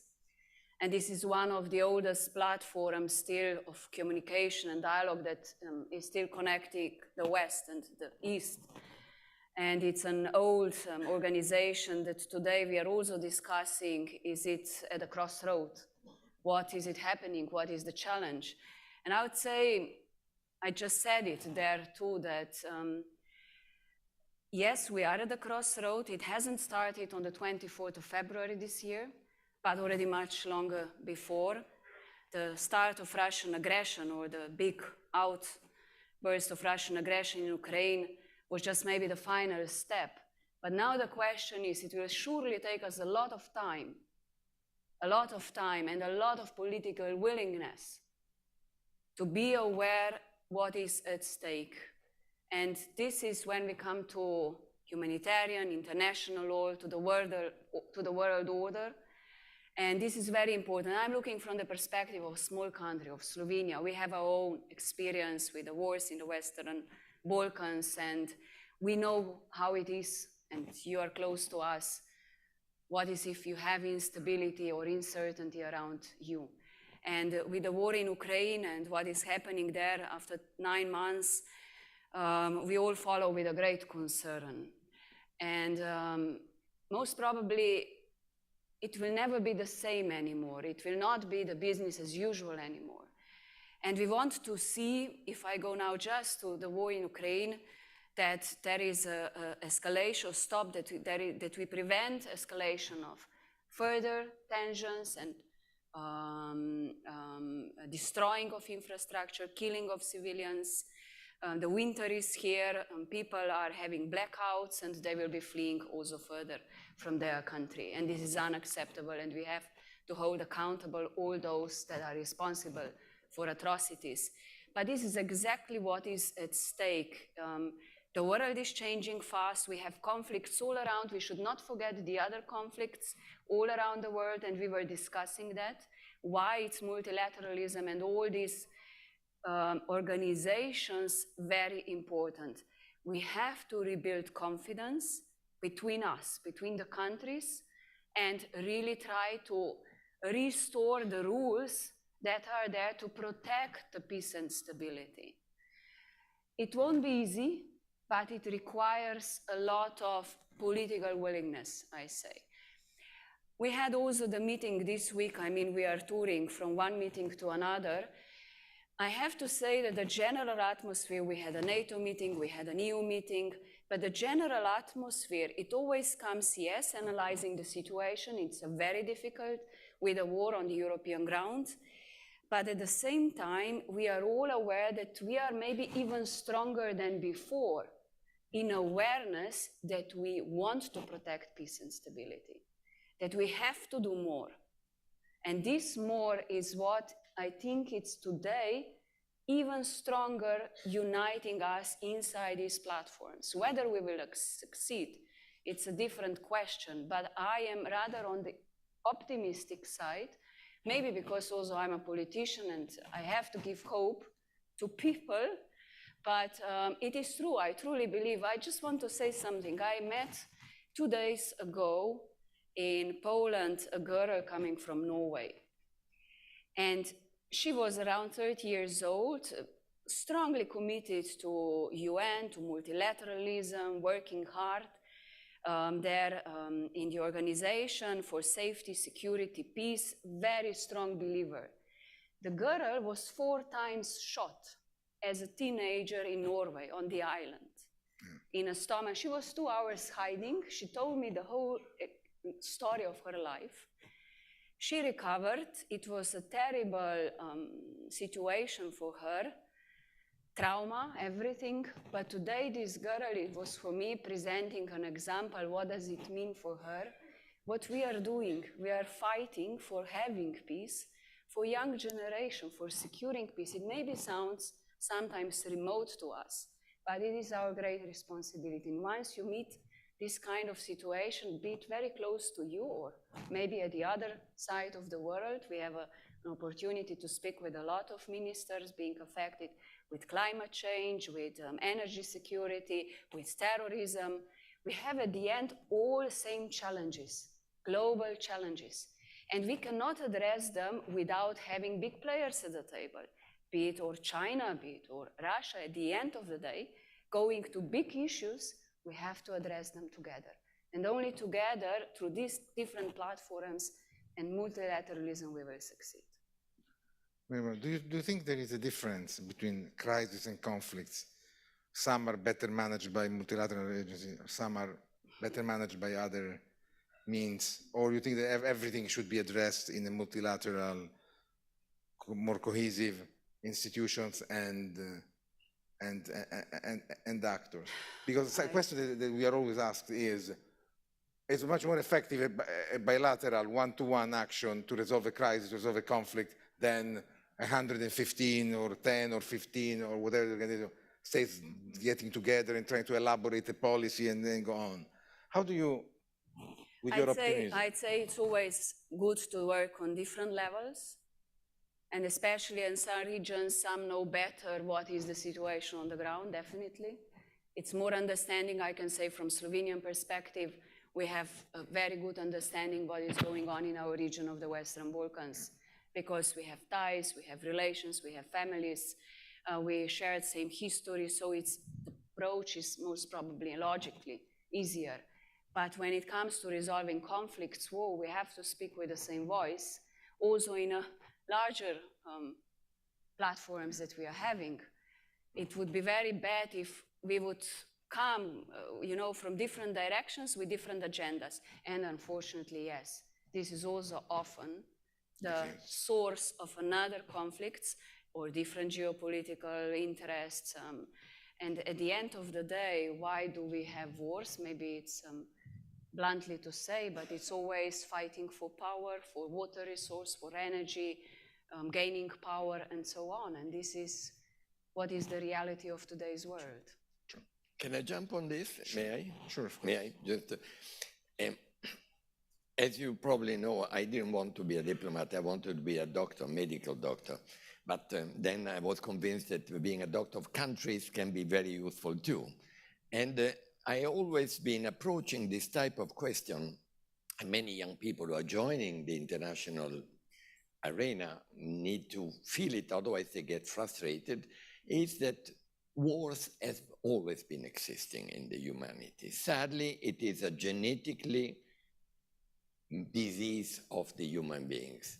And when you make a war, you tend to win it. That's what normally happens, unless you stop it because one side or the other are tired, exhausted, or the sponsors are tired. That's when the international community comes and tries to make it like a good lawyer, notary, preparing the exit strategy for a conflict. It happens all the time. Stopping a war has not been easy for international community, but repackaging it in a way that it doesn't go beyond a certain point, yes. Meanwhile, what you do as a doctor, you take care of the sick people. So reducing the pain, ceasefires, come up with ideas on how to produce some type of reduction of the destruction, because at a certain point, there will be a moment when they can, as an international community, say, now we can prepare and present it as you did not lose the war, but you didn't win it either.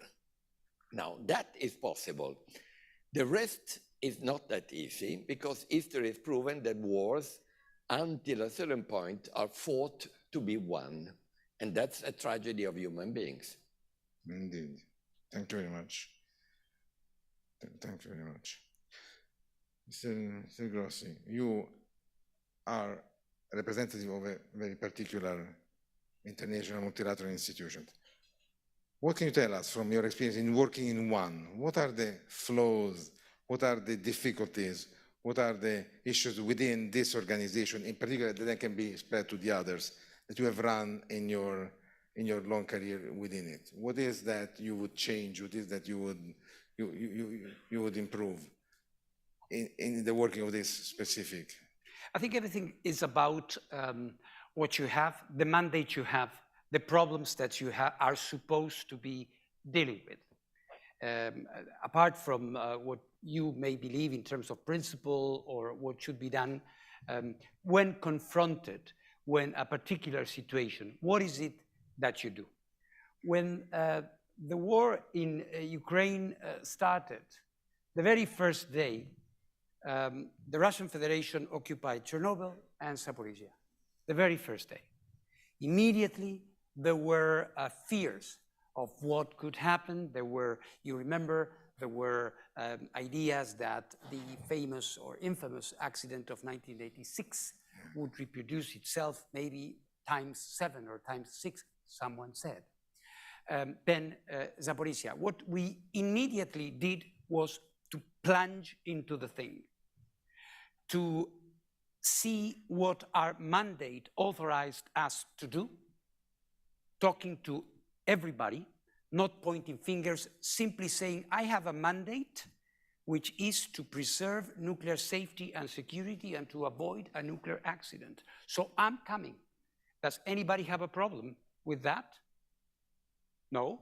What the ones and the others were saying, for as long as you deal with your technical mandate. Yeah, let me deal with my technical mandate. This is all I'm going to be doing. And this is what we did. And we deployed in Chernobyl. We were able immediately to identify the monitoring, the radioactive monitoring situation, repair, do a number of things. Zaporizhia, of course, is an ongoing thing. And you saw what happened there.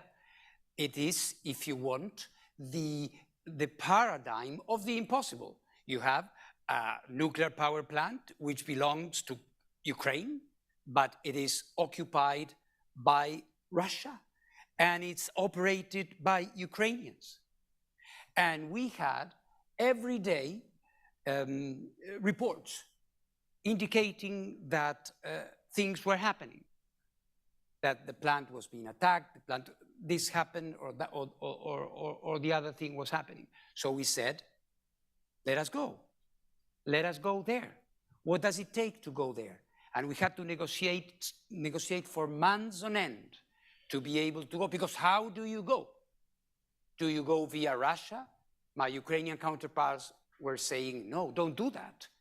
The moment you do this, you legitimize the occupation of this facility. Shall I go through Ukraine? Yeah, I want to do that. But then I have to cross the front line. I have to go through a war zone. And both sides were saying, don't go. They will kill you. Believe me, they will give you all the guarantees. And Staffan, who has been in some easy places in his career, knows very well what deconflicting means. Deconflicting sometimes works, sometimes doesn't work. But what we did was to exercise our mandate to the full. We said, we go, we cross the no man's land, the gray zone, we were shot at, we arrived at Zaporizhia. When we arrived there, did we leave? No. I said, and now I stay. But you don't have terms of reference. Let's negotiate them, but I'm not going. I am there, and I'm going to stay there. And what we did was to immediately start setting the record straight. The moment we were there present, all these ideas of what was happening started to be told by the UN, I mean, the IAEA, the system, in an impartial, technical way. This is the real situation at the plant. These are the dangers. Today, this is happening. This is what needs to be avoided. Before, both sides were telling their own story. And someone said, and perhaps was right, that in a war, the first victim is the truth. Because it's a war. And we have to recognize that there are two contenders, enemies, at the moment, who have a zero-sum game logic.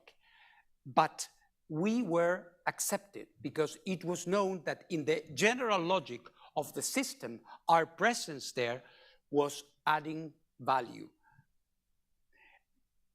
We stayed, we started assisting, we started stabilizing the situation, and we said, is this enough? No. And I said, we have to protect this plant. No, no, no, no. This is a no-go. Who is going to accept that? And look at that, we are almost there, believe me. We haven't been there, and I may fail. And somebody say, you remember when you went to Rome and you said that you were almost there? I would say it again, because we have to have this optimism of the possible. And now we have a proposal on the table, which is aiming, simply put, at stopping the folly of bombing a nuclear power, the largest nuclear power plant in Europe. And this is ongoing. And of course, I cannot reveal everything, but I can tell you that I'm engaged. And I must engage. Some people say, don't talk to that one. You shouldn't. I must talk to this one and that one and whoever is a source of a problem. Because this is what we are there. This is where the multilateral tool has something to add. Let me cite another example. Zaporizhia is in everybody's minds. But let me cite another example that a few weeks ago was making people trepidate. And now nobody talks about that. And why? Because we acted.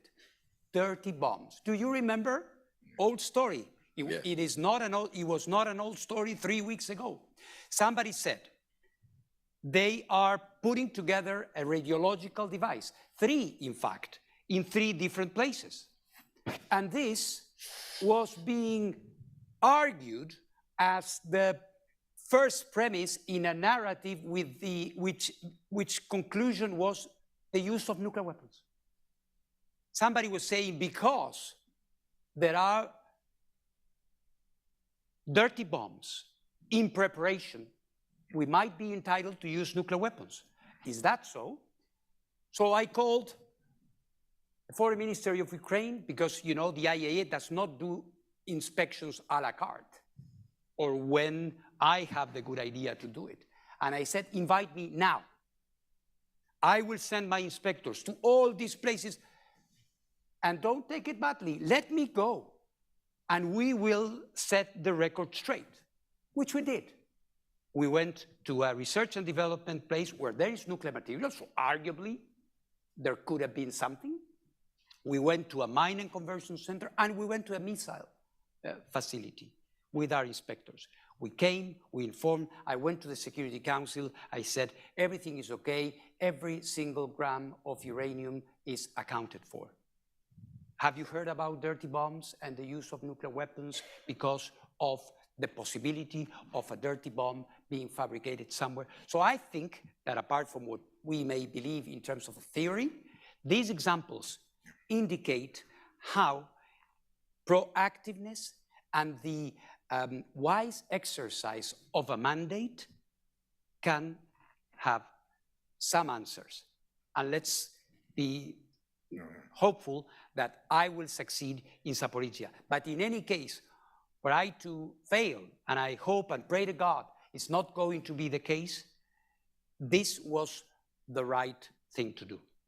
So you think the fact that you are very proactive, very determined on one thing is what made the difference? Indeed. Interesting, interesting. Can we go more on the particular, Minister Fayon? Do you believe that the focus of the EU and NATO in this particular moment should be toward the eastern front of the continent or the coalition, or to the south? And do you believe that there is a difference there? Focus is already there, and it's even much more strengthened, especially if I look to the Eastern Partnership or FLEC, because we have there Ukraine, Georgia, Moldova, we have Armenia, Azerbaijan, and Belarus. If you look Eastern Partnership, while Belarus has currently frozen relation, but you know well that immediately the war started, the EU reacted also with all military, not EU, but in terms of what was possible, humanitarian material aid, delivering candidate status to Ukraine and Moldova, which was quite a symbolically very strong political message. And some might have asked whether when this process will go on and how fast can we really deliver, knowing that we are discussing 20 years about the enlargement to the Western Balkans, but we are still not advancing fast. But nevertheless, it was an important message that they are fighting for democratic values and also for European values, and Georgia having this European perspective. So there is certainly a very strong attention and a big solidarity. Everywhere you are discussing, be it in EU, being within NATO, as Slovenia belongs to both organizations, as Italy, we all know that we tried to react as united as possible.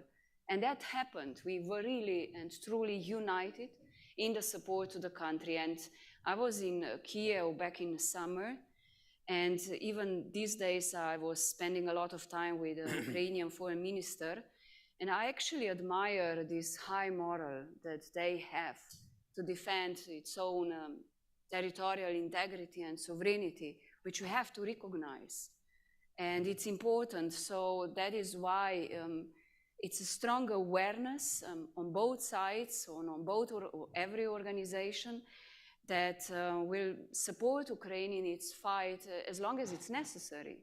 So yes, there is a focus on this eastern flank, but also on the south. As I said before, we have conflicts and tensions around the globe, and we should not forget what is happening also elsewhere. But certainly, as we are in Europe, and this is our proximity, we are in these organizations very much focused. But we are having, you know, now the ideas of Macron with enlarged political community, bringing closer the whole neighborhood, which is not yet really certain how that will be managed, but we have to see it, how to manage it properly. But it's important to have the dialogue, to open channels, to listen to each other, and to build this confidence. And that is why I think it's important to have these structures. We have many of them. I mean, we have G7, G20 now. It's really maybe in the absence that it's not properly functioning. The world, as I said, is changing fast. We have big global challenges around us, and we have a lot of platforms. But I think nothing shall be above when we speak international law and the world order. And this is now that is really at stake. Yeah, very clear. Thank you very much. Mr. Grossi, again. Let's focus for the MENA region one moment, the Middle East and North Africa. Yes. Non-proliferation and de-escalation. What are the international community's initiatives to support the non-proliferation in this region, which is a very delicate issue, especially those focused on the nuclear? You want some more water? On the nuclear weapons. What are the possible tools and strategies that you may need more or may to employ to maintain this situation? Well, of course, when it comes to non-proliferation, if you are referring to the Middle East, this is, of course, a delicate point, because the challenges that the non-proliferation system has had in the past few years, with the exception of North Korea, have all been concentrated in this area, which says a lot already. We had the case of Iraq, of course, in the 80s, late 80s and early 90s. We had the case of Libya, all places where Staffan has been working for many years. We have the case, of course, of Iran, which is still ongoing with two parallel tracks.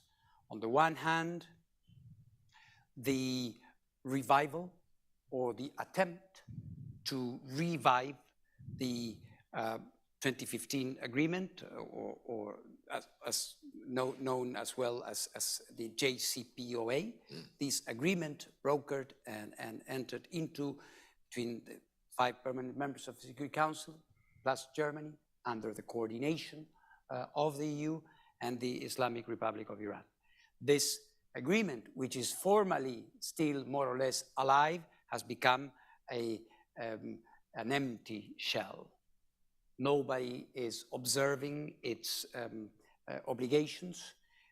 Iran has redoubled, if not more, its capacities. Whatever was established in this agreement is forgotten. And then there has been, for the last year and a half, an attempt to revive it, which at the moment seems to be, if not in slow or very slow motion, almost stalled. The IAEA is not a party to the negotiation, but the IAEA is omnipresent there. We are the guarantors, we are the inspectors, we are there with all the delegations trying to help them, trying to support them, and giving them what is necessary to make sure that whatever they agree is viable, is verifiable and viable at the same time. This seems to be in a difficult place. Why is this? Because the agreement, and we certainly hope for the best, but at the moment does not seem to have the momentum it would be requiring to be back in life. And at the same time,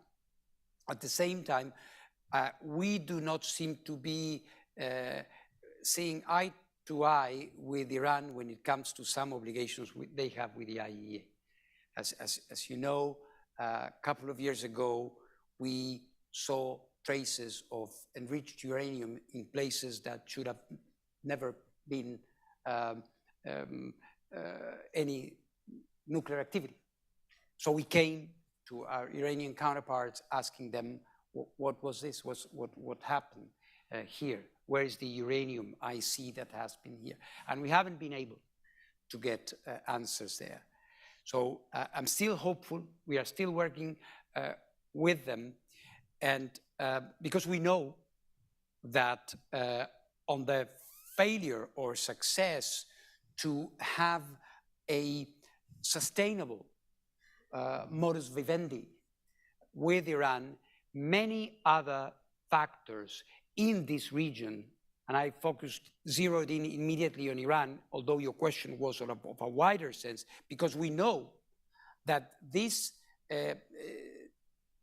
segment in the chain will be determining a lot around. If we don't get it right, if we do not stabilize the situation here and come to a point where the IAEA can give credible assurances that everything there is in order, then the latency of a big destabilization of the whole region will be there. Iran already, the other day informed us that they are tripling, not doubling, tripling their capacity to enrich uranium at 60%, which is very close to military level, which is 90%. Does this mean that Director General Grossi is saying that they have a nuclear weapon? No. But this is not banal. This is something that has consequences, puts them with an inventory of nuclear material for which it cannot be excluded that this, and I am using technical terminology here, cannot be excluded that there could be another use. And we need to go, and we need to verify.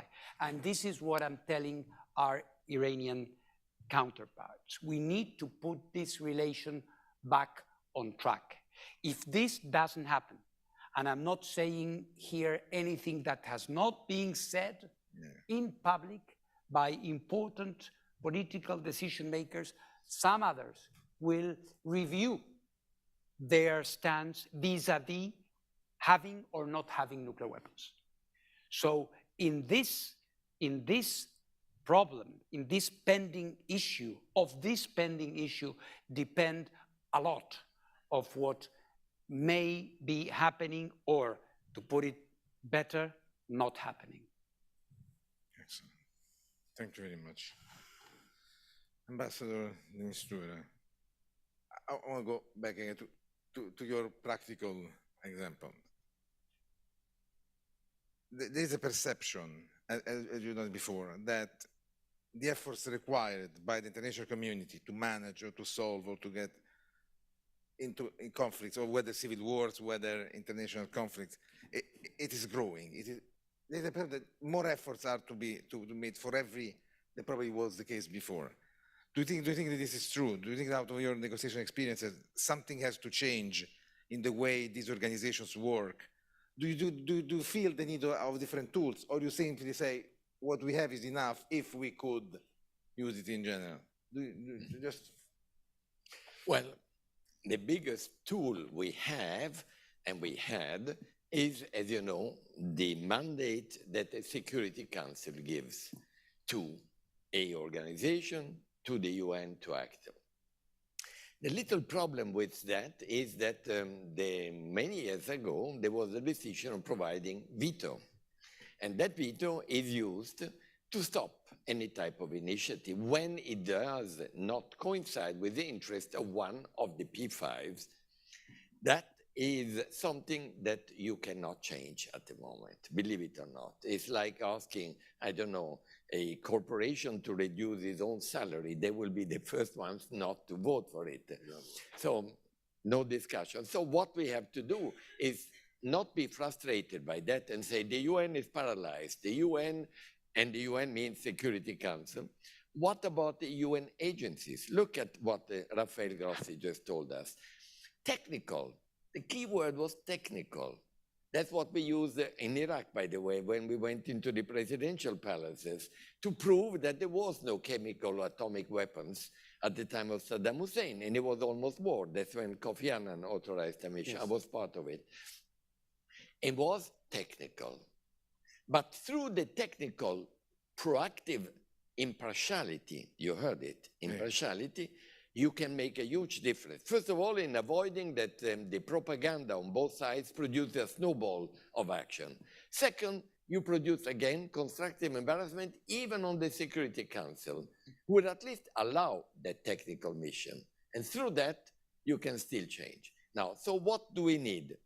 Well, I think this idea of using the General Assembly when the Security Council is paralyzed and there is a veto, by asking, please explain, at least explain why you're making a veto when there is a humanitarian tragedy or human rights issue, and explain it to 194 countries and have a vote about it. That produces the type of push which then allows the UN and others capacity technically to interfere with the conflict or start entering and maintain a dialogue.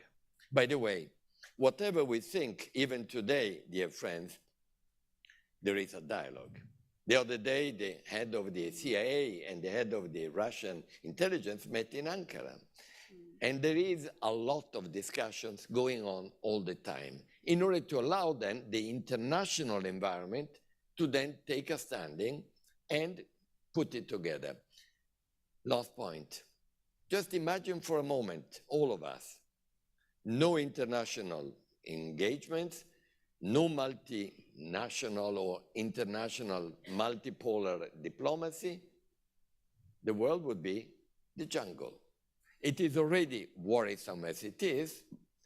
We have a response. We just have to valorize it all the time, not to sleep on it, but to come up with new ways without provoking the impossible, in other words, the revolution of it.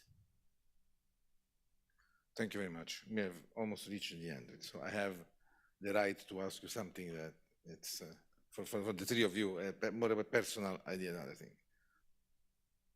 Dr. Grossi said, talking to everyone. It's something we deal a lot with our students, with the staff. Why do you talk to everyone?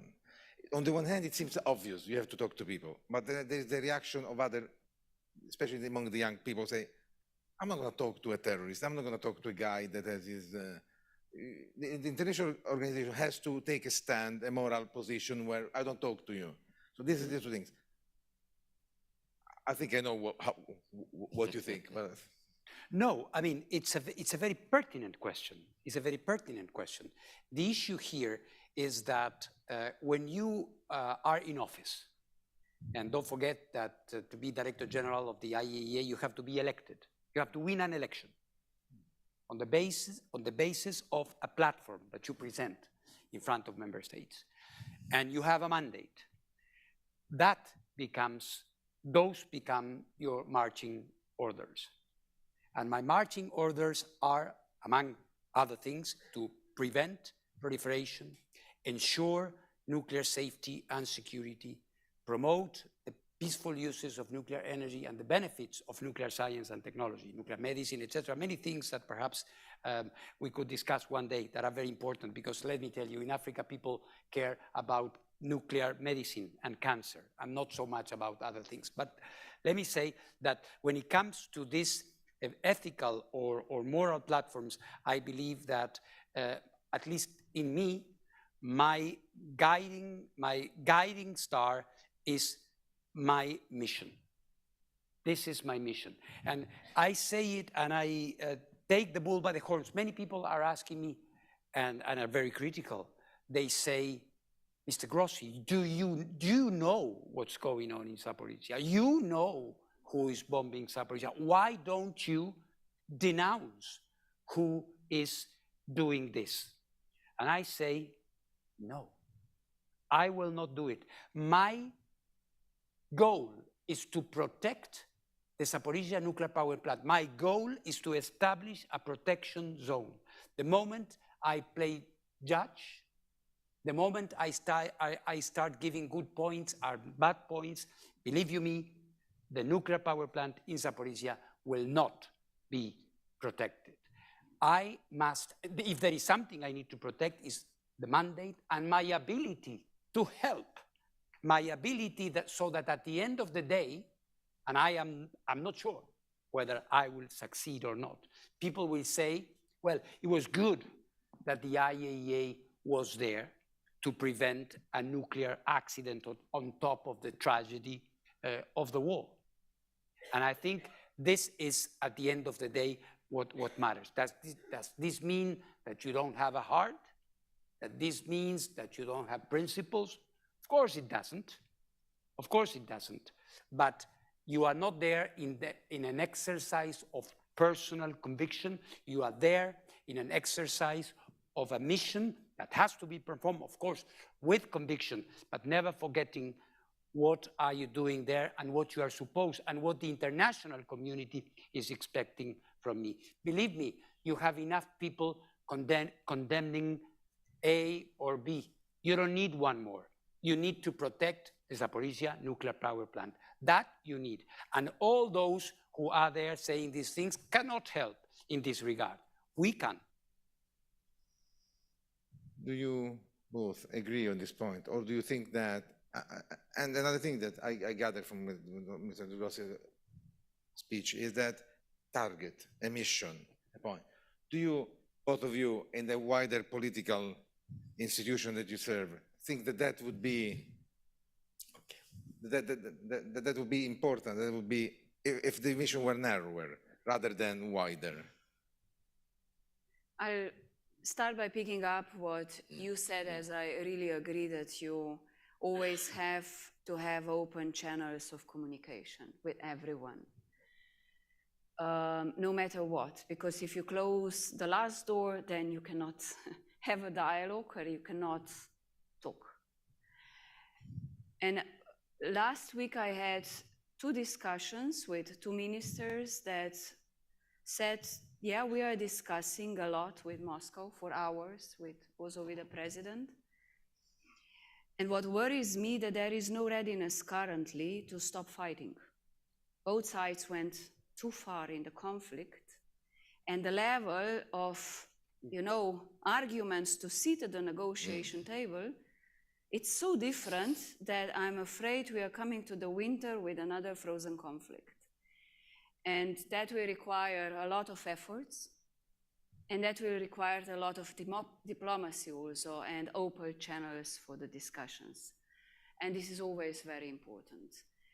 And when I come to UN Security Council, we all know that for years we are discussing about the reform, but currently, absolutely, it's not possible when you have even a paralysis like today or a lot of blockades to think of reform.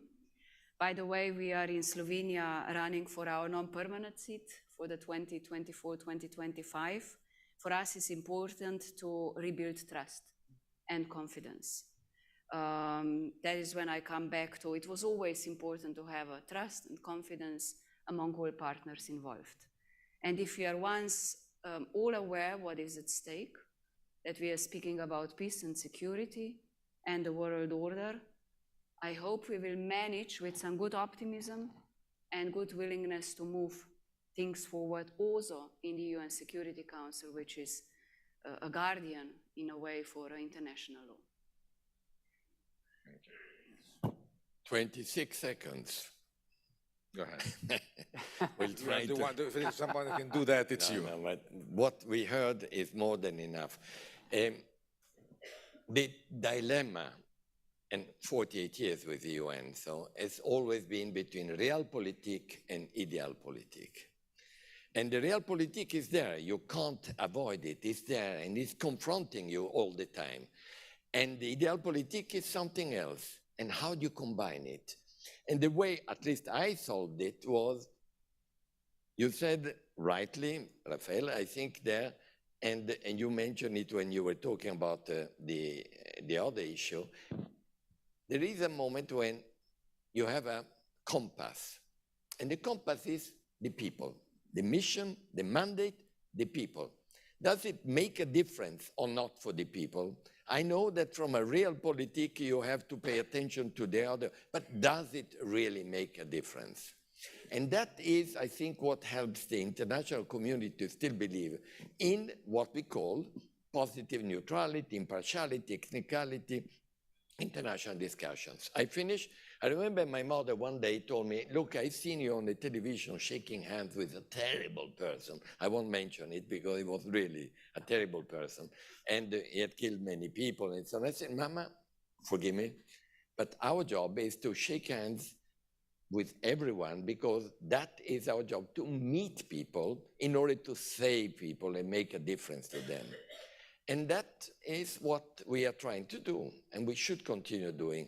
And only in the multilateral environment you can do it, because you have the mandate to actually meet everyone.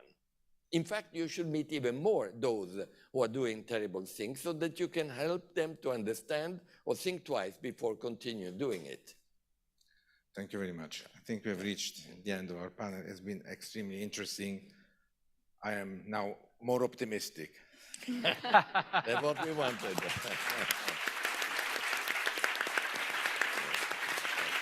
Thank you very much. Thank you very much.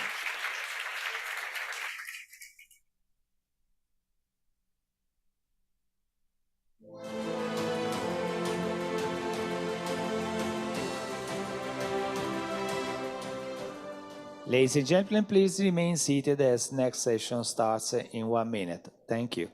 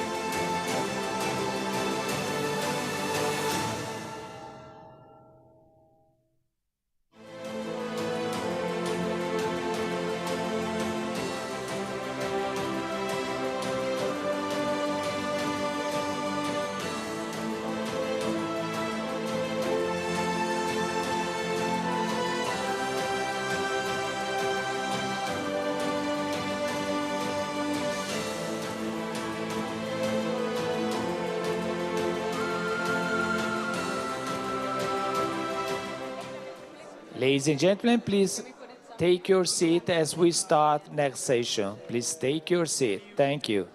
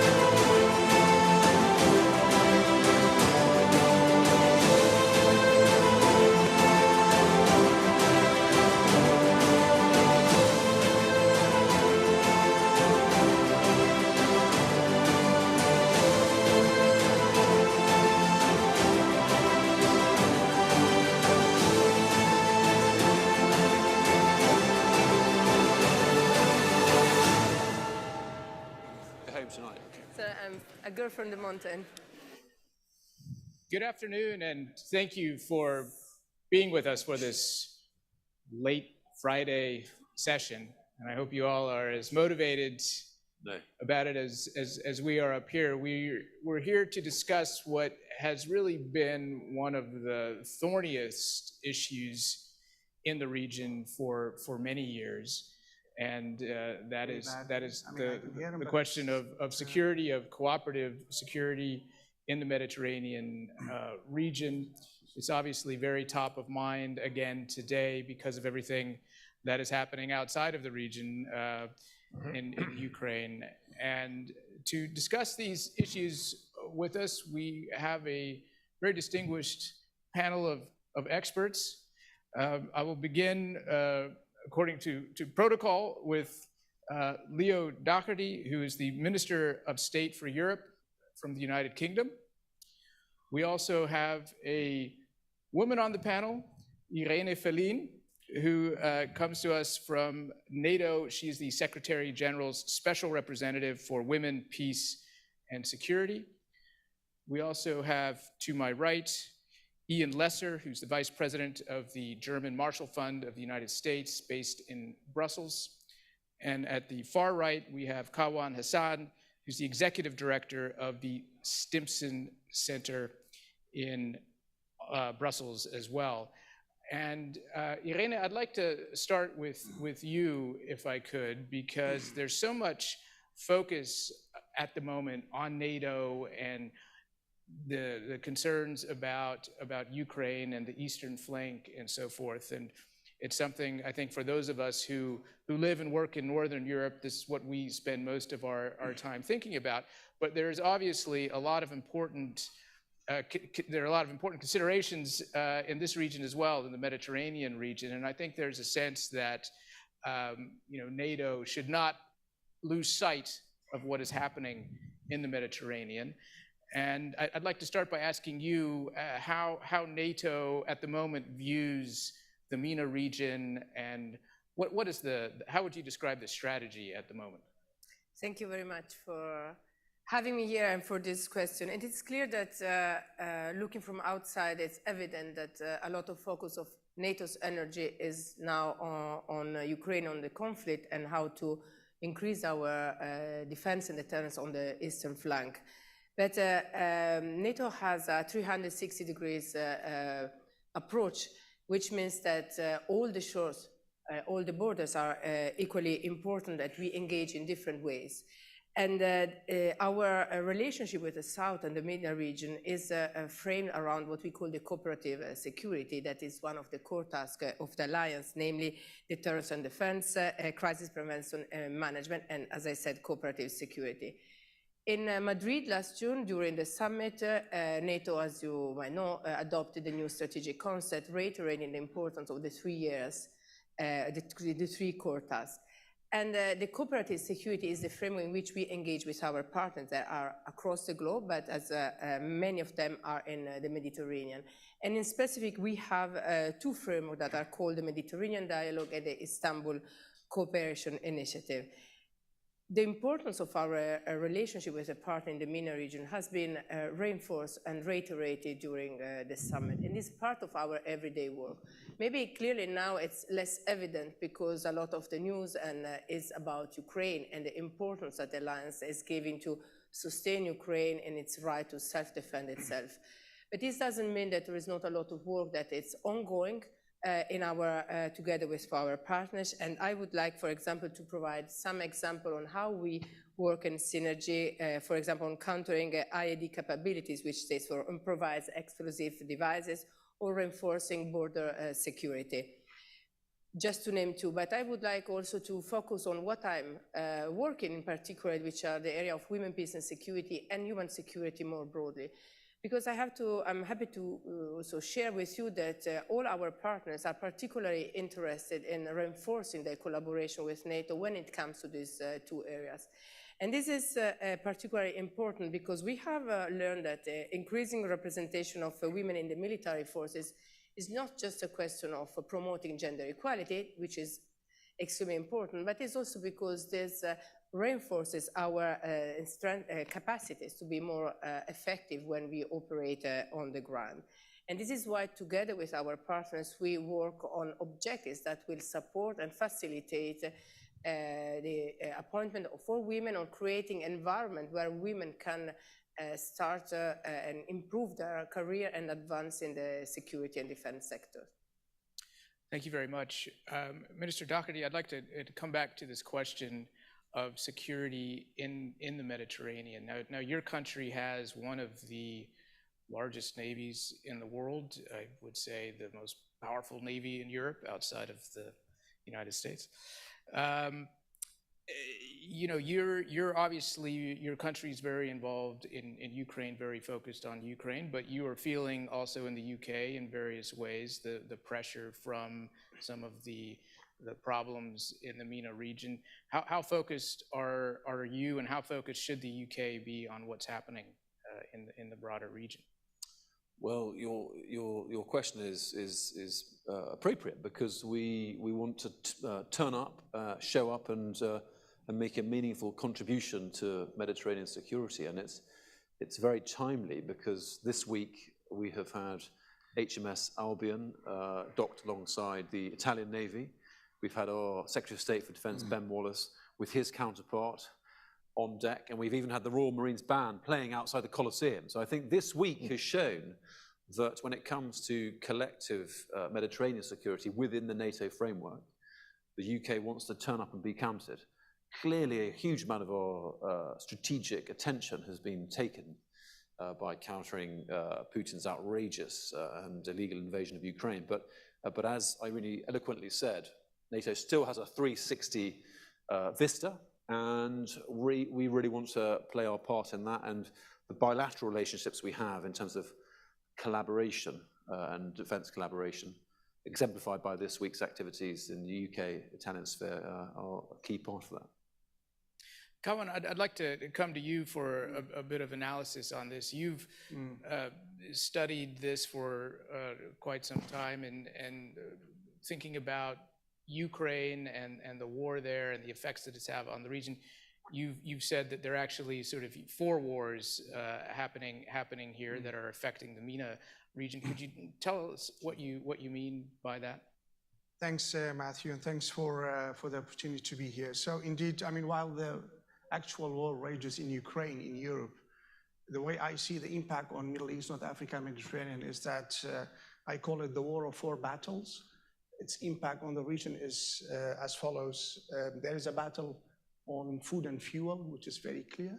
The impact, of course, the impact on countries is different, but we see the impacts in countries like Tunisia, Egypt, Lebanon, and some other countries. So the battle of food and fuel will have, in my view, regardless of when and how the war ends, will have some devastating impacts on the already social, strained social contracts in the region. And there is a need for a lot of support there. The second battle is, I call it the battle of narratives. And that is, through my work and engaging different stakeholders in the region, in certain parts of the elite particularly, but also the public opinion, there is this perception that actually Russia was cornered to attack Ukraine, which is of course not true. But this perception, it's there, and is really shared by quite quite a substantial portion of the population and the elite. The battle of narratives of who started the war has quite an impact on the public opinion in the region. And of course, to partly Russia Today and some other outlets, play quite an important role in this battle of narratives. And I don't see really an active response to this battle of narrative from the West. The third battle, and I'll be very brief, is what I call the battle of autonomy. That is, the war in Ukraine has created a diplomatic space, if you like, for countries like UAE, Saudi Arabia, to be more assertive in their, in their international diplomacy, in their response to the war. And we have seen that, in their responses to pressures from the US, particularly, on when it comes to the OPEC plus, deals. So there's this battle of autonomy where certain countries try to carve out a diplomatic space for themselves. And finally, the battle of attention or priority. Unfortunately, the war of Ukraine has had so far a negative impact on deprioritizing MENA and Mediterranean when it comes to support to, be it humanitarian support or, diplomatic attempts to address some of the devastating crises in the region, be it Syria, Libya, Yemen, and other parts. So the outcome of the war in Europe will also have an outcome, impact on the war of battles in the Mediterranean and Middle East along these 4 lines, which I laid out. Thank you, Ian. As Kawan mentioned, oftentimes, I'm paraphrasing you here for a minute, but there are a lot of platitudes that we hear in Europe about how important the region is and the need for cooperation and more engagement and so forth. But if you look on the ground, that really has not happened. And in fact, Europe seems to regard the region more as a problem than a place where it can sort of pursue cooperation. What do you think has to change for there to be more genuine engagement, let's say, with the MENA region and Europe? Yeah, no, I mean, it's an excellent question, and I think as a historical observation, it's certainly true. I think, the beginning of wisdom here probably is not to think in terms of 2 entirely divisible theaters when we're thinking about the East and the South. In fact, these things are closely related. Now more than ever, I would say, there is a nexus between these 2 things. I mean, some of them very obvious. I mean, Russia is active in the South. Whether we're talking about Southern Europe, or we're talking about the Mediterranean, or we're talking about the Sahel. So there is a piece of this that is about Russia in the South. But, more broadly, it's the stress on, these things have been mentioned already, the stress on societies in the South that is potentially destabilizing important relationships across the Mediterranean, can lead to more migration. In a sense, there may not be too many risks flowing from the south that look existential in territorial terms, but they can be politically existential for governments within NATO and the European Union. And finally, also, I think it poses some tests for something that I think both NATO and the EU have been trying to do for many years, which is to encourage with partners across the Mediterranean a common security culture. And views about Ukraine and what to do in terms of strategy towards Russia are big tests of this.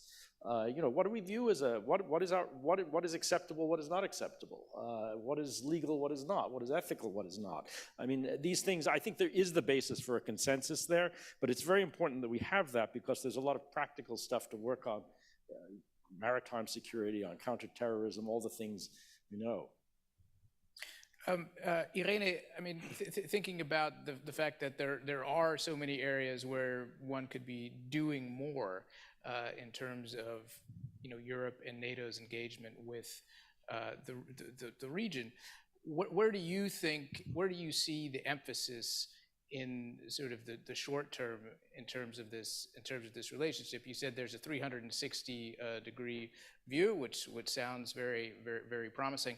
But if you were to sort of zero in on a few areas where there could be progress in cooperation in sort of this quest for regional security, where do you think they should be?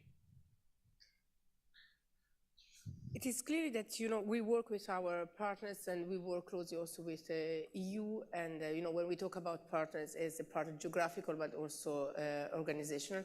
And this is particularly important to listen to the needs when we develop our partnership in the MENA region, but also across. I mean, Ukraine is one of our partners. So we will. I can speak more on what I do personally in this area.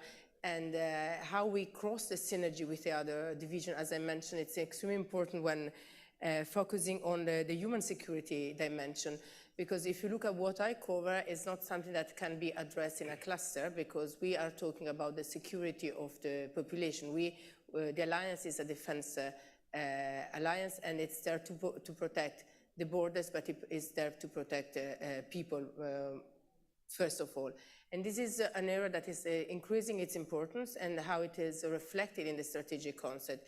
It has become one of the core issues.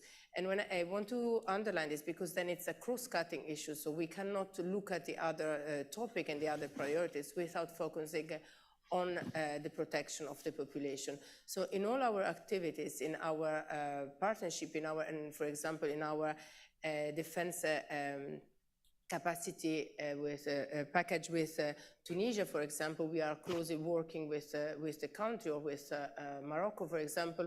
The dimension of the attention on the women and on the population is coming more and more important.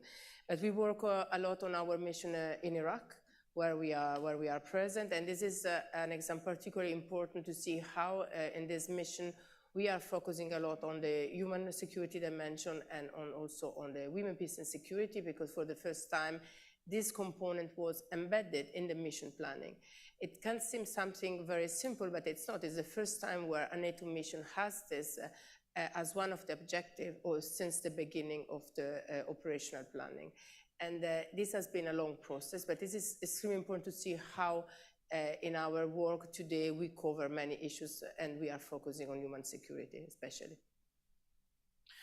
Leo, to come to you with a similar question, there's obviously, you're driven by events when it comes to security in this region, because there's something always happening. You've got, a war here, or an uprising there. Do you think that that Europe and NATO have really focused enough on the longer term perspectives here, and instead of just trying to put out fires everywhere? I was thinking of Syria, for example, when Ian was talking about some of the issues that we've had to deal with in the recent past that people didn't anticipate. Although if you look back, it was pretty clear that there were going to be a lot of refugees coming out of Syria towards Europe, and people seem to be caught off guard by that. And it seems that we're in a bit of a similar mindset right now. Everybody focused on what's happening in Ukraine, and you've got a lot of sort of troubling issues in this region as well that seem not to really be on people's minds. That's a good question. I mean, I think this year has been really a catastrophic reminder of the fact that defense and security is not really a function of necessarily purely military strength, even in the NATO alliance. It's also a function of each nation's energy security and indeed food security, because the way that energy and food supply has been weaponized this year, I think, is a fundamental paradigm shift for European security right across the continent, so significant that we will be living with this for the rest of our lives. And I think the consequence will be a wholesale revision of European energy supply, and the architecture of that, you can see, has changed very rapidly in a way that I think will be sustained in the long term with very significant consequence for Russia.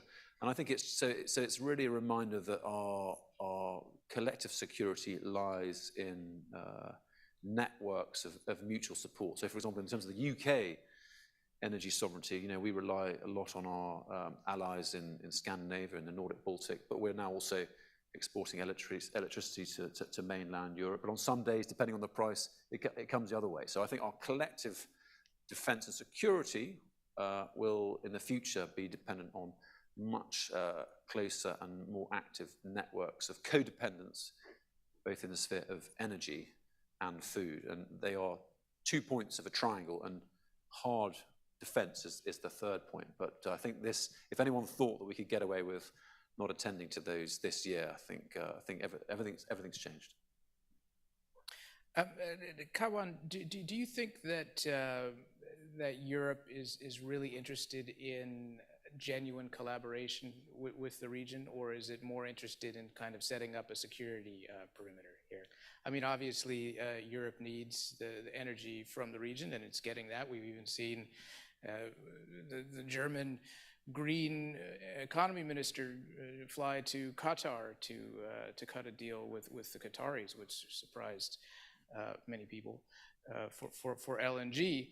But when it comes to deepening actual cooperation with the region, there seems to be a bit of reluctance. I mean, what is the reality here, the realpolitik of how Europe sees the MENA region? Right. So it's really difficult, Matthew, to quantify the word genuine. I mean, I'm not sure if, but I think so far the approach has been transactional, if you like.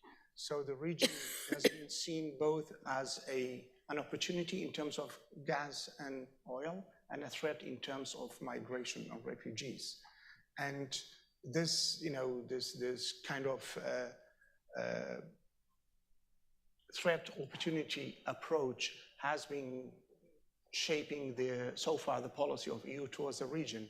And I think while European countries may be successful in securing oil and gas from certain countries in the region in the short term, but I think in the long term there is really need for a new approach, a new paradigm shift in terms of relations with the region, regardless of and I know it's easier said than done to say that there should be a new approach, a paradigm shift towards the region, and given also the war in Ukraine and the cost of living crisis in Europe itself.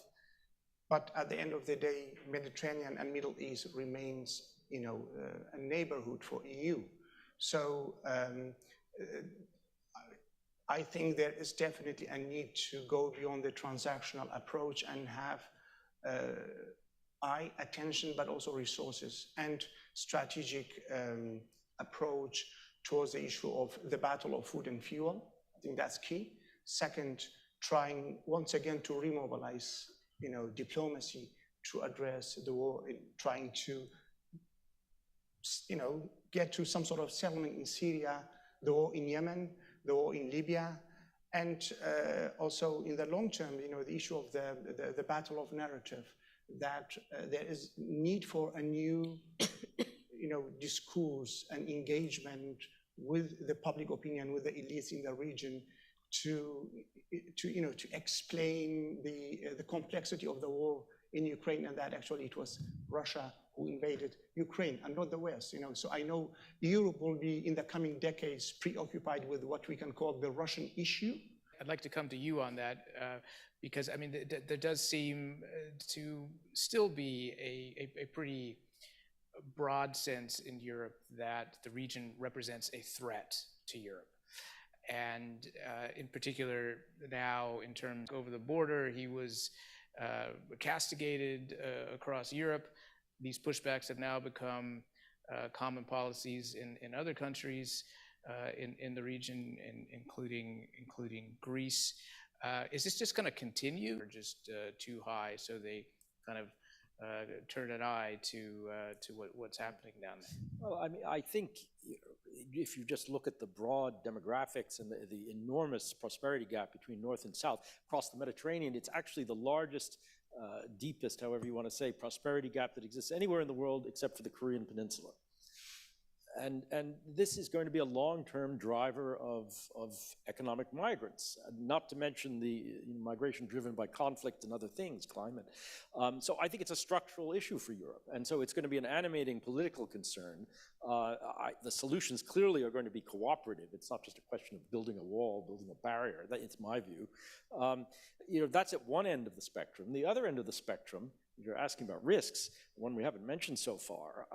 I think the question of risk reduction around flashpoints that are very real in the region that are not to do with Russia, in fact. In the Eastern Mediterranean, it's Greece and Turkey.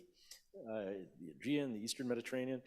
In the Western Mediterranean, it could be Morocco and Algeria. It's not that there's a desire for conflict in these places necessarily, but things go wrong.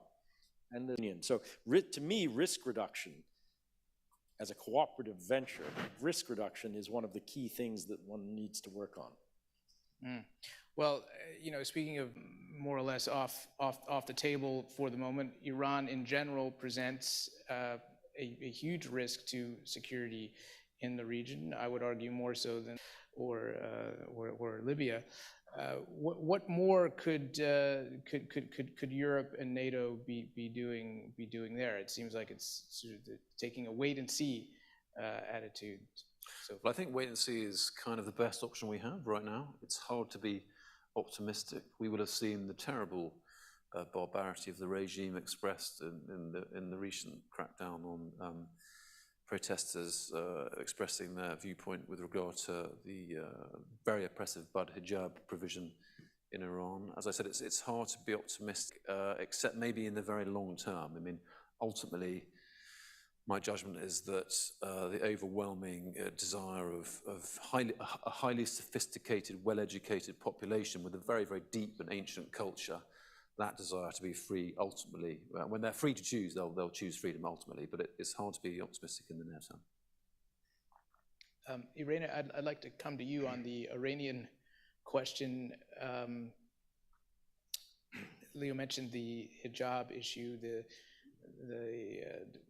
kind of discrimination against NATO. Look at these types of issues, not just in Iran, but in general in the region in terms of empowering women. Is there anything stand up against the regime? NATO operates on a base of mandate, so we don't have any mandate to promote gender equality as part of the core values of the alliance. And this is now embedded in the strategic concept. This means that we promote these values at a global level, which includes all the country and in the fight to support the women's rights wherever they are. This is part of my personal mandate.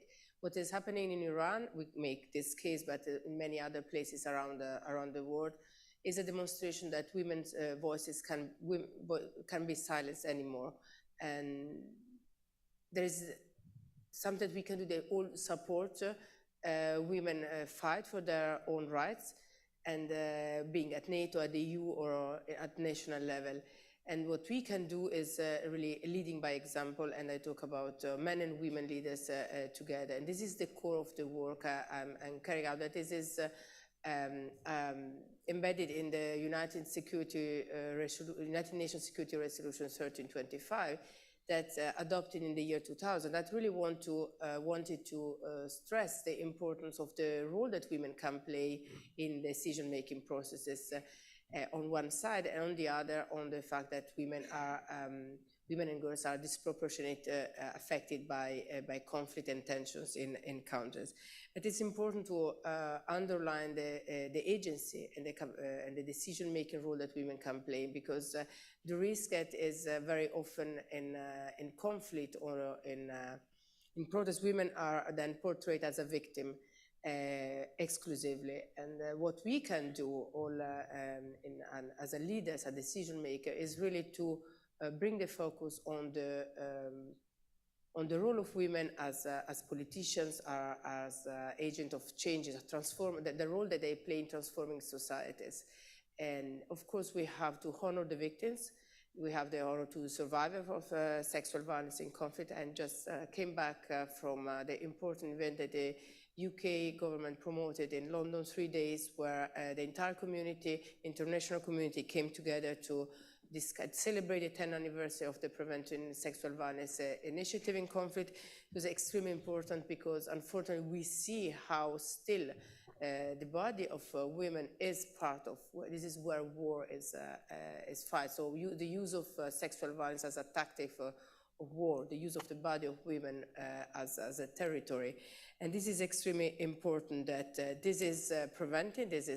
There are ways to respond and to prevent this phenomenon for protecting women. At the same time, it's really extremely important to provide a space for dialogue, to provide opportunities for women to speak out and to be leaders in their own country and an international level. Kaman, what is your view on how smart it is for Europe to be pushing these social issues?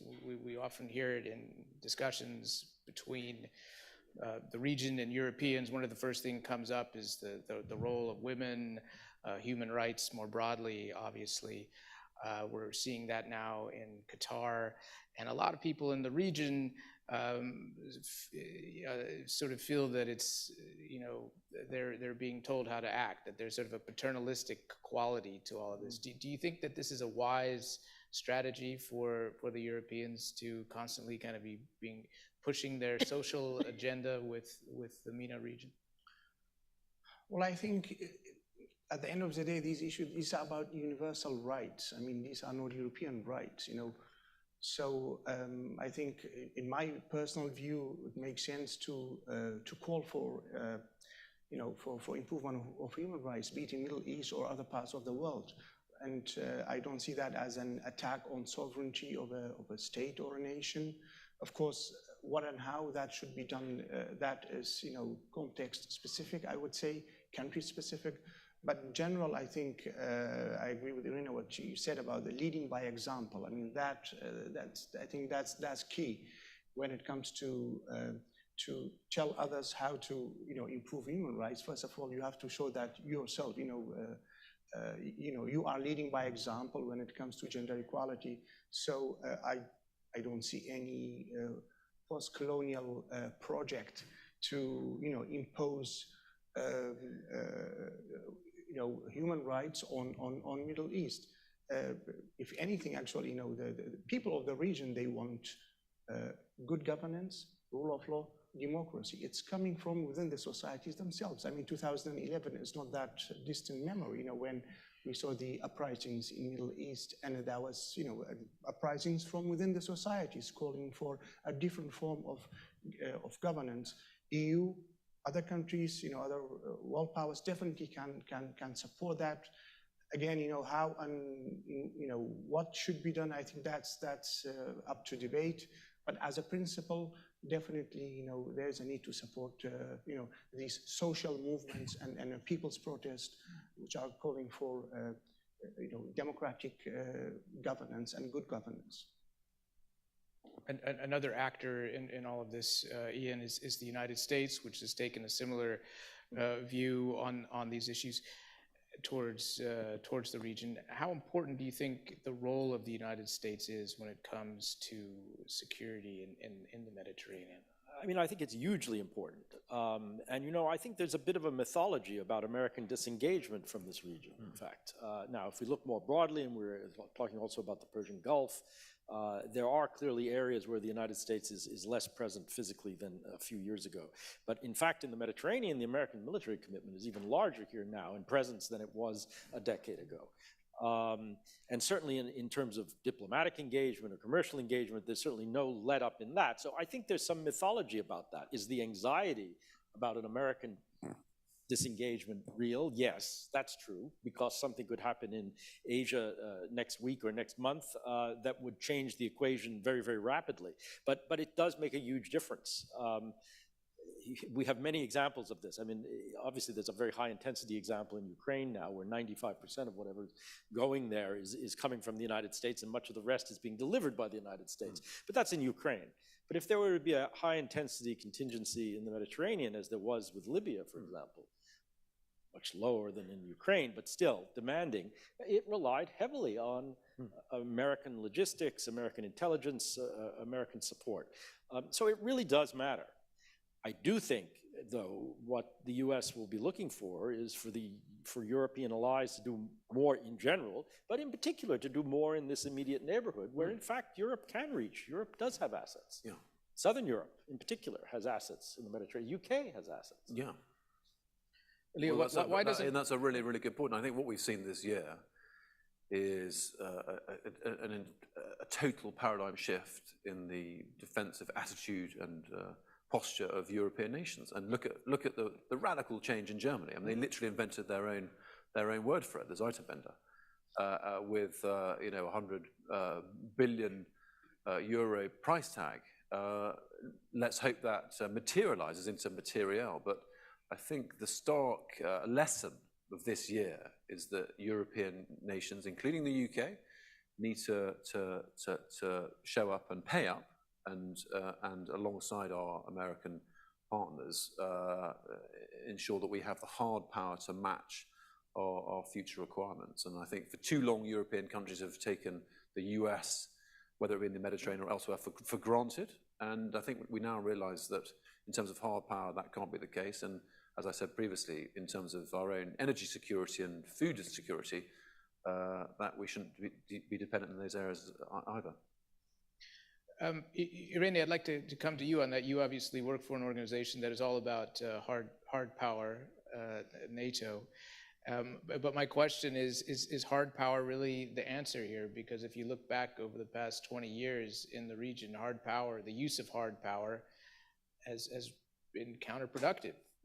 If you look at Afghanistan, Lebanon, Syria, hard power seems to be the problem, not the solution.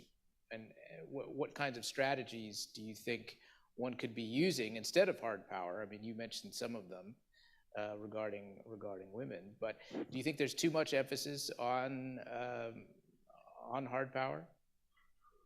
I think the dialogue is the key, and I think that also you were talking about changing narratives, and I think that it's extremely important to maybe, yes, emphasize other aspects of the way in which their lives also operates, but I think that there is also a tradition about the narrative that it's used. But the key is the dialogue when it comes to partners, and this is in the way in which we operate in our cooperative security, and the dialogue for me is extremely important also when it comes between the dialogue between NATO and the partners, but between men and women. This is in the same way. This is the solution when we want to try to understand each other and to promote common values. Kawan, do you see, I don't want to be completely pessimistic here, but do you see any sort of rays of light in the region? Because if you look sort of across the horizon there doesn't seem to be a lot to really be too optimistic about. Where do you think there is cooperation, or at least the prospect for genuine cooperation, aside from Europeans paying off countries so that they, you know, don't let refugees cross the Mediterranean?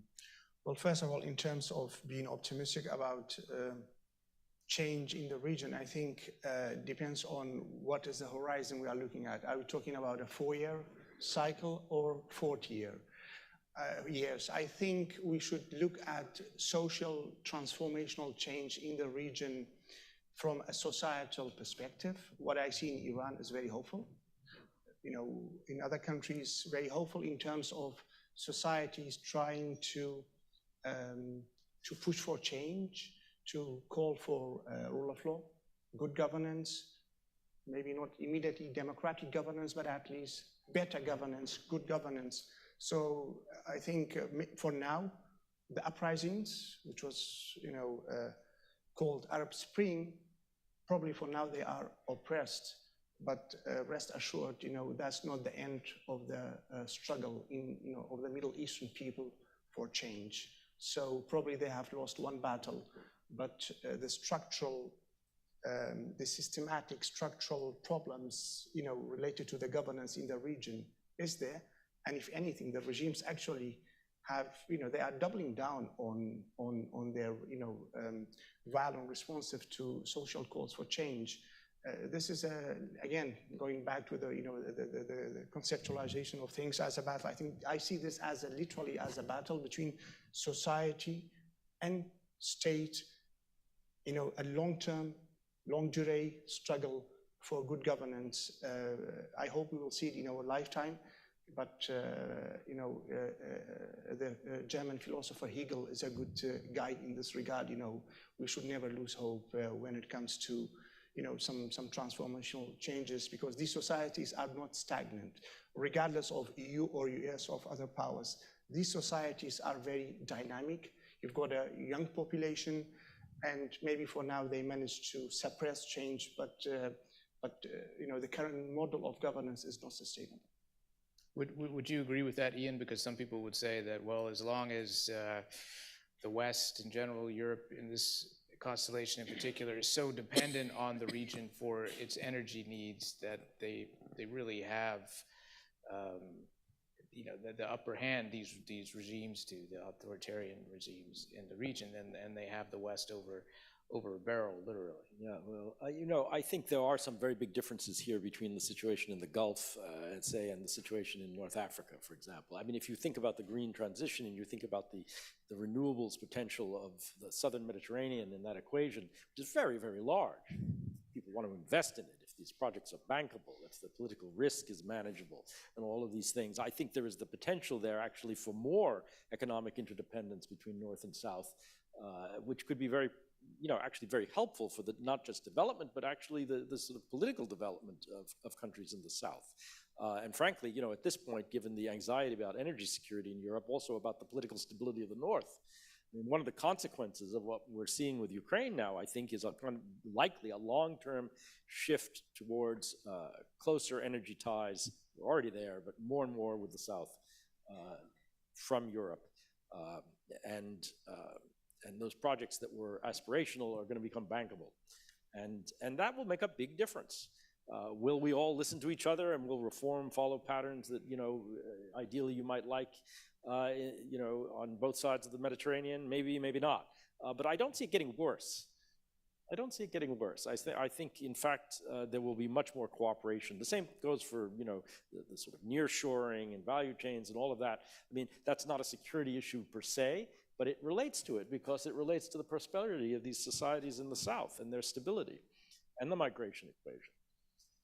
So I'm not actually that pessimistic. The problems are very real, demographic and otherwise, but for some sorts of things, I think, frankly, are calmer now than they were a decade ago. The whole question of radical, of jihadist terrorism is still a big problem, but it's not what it was in an organized fashion a decade ago. Right. But Leo, your country obviously left the European Union, but how much cooperation is there, or how much scope do you see for cooperation between the UK and the EU on these issues that we're discussing here about when it comes to dealing with the broader MENA region? I mean, huge and complex.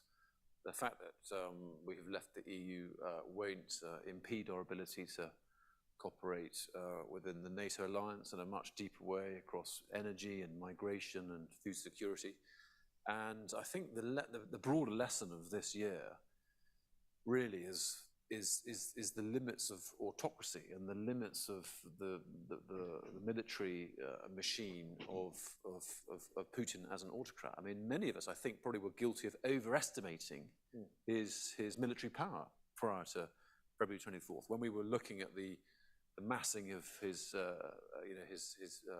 combat battalions on the Ukrainian border. We were very fearful of the catastrophic way in which he might sweep through the entire country, and I think the remarkable and heroic defense by the Ukrainians of their homeland, supported by lethal aid from the Western Alliance, I think has been a very, very, actually, despite the fact that it's far from over, and this is a long term, and this is a long term conflict that we can't see any sign of ending soon.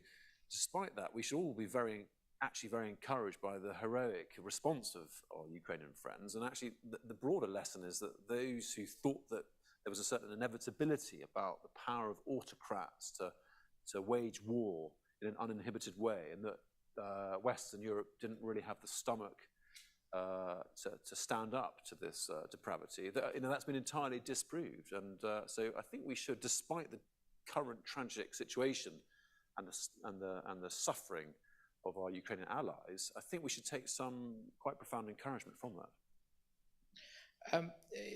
How much cooperation, though, Kawan, do you think we're actually seeing at the moment within Europe when it comes to dealing with this region? Because you hear a lot of platitudes about this is important for this reason and that reason, but in terms of actual initiatives being put into force, there was the EU neighborhood policy, which I think we're all familiar with, which never really went anywhere for many years. It seems to be an issue that is a region that is left more to the southern countries who are facing the Mediterranean, and not one that is dealt with as much in Brussels, except for in policy papers. Or is that an unfair characterization? Well, I think so. I mean, there's definitely kind of a Middle East or Mediterranean fatigue, in Europe, for various reasons, because usually, these transformational social changes in the region, they have a life of their own. And, these are struggles of decades, and with, setbacks, with progress. And unfortunately, the EU bureaucracy is not geared towards, supporting long-term social processes for bureaucratic reasons we are all familiar with, and which also makes sense. I mean, I am based in Brussels, and I know how support programs work, and EU has tried and still trying to support the region, but there is definitely a sort of fatigue in terms of at least in terms of supporting change, change processes, civil society in the region. I think what EU can do at this juncture, which is really very important, is that not to, inadvertently strengthen authoritarianism, because currently authoritarianism in the region, is again kind of gaining strength, and they have sort of believe that actually they have survived the first wave of the uprisings, and they are the answer to chaos, and they can sell this product to the West, right? And that if you don't support us, migrations and refugees is a response, right? So what is needed, in addition to the current work, neighborhood and other projects, is really a more positive strategic approach to the region, not based on wishful thinking, but based on better understanding the social dynamics in the region, and the struggle of the people in the region for rule of law and good governance. Because I have no doubt, in the end, no regime, no matter how strong it is, can really suppress these this social struggle for rule of law. No way. Ian, do you think it's a mistake, though, to think about the area as a single region? I mean, we're discussing it here as MENA. There are a lot of different countries with really myriad problems and challenges. If you think of Yemen. We were talking about the northern African countries, Morocco and so forth. I mean, they're quite distinct, but they tend to get sort of thrown into one pot here, and then the EU comes up with kind of a slogan, the EU neighborhood. Well, that's a pretty big neighborhood, and it's become very unwieldy. Well, it depends what kind of a cut through this problem you want to take. I mean, if you're talking about security, it's one thing. If you're talking about infrastructure, it's quite another. If you're talking about political reform, it's another still. I mean, yeah, sure, you can put too much into this pot, and there are a lot of very big differences there. I mean, we haven't spoken too much, about the Mediterranean itself. I actually think that's an extremely useful frame, because there's a lot of this that actually has to do with shared stakes between Southern Europe, North Africa, Levant, Turkey, which hasn't even really been mentioned yet, which is an enormous actor in this, in that relationship with Europe. But there's enough to talk about just in that Mediterranean space. And I think it's not even, the interests in this, the stakes are broadly shared. I live in Brussels. Brussels, in many ways, is a Mediterranean city. If you think about the diaspora, if you think about its economy, you think about the people-to-people relationships there, the security issues, everything, energy, it's a Mediterranean stakeholder. This is certainly true in Germany.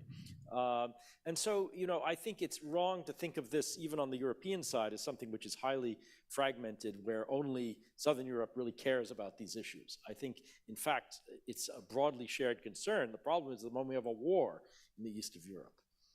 And that inevitably, compels a lot of attention and takes a lot of attention away from other things which are not going away. Ian mentioned Turkey, wants to talk about Turkey, which I also agree is a very, very big and important country.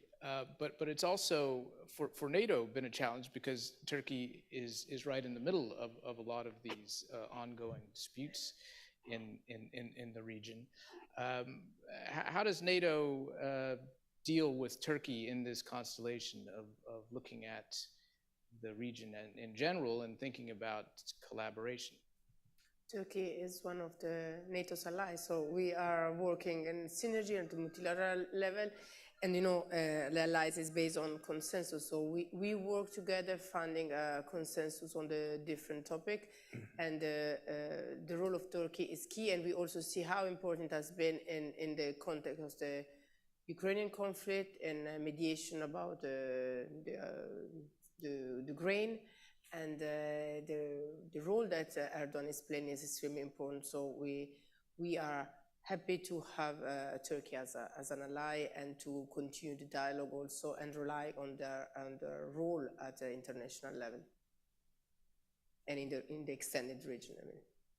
I mean, Leo, from a UK perspective, it often might look like Turkey is playing both sides of the fence on some of these issues when it comes to the region. But how do you see it? We really value our alliance with Turkey in the NATO framework. That's a really valuable source of deep mutual security interests, especially in the Mediterranean, and long may it continue.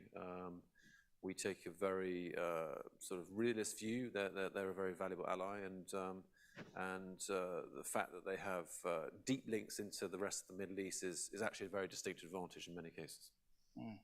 Cohen, you as an objective outside observer, what do you think of the role of Turkey in the region? The role it plays in these various conflicts that are going on? Depends on who you ask in the region. I mean, if you ask the allies, of course, they will welcome. If you ask others, I mean, they may have a different view on that. In Libya, for instance, as you know, also you've got different factions. Really, I mean, it depends on the warring factions, right? So in Syria, definitely there are allies for Turkey. There are others who view Turkey's role in Northeast differently. Again, same applies to Libya. So my answer may not be really very satisfactory, but that's what I can say. Very cautious panel here. I want to raise another important actor we haven't mentioned in the region, which is Israel, the only real democracy, some people would say, in the region. It has proven very adept at ensuring its own security. Do you see any scope for more collaboration with Israel, between Europe and Israel, NATO and Israel, when it comes to regional security? It obviously is happening on a bilateral level, especially with the United States, but not only. But Ian, what are your thoughts? No, thank you for that. I mean, it's a long-standing reality that by all sorts of measures, Israel is an ideal, partner for NATO. Israel's been part of the Mediterranean dialogue since its inception, in terms of its defense capacity and interoperability, all of these things, its ability to contribute in its own right to security, from missile defense to counterterrorism to everything else. I mean, so that's very, very clear.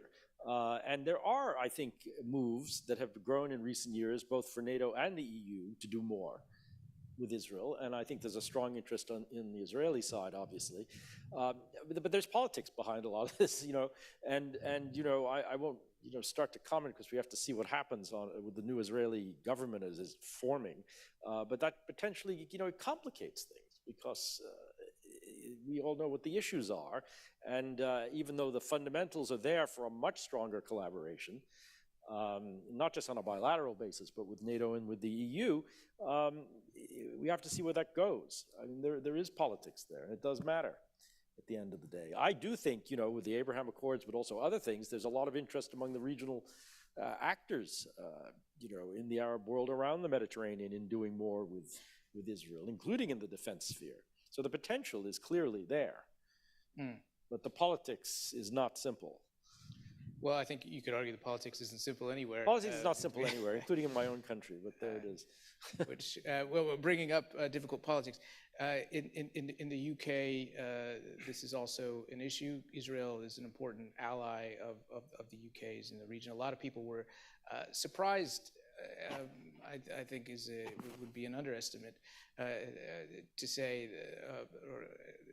in terms of the success of the Abraham Accords. Do you see, from a UK's perspective, the scope for deeper engagement of Israel in the region as it creates these peace deals with its regional partners? Absolutely, unreservedly, and we really encourage that. And we have an extremely deep and productive relationship with Israel in that regard. And I think the new security reality of the Gulf states with regard to their relationship with Israel is actually very encouraging. And you think it's a long-lasting? I think it has huge potential. Yeah. Thank you. I'm afraid we've run out of time. Thank you all for sticking with us at this late hour. I want to thank all of the panelists for joining us and for the interesting conversation. Thank you. Thank you. Thank you. Well done. Thanks. Well done. Good to see you. Fun.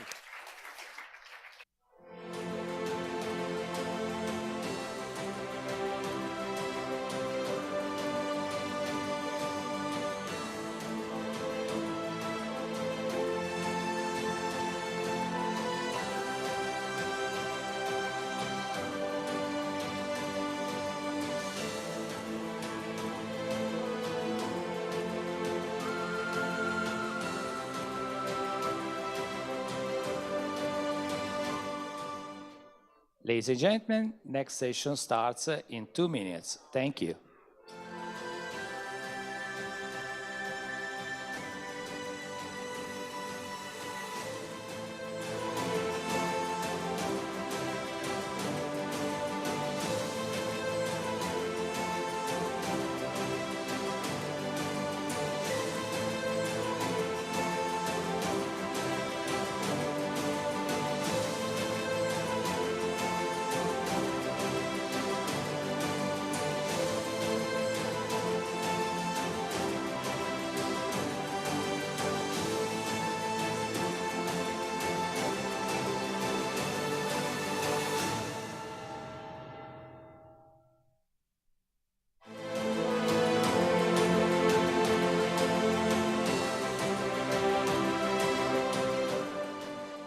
Ladies and gentlemen, please take your seat as we are going to start next session. Thank you.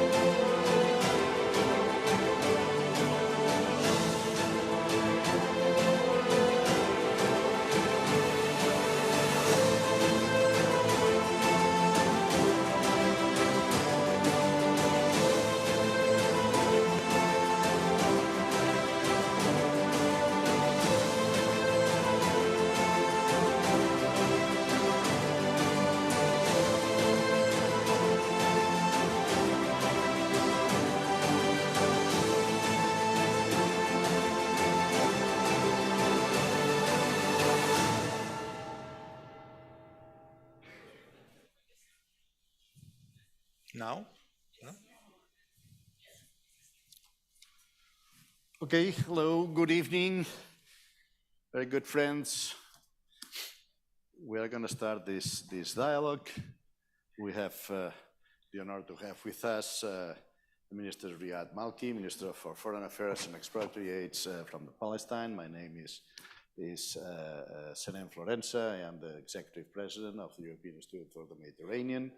And we have here with us Mr. Lee, who's the journalist for the New York Times. And so we will devote the following 30 minutes to this, I would say, too much interesting for too long time issue of the Palestine situation as it is now.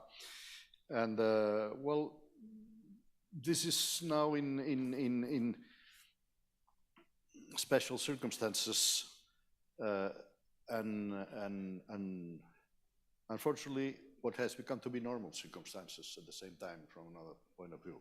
Special circumstances because we have had the pandemic, because we have the attack and war in Ukraine, and so there is a whole new geopolitical setting, and especially in that part of the world, that's affecting everybody, and of course, I presume it's affecting Palestinians in their everyday life, because we know that cereals, wheat, and other things are becoming more expensive, and because there have been, particularly in this last year as well, there's been more unrest in Palestine, with increasing violence, with the result of 30 Israelis dead and 122 Palestinians dead in this last month,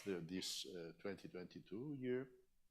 And so I don't know how you see the impact of all this complicated period, and I would say especially the new geopolitical setting with the Ukraine war on the what kind of effect it has on the aspirations or the logical aspirations of the Palestinians, because we've seen in general, well, both Ukraine and Palestine are suffering the occupation of their land. So in principle, one could presume that there is a common feeling against the occupiers.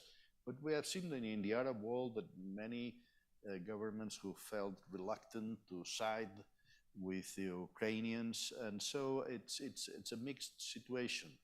How do you assess the challenges and the possibilities that the new geopolitical setting has for the advancing of the aspirations of the Palestinian people? Wow, that's a huge question. Obviously, the challenges are there from day one. And every day, people might think that these new challenges are different, but they are of the same. Since 74 years, there are Palestinians who are waiting for their right to return. Palestinian refugees who were expelled from their land, and they have been waiting for 74 years to come back. There are people who have been outside of their territory for the last 55 years, since the 67 war. And they are also waiting for the opportunity to come back. Since 1993, when we have signed Oslo Agreement, people had high expectations that this will change the course of history and will allow the Palestinians at the end to obtain justice, partial justice. But this at least will allow them to put an end to their suffering and to allow them the right to return and to establish and materialize their own independent state. Today, after so many years, we are in the same position, if not much worse. What you have said is correct. We have the pandemic, which really added to the suffering of the Palestinians. You have the economic crisis, world economic crisis, that has affected very much, the situation in the Palestine-occupied territories. You have the food crisis and the increase in prices, which really has affected also that. The conflict in the Ukraine, and of course, moving the attention from Palestine into Ukraine and what's happening there. All of that has its own detrimental effect on Palestine and the Palestinian cause. Now, the Israelis, they read that exactly as you have read it, as I read it. And they tried to take advantage of it, thinking that while the world attention is focusing on somewhere else, Ukraine, the pandemic, the world economic crisis, etc., it is really for them an opportunity to try to change the course of action, to create facts on the ground, irreversible facts, to change realities, and to make the independent, viable, contiguous Palestinian state an impossible task to achieve by creating more facts, by confiscating more land, demolishing Palestinian homes, building illegal settlements, etc., etc. And as long as the world is focusing on somewhere else, then, the Israelis think and believe it is really a good opportunity for them to inject the change that they want, and that change will be a reversible change. This is where we are. We feel sometimes alone by ourselves, nobody else's. We have asked for international protection from atrocities committed by Israeli army and by Israeli settlers, to no response. We have been asking for financial support to be able to, resist all these measures of occupation. Nothing like that has happened. The Arabs stopped their financial support to Palestine. The US did that during Trump administration. And even European Union has stopped, channeling money, always saying for technical reasons. But obviously, we do see that there is a pattern among all of them in order to put the pressure on the Palestinians, so the Palestinians will acquiesce and at the end will accept what is being offered to them, less than an independent, viable Palestinian state, and possibly, an autonomous authority under the control of Israel. And so we are in this situation today. Yes, the challenges are tremendous, but of course the Palestinians are resilient, and as they have been able to face all these challenges since 1948 until today, I don't think that they have any difficulty, also to face the challenges of today. So speaking of challenges, the big news in your neighborhood recently has been the rise of a new far-right government for Israel led by Benjamin Netanyahu. So one question following after that election on November 1st, is this the Palestinian Authority's nightmare in that the politics of this new government are so far right? Or does it present a sort of opportunity to show the rest of the world this is what Israel has really been all along? Look, if you think that the government that Netanyahu is trying to establish today is the worst Israeli government since the inception of the State of Israel in 1948, then you are wrong, I am wrong. Because, you know, back in 1948 with Ben Gurion, he admitted, you know, committing 51 massacres against the Palestinians. He has admitted the destruction of more than 500 villages, Palestinian villages at that time.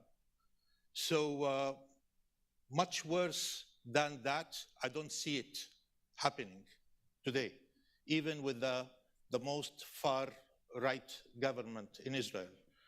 It is not only far-right government. It is really fascist, you know, hating Palestinian government. It is really racist. And even there are elements who are terrorists. Ben Gvir he inherited Kach movement, the thinking of Kahana. Kahana is a movement that was outlawed by Israel, as it also was outlawed by the United States of America. And he comes in proudly saying that, you know, he brings with him the thinking, you know, of Kahana. So this is really the type of government that we'll see. Now, is it good or is it really bad?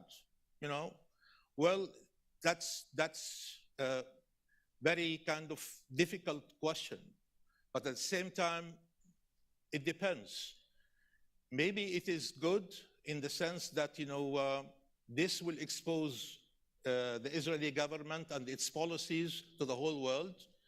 But, you know, even if that is being exposed, do you think that there will be a reaction from the international community regarding Israel? Do you think that the international community will dare to impose sanctions on Israel the way that they have imposed sanctions on other countries? I doubt it. So even if such Israeli policies will expose their atrocities, their crimes, qualified by the ICC as crimes against humanity and war crimes, still, I don't believe that the international community is ready, and if the international community in 50 years' time will be ready to sanction Israel for the atrocities and the crimes that they are committing and they have committed against the Palestinian people.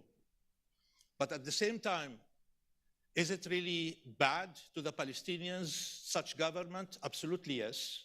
Because at the end of the day, who's going to pay the price is us, the Palestinians. It's not the international community. It's not you. It's not, you know, the Italian people. It's the Palestinian people. Yesterday, they have killed 6 Palestinians. Today, we were seeing a video where they killed one person because he has resisted being detained. They killed him immediately, you know, in Hawara, near Nablus. And that's really the case every day. So yes, we are not only worried, we are terrified that such government with such policy, with such criminals, having the authority to shoot, to kill Palestinians, it's going to be dramatic. Not only we will not be talking about an average of 6 Palestinians being killed in one day, we might find ourselves talking about 60 Palestinians being killed in one day, 20 houses being demolished in one day, you know, something like that. The question is, at what point, at what price, at what level the international community will wake up and will say, that's enough. Now I have to react. I don't know. But until then, it's going to be us, the Palestinians, who will be paying that human price. Yes, dear Minister,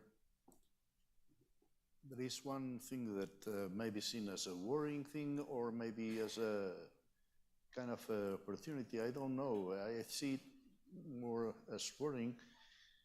But this issue of the so-called Abraham Accords or normalization of some countries in 2020, we saw United Arab Emirates and Bahrain and then in 22, Morocco and Sudan, who established diplomatic relations and the recognition of Israel. So that's in contradiction with what was usually the practice of not recognizing till they recognize the Palestinian rights to statehood, etc., etc. And well, it seems that there are certain governments that are, if not their peoples, but governments are changing their views. How do you see how the Palestinians will deal with that? Because, well, it seems in the first phase that as if they were kind of losing some allies, but given the fact that the people of those countries, I think, continue to uphold the Palestinian cause, which do you assess would be the evolution of this trend? Of course, this was announced and brokered by the Trump administration, but, well, as you said before, this is another thing that's taken place and remains as a fact.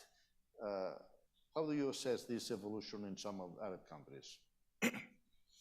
Well, you know, back in 2002, Arab Summit in Beirut, capital of Lebanon, agreed on Arab Peace Initiative, which really stipulates that all the Arabs will sign a peace agreement with Israel, will normalize their relationship with Israel, and will establish diplomatic relations the moment that Israel withdraws its forces from the Palestinian and Arab occupied territories, from West Bank, including East Jerusalem, Gaza Strip, from the Syrian Golan Heights, and from the Lebanese Shab'a farms. And that was really the offer. Now, the Israelis have rejected that offer. Netanyahu at that time, when he was prime minister, he said, well, I would like to reverse the action of the Arab Peace Initiative. Instead of withdrawing Israeli troops from the occupied territories in order to achieve normalization, I will start with normalizing with the Arab world and then walk in reverse in order to see, you know, when there is a need for Israel to withdraw from the Palestinian and Arab occupied territories, if there is a need to do so. And Netanyahu said, the moment that we normalize with the Arabs on the expense of the Palestinians, then we are bypassing the Palestinians. And by bypassing the Palestinians, then we are marginalizing the Palestinian issue, meaning that the Palestinian issue becomes irrelevant, you know, to the whole Israeli-Palestinian and Israeli-Arab peace. And that's why he was in favor of normalization with the Arab world in order just to avoid paying a price himself, Israel, by withdrawing their occupation forces from the Palestinian and Arab occupied territories. So Netanyahu was happy because he was not asked to pay any price for normalizing with the Arab world. He got it for free. And that's why he was so happy, because normalizing with the Arabs, meaning marginalizing the Palestinian issue, it means that, you know, I can sign peace with the Arabs without the need to withdraw my troops from the occupied Palestinian territories, and there is no need for me to negotiate with the Palestinians about a peace agreement with the Palestinians as a precondition for the normalization of the Arabs. This is exactly the mentality and the approach. Now, it seems that the Arabs also did not put any precondition when they agreed to normalize with Israel. For Morocco, for them, it was the Western Sahara. And for them to get a recognition from the United States of America that Western Sahara is an integral territory of Morocco, that's for them is what they were asking for. And so the issue of Palestine was not on their radar. For the United Arab Emirates and for Bahrain, obviously the threat, the existential threat coming from Iran, was the reason for them to consider normalizing relation with Israel, because Iran is a common enemy to both Israel and these two Arab countries. So at the end of the day, such normalization process was done excluding the Palestinians from it and without taking Palestine into consideration. Now, to say that how we perceive it, what kind of connection, there is no connection from day one. And it's very difficult to see us involving ourselves in that Abraham Accords, because from day one, that Abraham Accords was not intended to solve the Palestinian issue, but to bypass the Palestinian issue completely. Well, it should be very interesting to see how the rise of figures like Itamar Ben-Gvir will impact normalization, whether it will give pause to any other countries in the region who are considering it. But I wanted to end with a final question, turning to more domestic politics on your front. Could you talk about prospects for holding Palestinian elections, which haven't happened in about a decade and a half? Many Palestinians see the Palestinian Authority as corrupt, oppressive, not representative of their issues. What can you do to sort of regain legitimacy in the eyes of the Palestinian people? Look, we do believe and that Palestinian election is not a request, an outside request, rather than it is really an inside request. We think that holding elections in Palestine is a must, is a duty, is a responsibility, because we are proud as Palestinians that even during the Israeli occupation since 1967, we were able to hold elections at all levels. And we are very much eager to hold elections whenever we are able to do so. Now, yes, we have conducted elections back in 1995, 96, 2005, and 2006. And we were not able to hold elections since then for a very simple reason, that, Israel is refusing to allow us to hold elections in East Jerusalem and to hold it in the rest of the Palestinian occupied territories. Now, in the previous 3 elections, Israel allowed us to hold elections in East Jerusalem, and that's why we were able to conduct elections, in all the Palestinian occupied territories. Now, Israel comes and says, well, you can hold elections in West Bank, but not in East Jerusalem. You can hold elections in Gaza Strip, but not in East Jerusalem. No Palestinian will be ready and will accept to hold elections in the West Bank without East Jerusalem. East Jerusalem, according to international law, is a Palestinian occupied territory. According to the Palestinians, East Jerusalem is the capital of the state of Palestine. And for us, the most challenging issue is exactly when the former president, US President Trump, declared that Jerusalem is an eternal united capital of the state of Israel. Then, it's not anymore. Election is not anymore a technical issue. It's becoming a political matter. And you cannot hold elections in the totality of the Palestinian occupied territories without East Jerusalem, because if we as Palestinians accept to hold elections in all the Palestinian occupied territories and not in East Jerusalem, then we are acquiescing, we are accepting the decision of former President Trump that East Jerusalem is part of the united Jerusalem, eternal capital of the state of Israel. This will never happen. And as a result, we need the international community to help us to hold elections in all of Palestinian occupied territories, including East Jerusalem. We want to hold elections yesterday, not today, not tomorrow, yesterday. But you know, how to do that is really the role of the international community.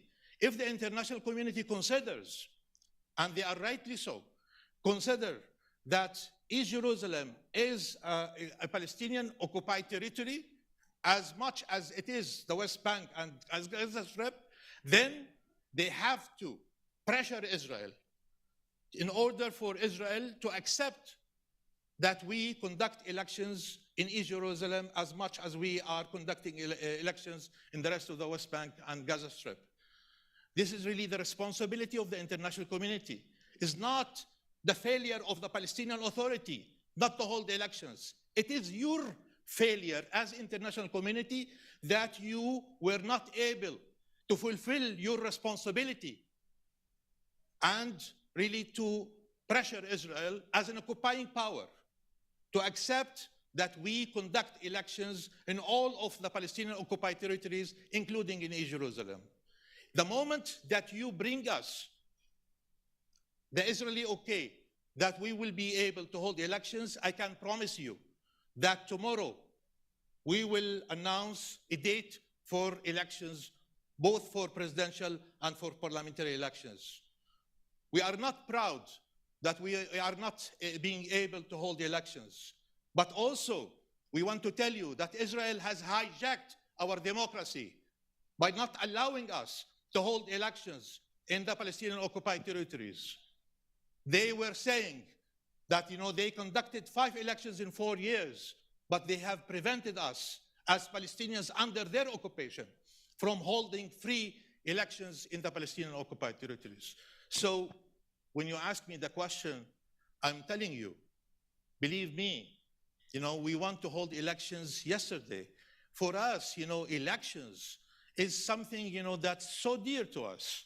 We were under, before even the establishment of the Palestinian Authority, before Oslo Agreement, we were conducting elections everywhere. You know, local government elections, you know, university, student council elections at universities, Chamber of Commerce, trade unions, everywhere. And we were proud of that. We were almost the only country in the region that we were conducting regular elections everywhere that we were able to. Now, when it comes to national and presidential elections, we stop. That's not true. Look, when we decided back to hold elections in the 22nd of May, 2021, and when we informed Israel about the date, Israel told us that if you try to hold elections, we will put people in jail. And so, you know, I myself, I went to Brussels. I spoke to Joseph Borrell. I spoke to different responsible individuals within the European Union, different European capitals. We went to the United Nations in order to ask the international community to help us to salvage, you know, that date and to be able to conduct elections on the 22nd of May, 2021. Unfortunately, none of them were able to give us a satisfying answer. And they said, sorry, we tried and we have failed. That's really the problem. So yes, we want to hold elections tomorrow. We want to hold elections yesterday.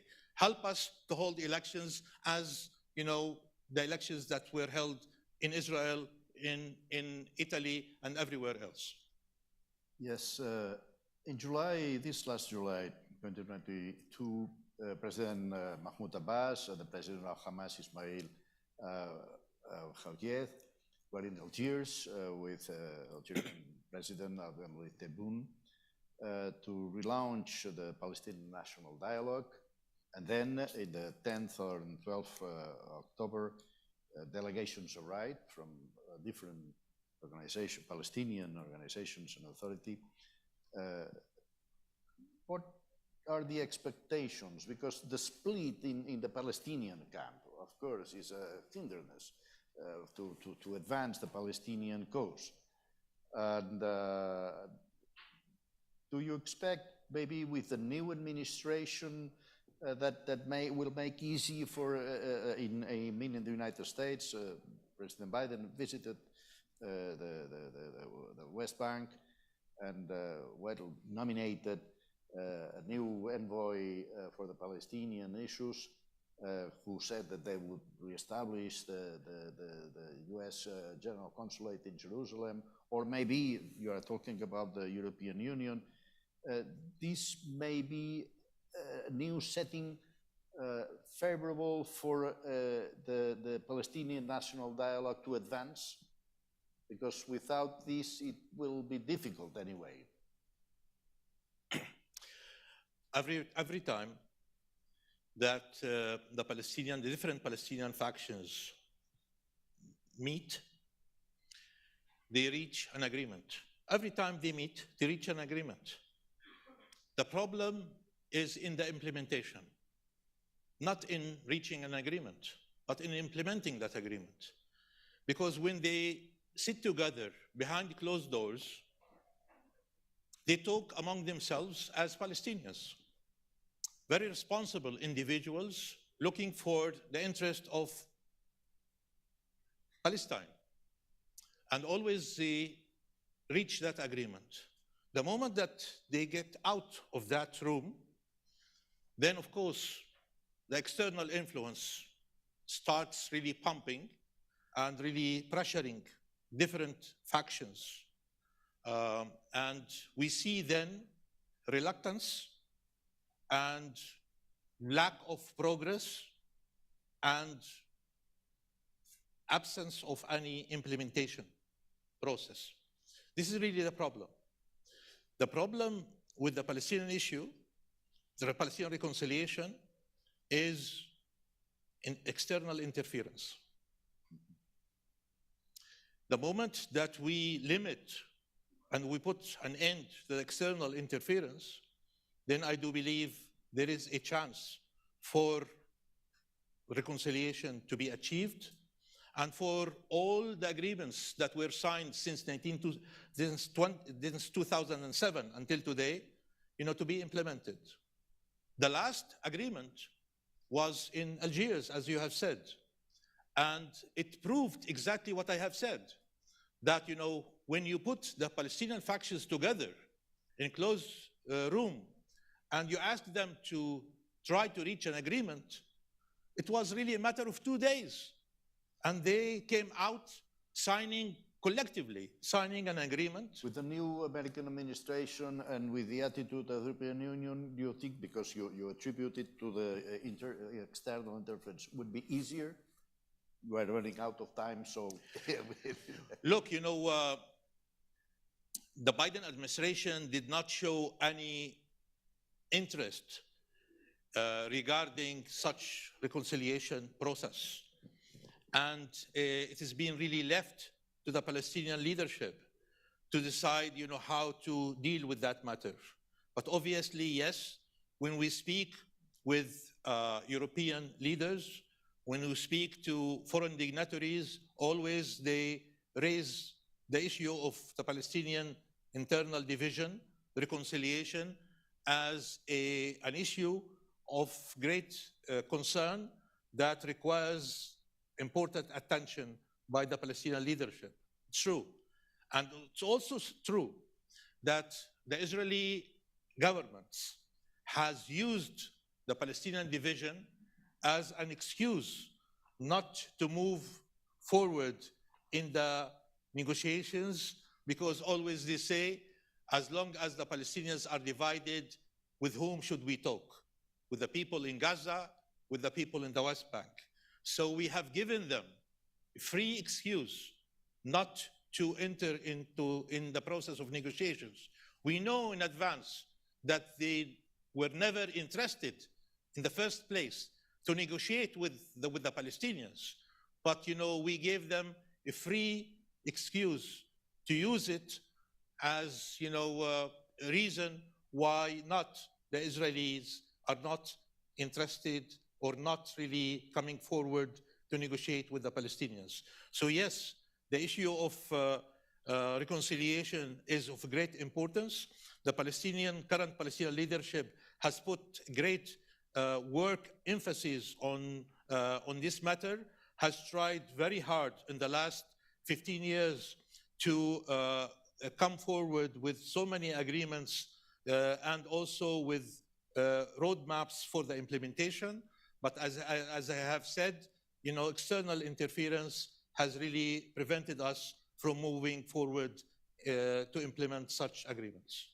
Well, so thank you very much, dear Minister, for all your explanations. I think you are facing a very varied and difficult period with a government in Israel that was going to be a difficult factor in the process of your aspirations, but maybe in the general, international scene in Europe or the new administration in the United States, I hope it will bring you better chances to advance in your goals as a Palestinian nation. So thank you. I hope you are right. Thank you very much. Thank you very much for your attention. Thank you. Okay. Thank you.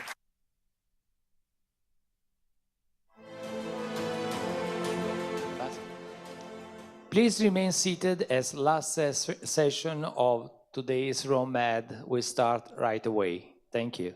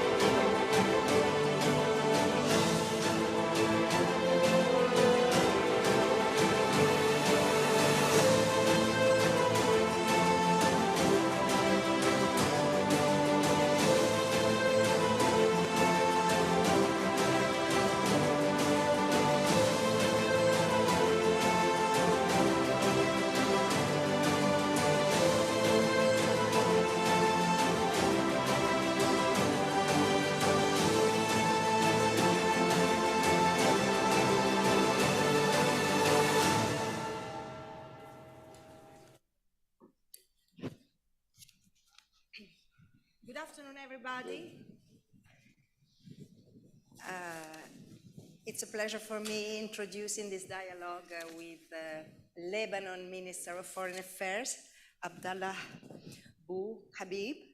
With Correct. me, correct, till now. With me is Professor Zaid Ayadat, director at the Jordanian Center for Strategic Studies. Welcome. Thank you. We cannot conceal that for Lebanon is not an easy moment, even in its long and traveled history. I personally cannot forget, as I mentioned before, the scene at the aftermath of the blast when I went there to cover for RAI, what happened at the 4th of August 2020.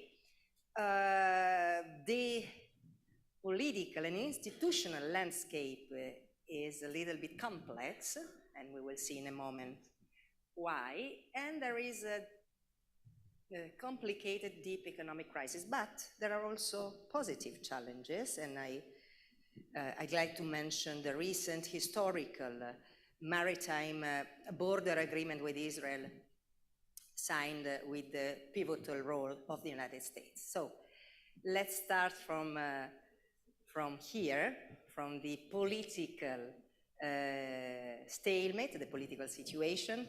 Professor Yadat, I give you the honor to start. Well, thank you very much for giving me the honor to start, and I'm delighted to be here and the presence of Your Excellency.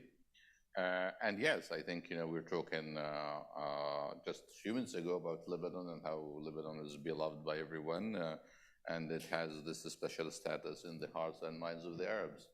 And yet, when we see this kind of institutional crisis, if you wish, and governance dysfunctionality, people start to wonder, as they are wondering loudly, maybe the decision-making process is kidnapped, is controlled, is taken by certain power in Lebanon that will decide on the outcomes of the process. So this landscape, this dysfunctionality, this lack of institutional mechanisms, how that is impacting the stability of society first and then the state, and how that's impacting the livelihood of people and their everyday life. I want to go deeper into this after I see your opening statements, because we have thousands, millions of questions about what's happening in Lebanon. So, if you don't mind, please. Thank you. Lebanon is one democratic country in the Middle East that is suffering like any other democratic country in the Middle East, where we have uncontrolled elections. And I heard in the session before that, or even before, is that Israel is stable. Israel have had 5 elections in the last 3 years and still does not have a cabinet until now. They will have one. But there are 2 others in the Middle East, this Lebanon and Iraq. The issue is that there is no control, no one-party majority in this, in the results of the elections. We've had elections last May. The result was kind of stalemate, is that nobody has, no faction, no party, and no group of parties, like it happens, like it is in Italy. Group of parties get together, form a cabinet. Well, nobody has the majority to elect a president, because in the president, according to our constitution, we need 2/3 of the number of parliamentarians. 2/3 of 128 is 86. Nobody has control of 86, and they're still maneuvering there.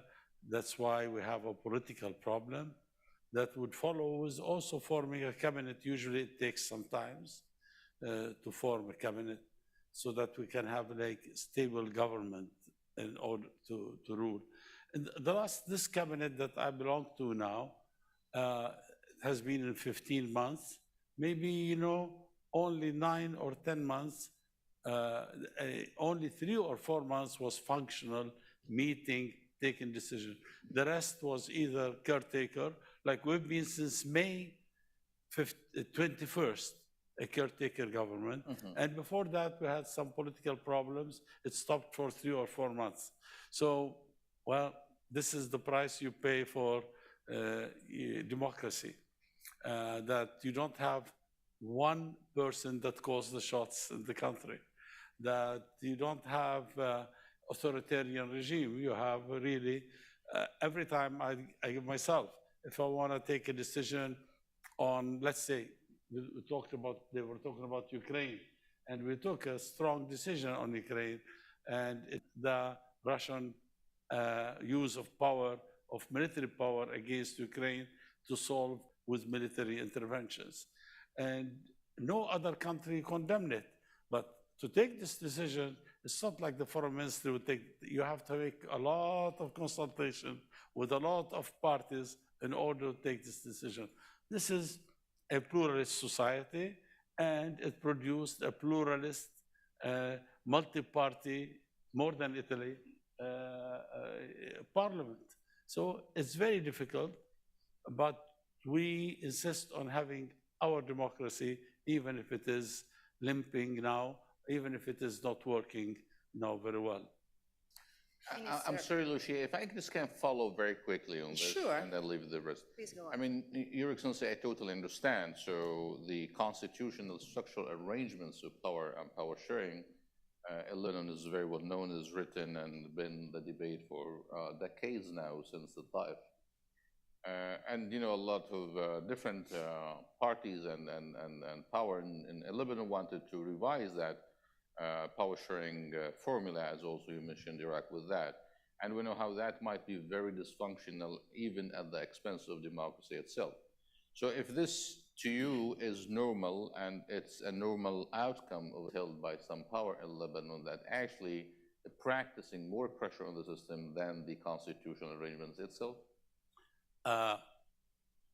No and yes. Okay. If you're talking about Hezbollah, I do. Yeah.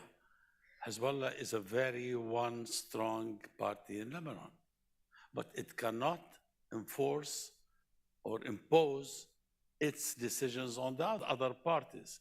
They have alliance with the other Shiite party, which is the Amal, and they have alliance with the Christian party, which is the Free Patriotic Movement.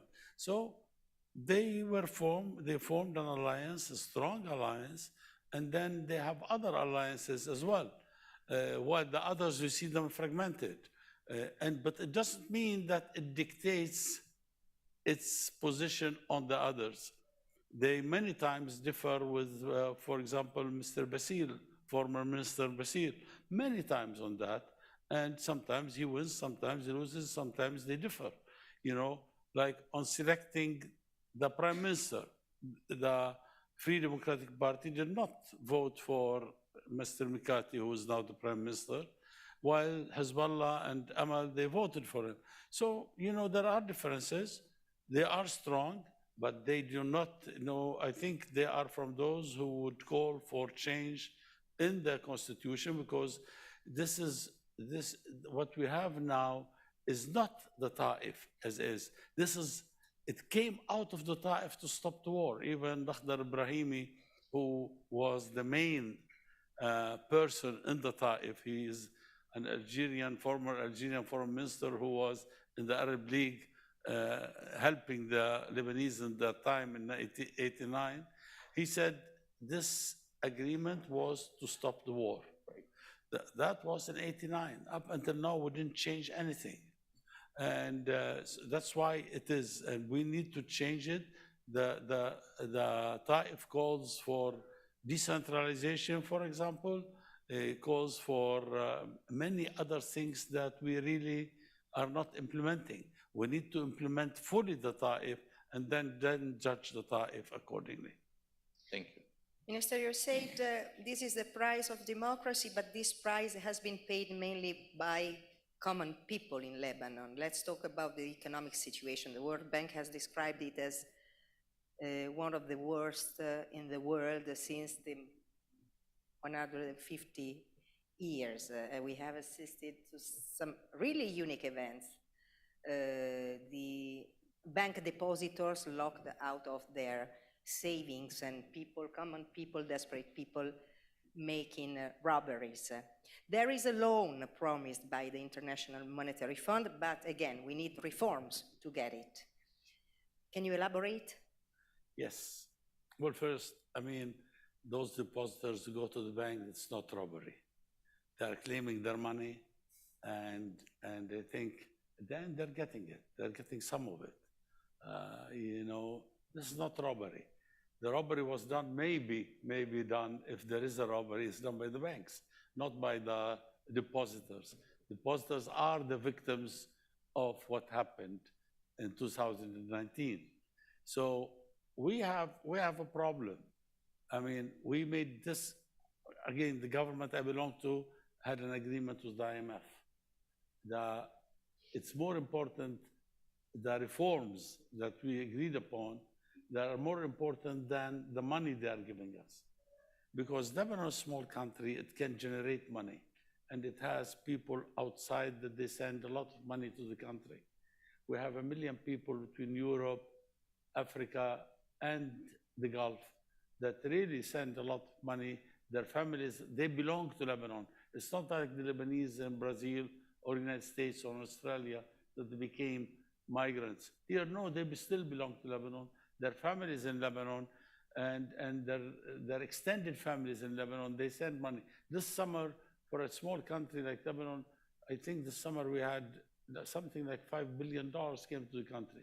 What's the problem? It doesn't go to the banking sector, and therefore does not make the circle, the economic circle that's required to.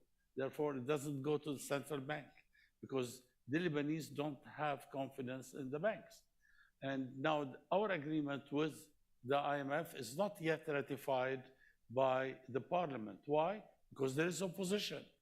Because the law allows opposition to take place. The law allows lobbying. I mean, the banking sector is lobbying against it. The merchant sector are lobbying against the IMF agreement.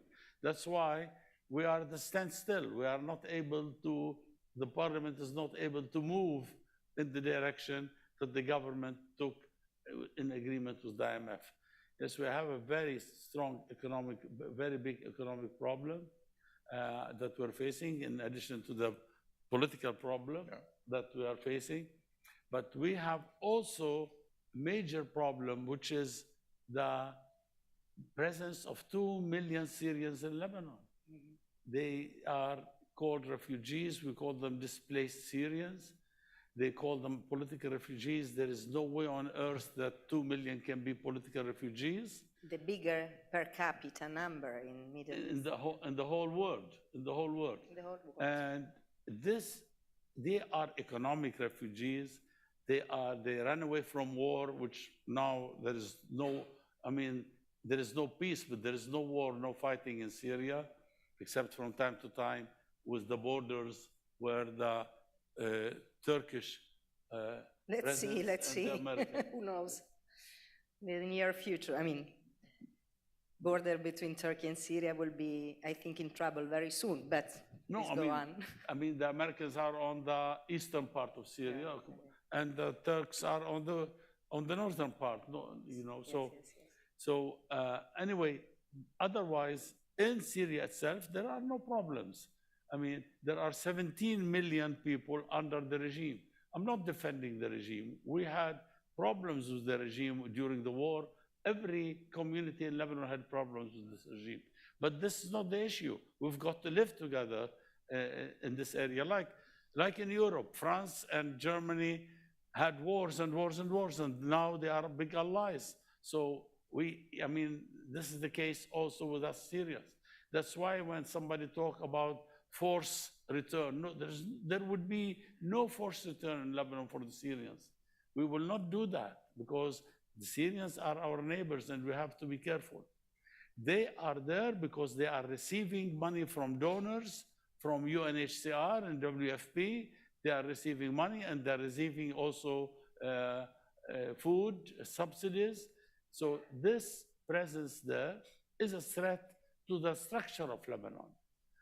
We all recall, all Lebanese from all communities, what Pope John Paul II said in 1997, that Lebanon is a message.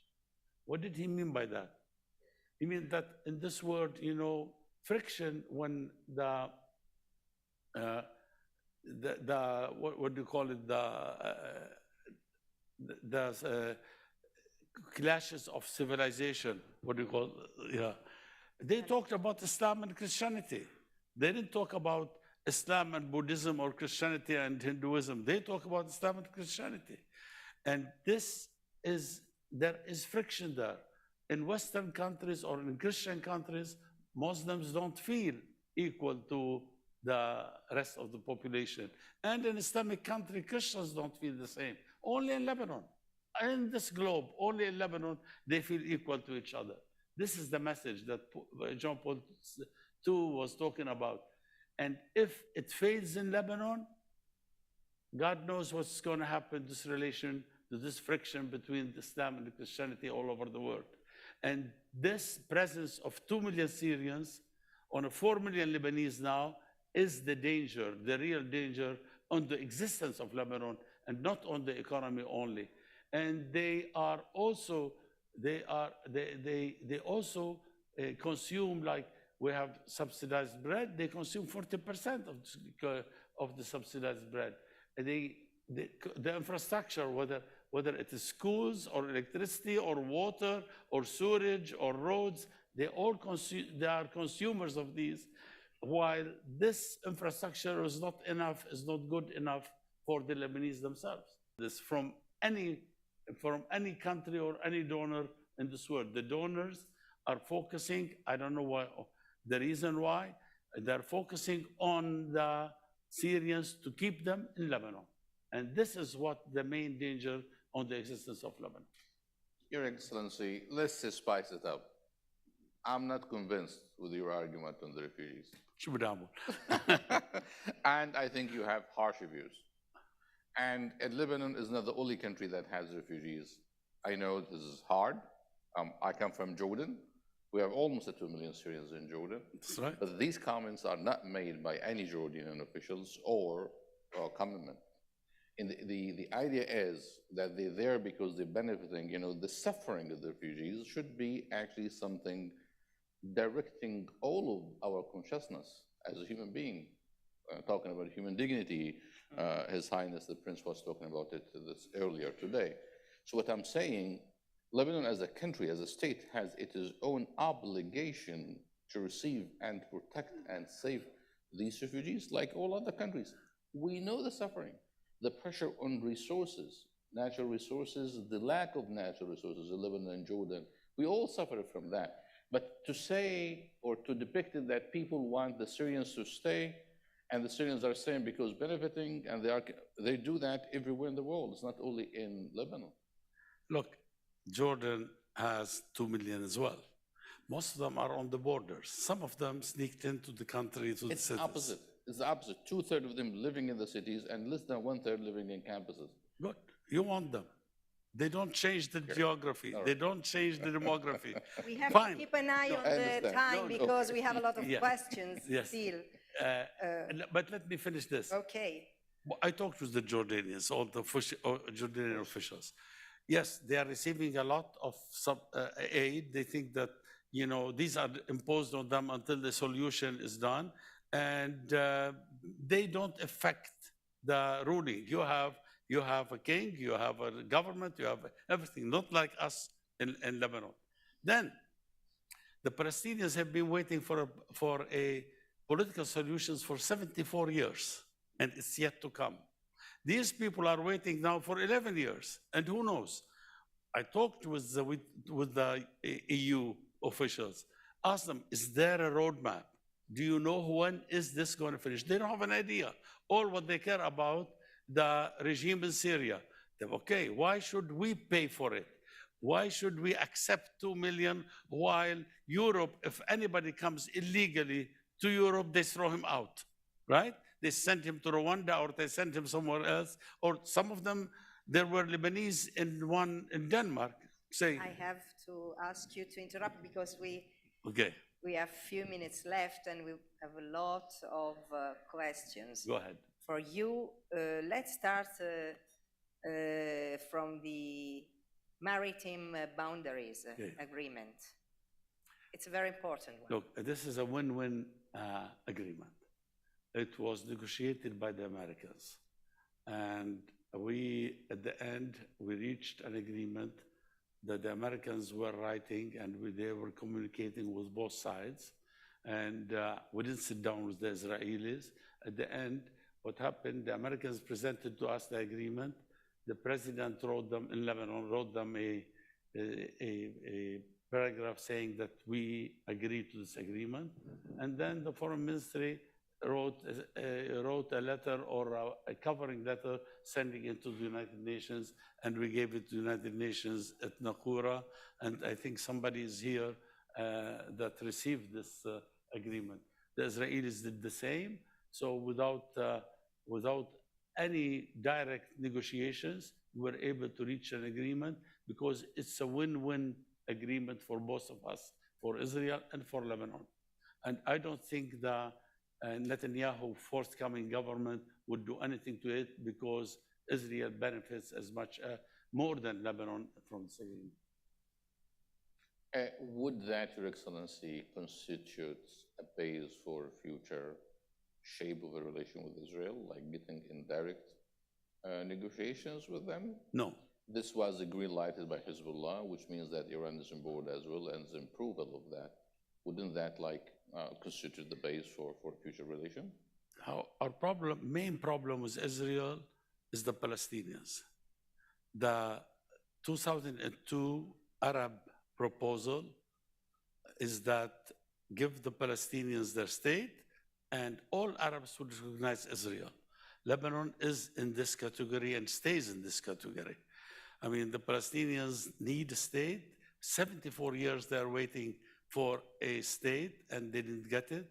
And the whole world, I mean, I think the Western world is practicing double standard. Look what's happening in Ukraine and look what's happening in historic Palestine. We need one standard for everybody in order to move in the right direction in this world, have peace. I think, I'm from those who think that there would be no security, no stability in the Middle East until a solution is found for the Palestinians acceptable to them and justice to them. Okay. You mentioned the United States. What is the status of the relation with the United States in a wider frame? Not forgetting what is going on with Iran, the crisis of the Iranian nuclear agreement, the quick enriching of uranium by the Tehran leadership, and the impact that an escalation can have on Lebanon. Yes. Given the influence that, not from now, Tehran has on the country. You know, we have excellent relations with the United States. In fact, the United States is supporting, the largest supporter for the Lebanese armed forces, and or what we call LAF. Okay, LAF is very important for the country. It's the backbone of Lebanon. If LAF collapses, the country would collapse. And therefore, the United States knows that and is supporting, and there are many European countries are supporting also LAF. And so is Qatar also is in this category of supporters. We differ sometimes from the United States. We supported the Western vote in the United Nations for Russia's military interference in Ukraine. Every vote in this direction, we are supporting it. But we are against and politicizing the UN organizations. That is to kick Russia out of this organization. We are against that. And this is a recommendation was taken by Arab foreign ministers meeting in Cairo. It so happened that Lebanon was presiding over that meeting. And it's not binding to all Arabs, but I think we move along with it all the time. So we don't vote for Russia out. We don't want the League of Nations again, like what happened in the 30s and end of the 30s. I think, you know, if you want dialogue to solve the Ukraine problem or another problem by dialogue, then everybody should be in and contributing. Iran. It's a very delicate situation. We most of the time we abstain in the United Nations. Last time we rejected the condemnation of Iran on human rights. Of course, the United States was not happy, but this was a sovereign decision that we have taken. So we agree sometimes with the United States, sometimes we disagree, and they're not happy, but it doesn't mean that the relations is gone. Well, Your Excellency, I mean, I can't but agree with you about the double standards practiced by European and some other states, especially when it comes to refugees and others. And also, you know, the way they're dealing with refugees. I think at some point we all suffered from this containment mentality that governed most of Western countries when it comes to Syrian refugees. And you're right, one person illegally arrived to any shore, it is a problem, while Jordan and Lebanon and Turkey and other countries have to deal with 6, 7, 8 millions of Syrian refugees. And, you know, when it comes to the relation with Israel, actually you sounded more Catholic than the Pope, so you are not going to do any kind of negotiations or relation with Israel unless there is a solution to the Palestinian based on the Arab initiative that I think, you know, time and history has passed it now, and we're in total different strategic outlook. And I don't know how that's gonna work, especially if I want to bring this to my last question to you is about your relation with the Gulf countries and the new arrangements that already taken place in the region, including the Abrahamic Accord, but your relation with Saudi Arabia, with most of the Gulf countries, but mainly with Saudi Arabia, has really suffered for the last few years. And I'm not sure if you're back to the right track where Saudis are main player in Lebanon's politics. Which one should I take first? Well, up to you. Yes, we are stuck to the 2002. I know that since then, a couple of Gulf countries recognized Israel. They have a diplomatic relation with Israel, but we're still there. I think most of the Arab countries are still there. Saudi Arabia is still there. And the North Africa, Algeria and Tunisia are still there. So there are some of us who are still there. We want to back the Palestinians to get their own state in the West Bank and Gaza. And if they are satisfied, we are not going to involve in negotiation. If they are satisfied, we have no problem. And this was a Saudi initiative in 2002. King Abdullah did it, etc. Now, the other one is regarding... That where we agree with the double standards. So I ask you about the Gulf, your relation with the Gulf. Well, I mean, yes, we suffered at one time our relations with the Gulf, but now we are to normal relations with every Gulf country, including Saudi Arabia. They have an ambassador in Lebanon, and we have an ambassador in Riyadh, and their ambassador is very, very, very active in Lebanon, and we have no problem even sometimes if the protocol is broken. We want Saudis to be in Lebanon. Is this a complaint against this activity? No, it's not a complaint. It's not a complaint at all. I said, you know, I receive sometimes questions, oh, look what, yes, fine. We want Saudis to be in Lebanon in their own conditions. Now, as for assistance, the only country in the Gulf that is really now helping Lebanon, especially the Lebanese army, is Qatar. Yes, we are not receiving any assistance, humanitarian assistance. There is a lot from all the Gulf countries, but it is not direct assistance to the government. I'd love to have asked you more and more questions. That time is over. So thank Minister Habib for this frank and open dialogue discussion. Thank Professor. Thank you, Lucia. Thank you very much. I enjoyed it. Thank you. That was good. That was good.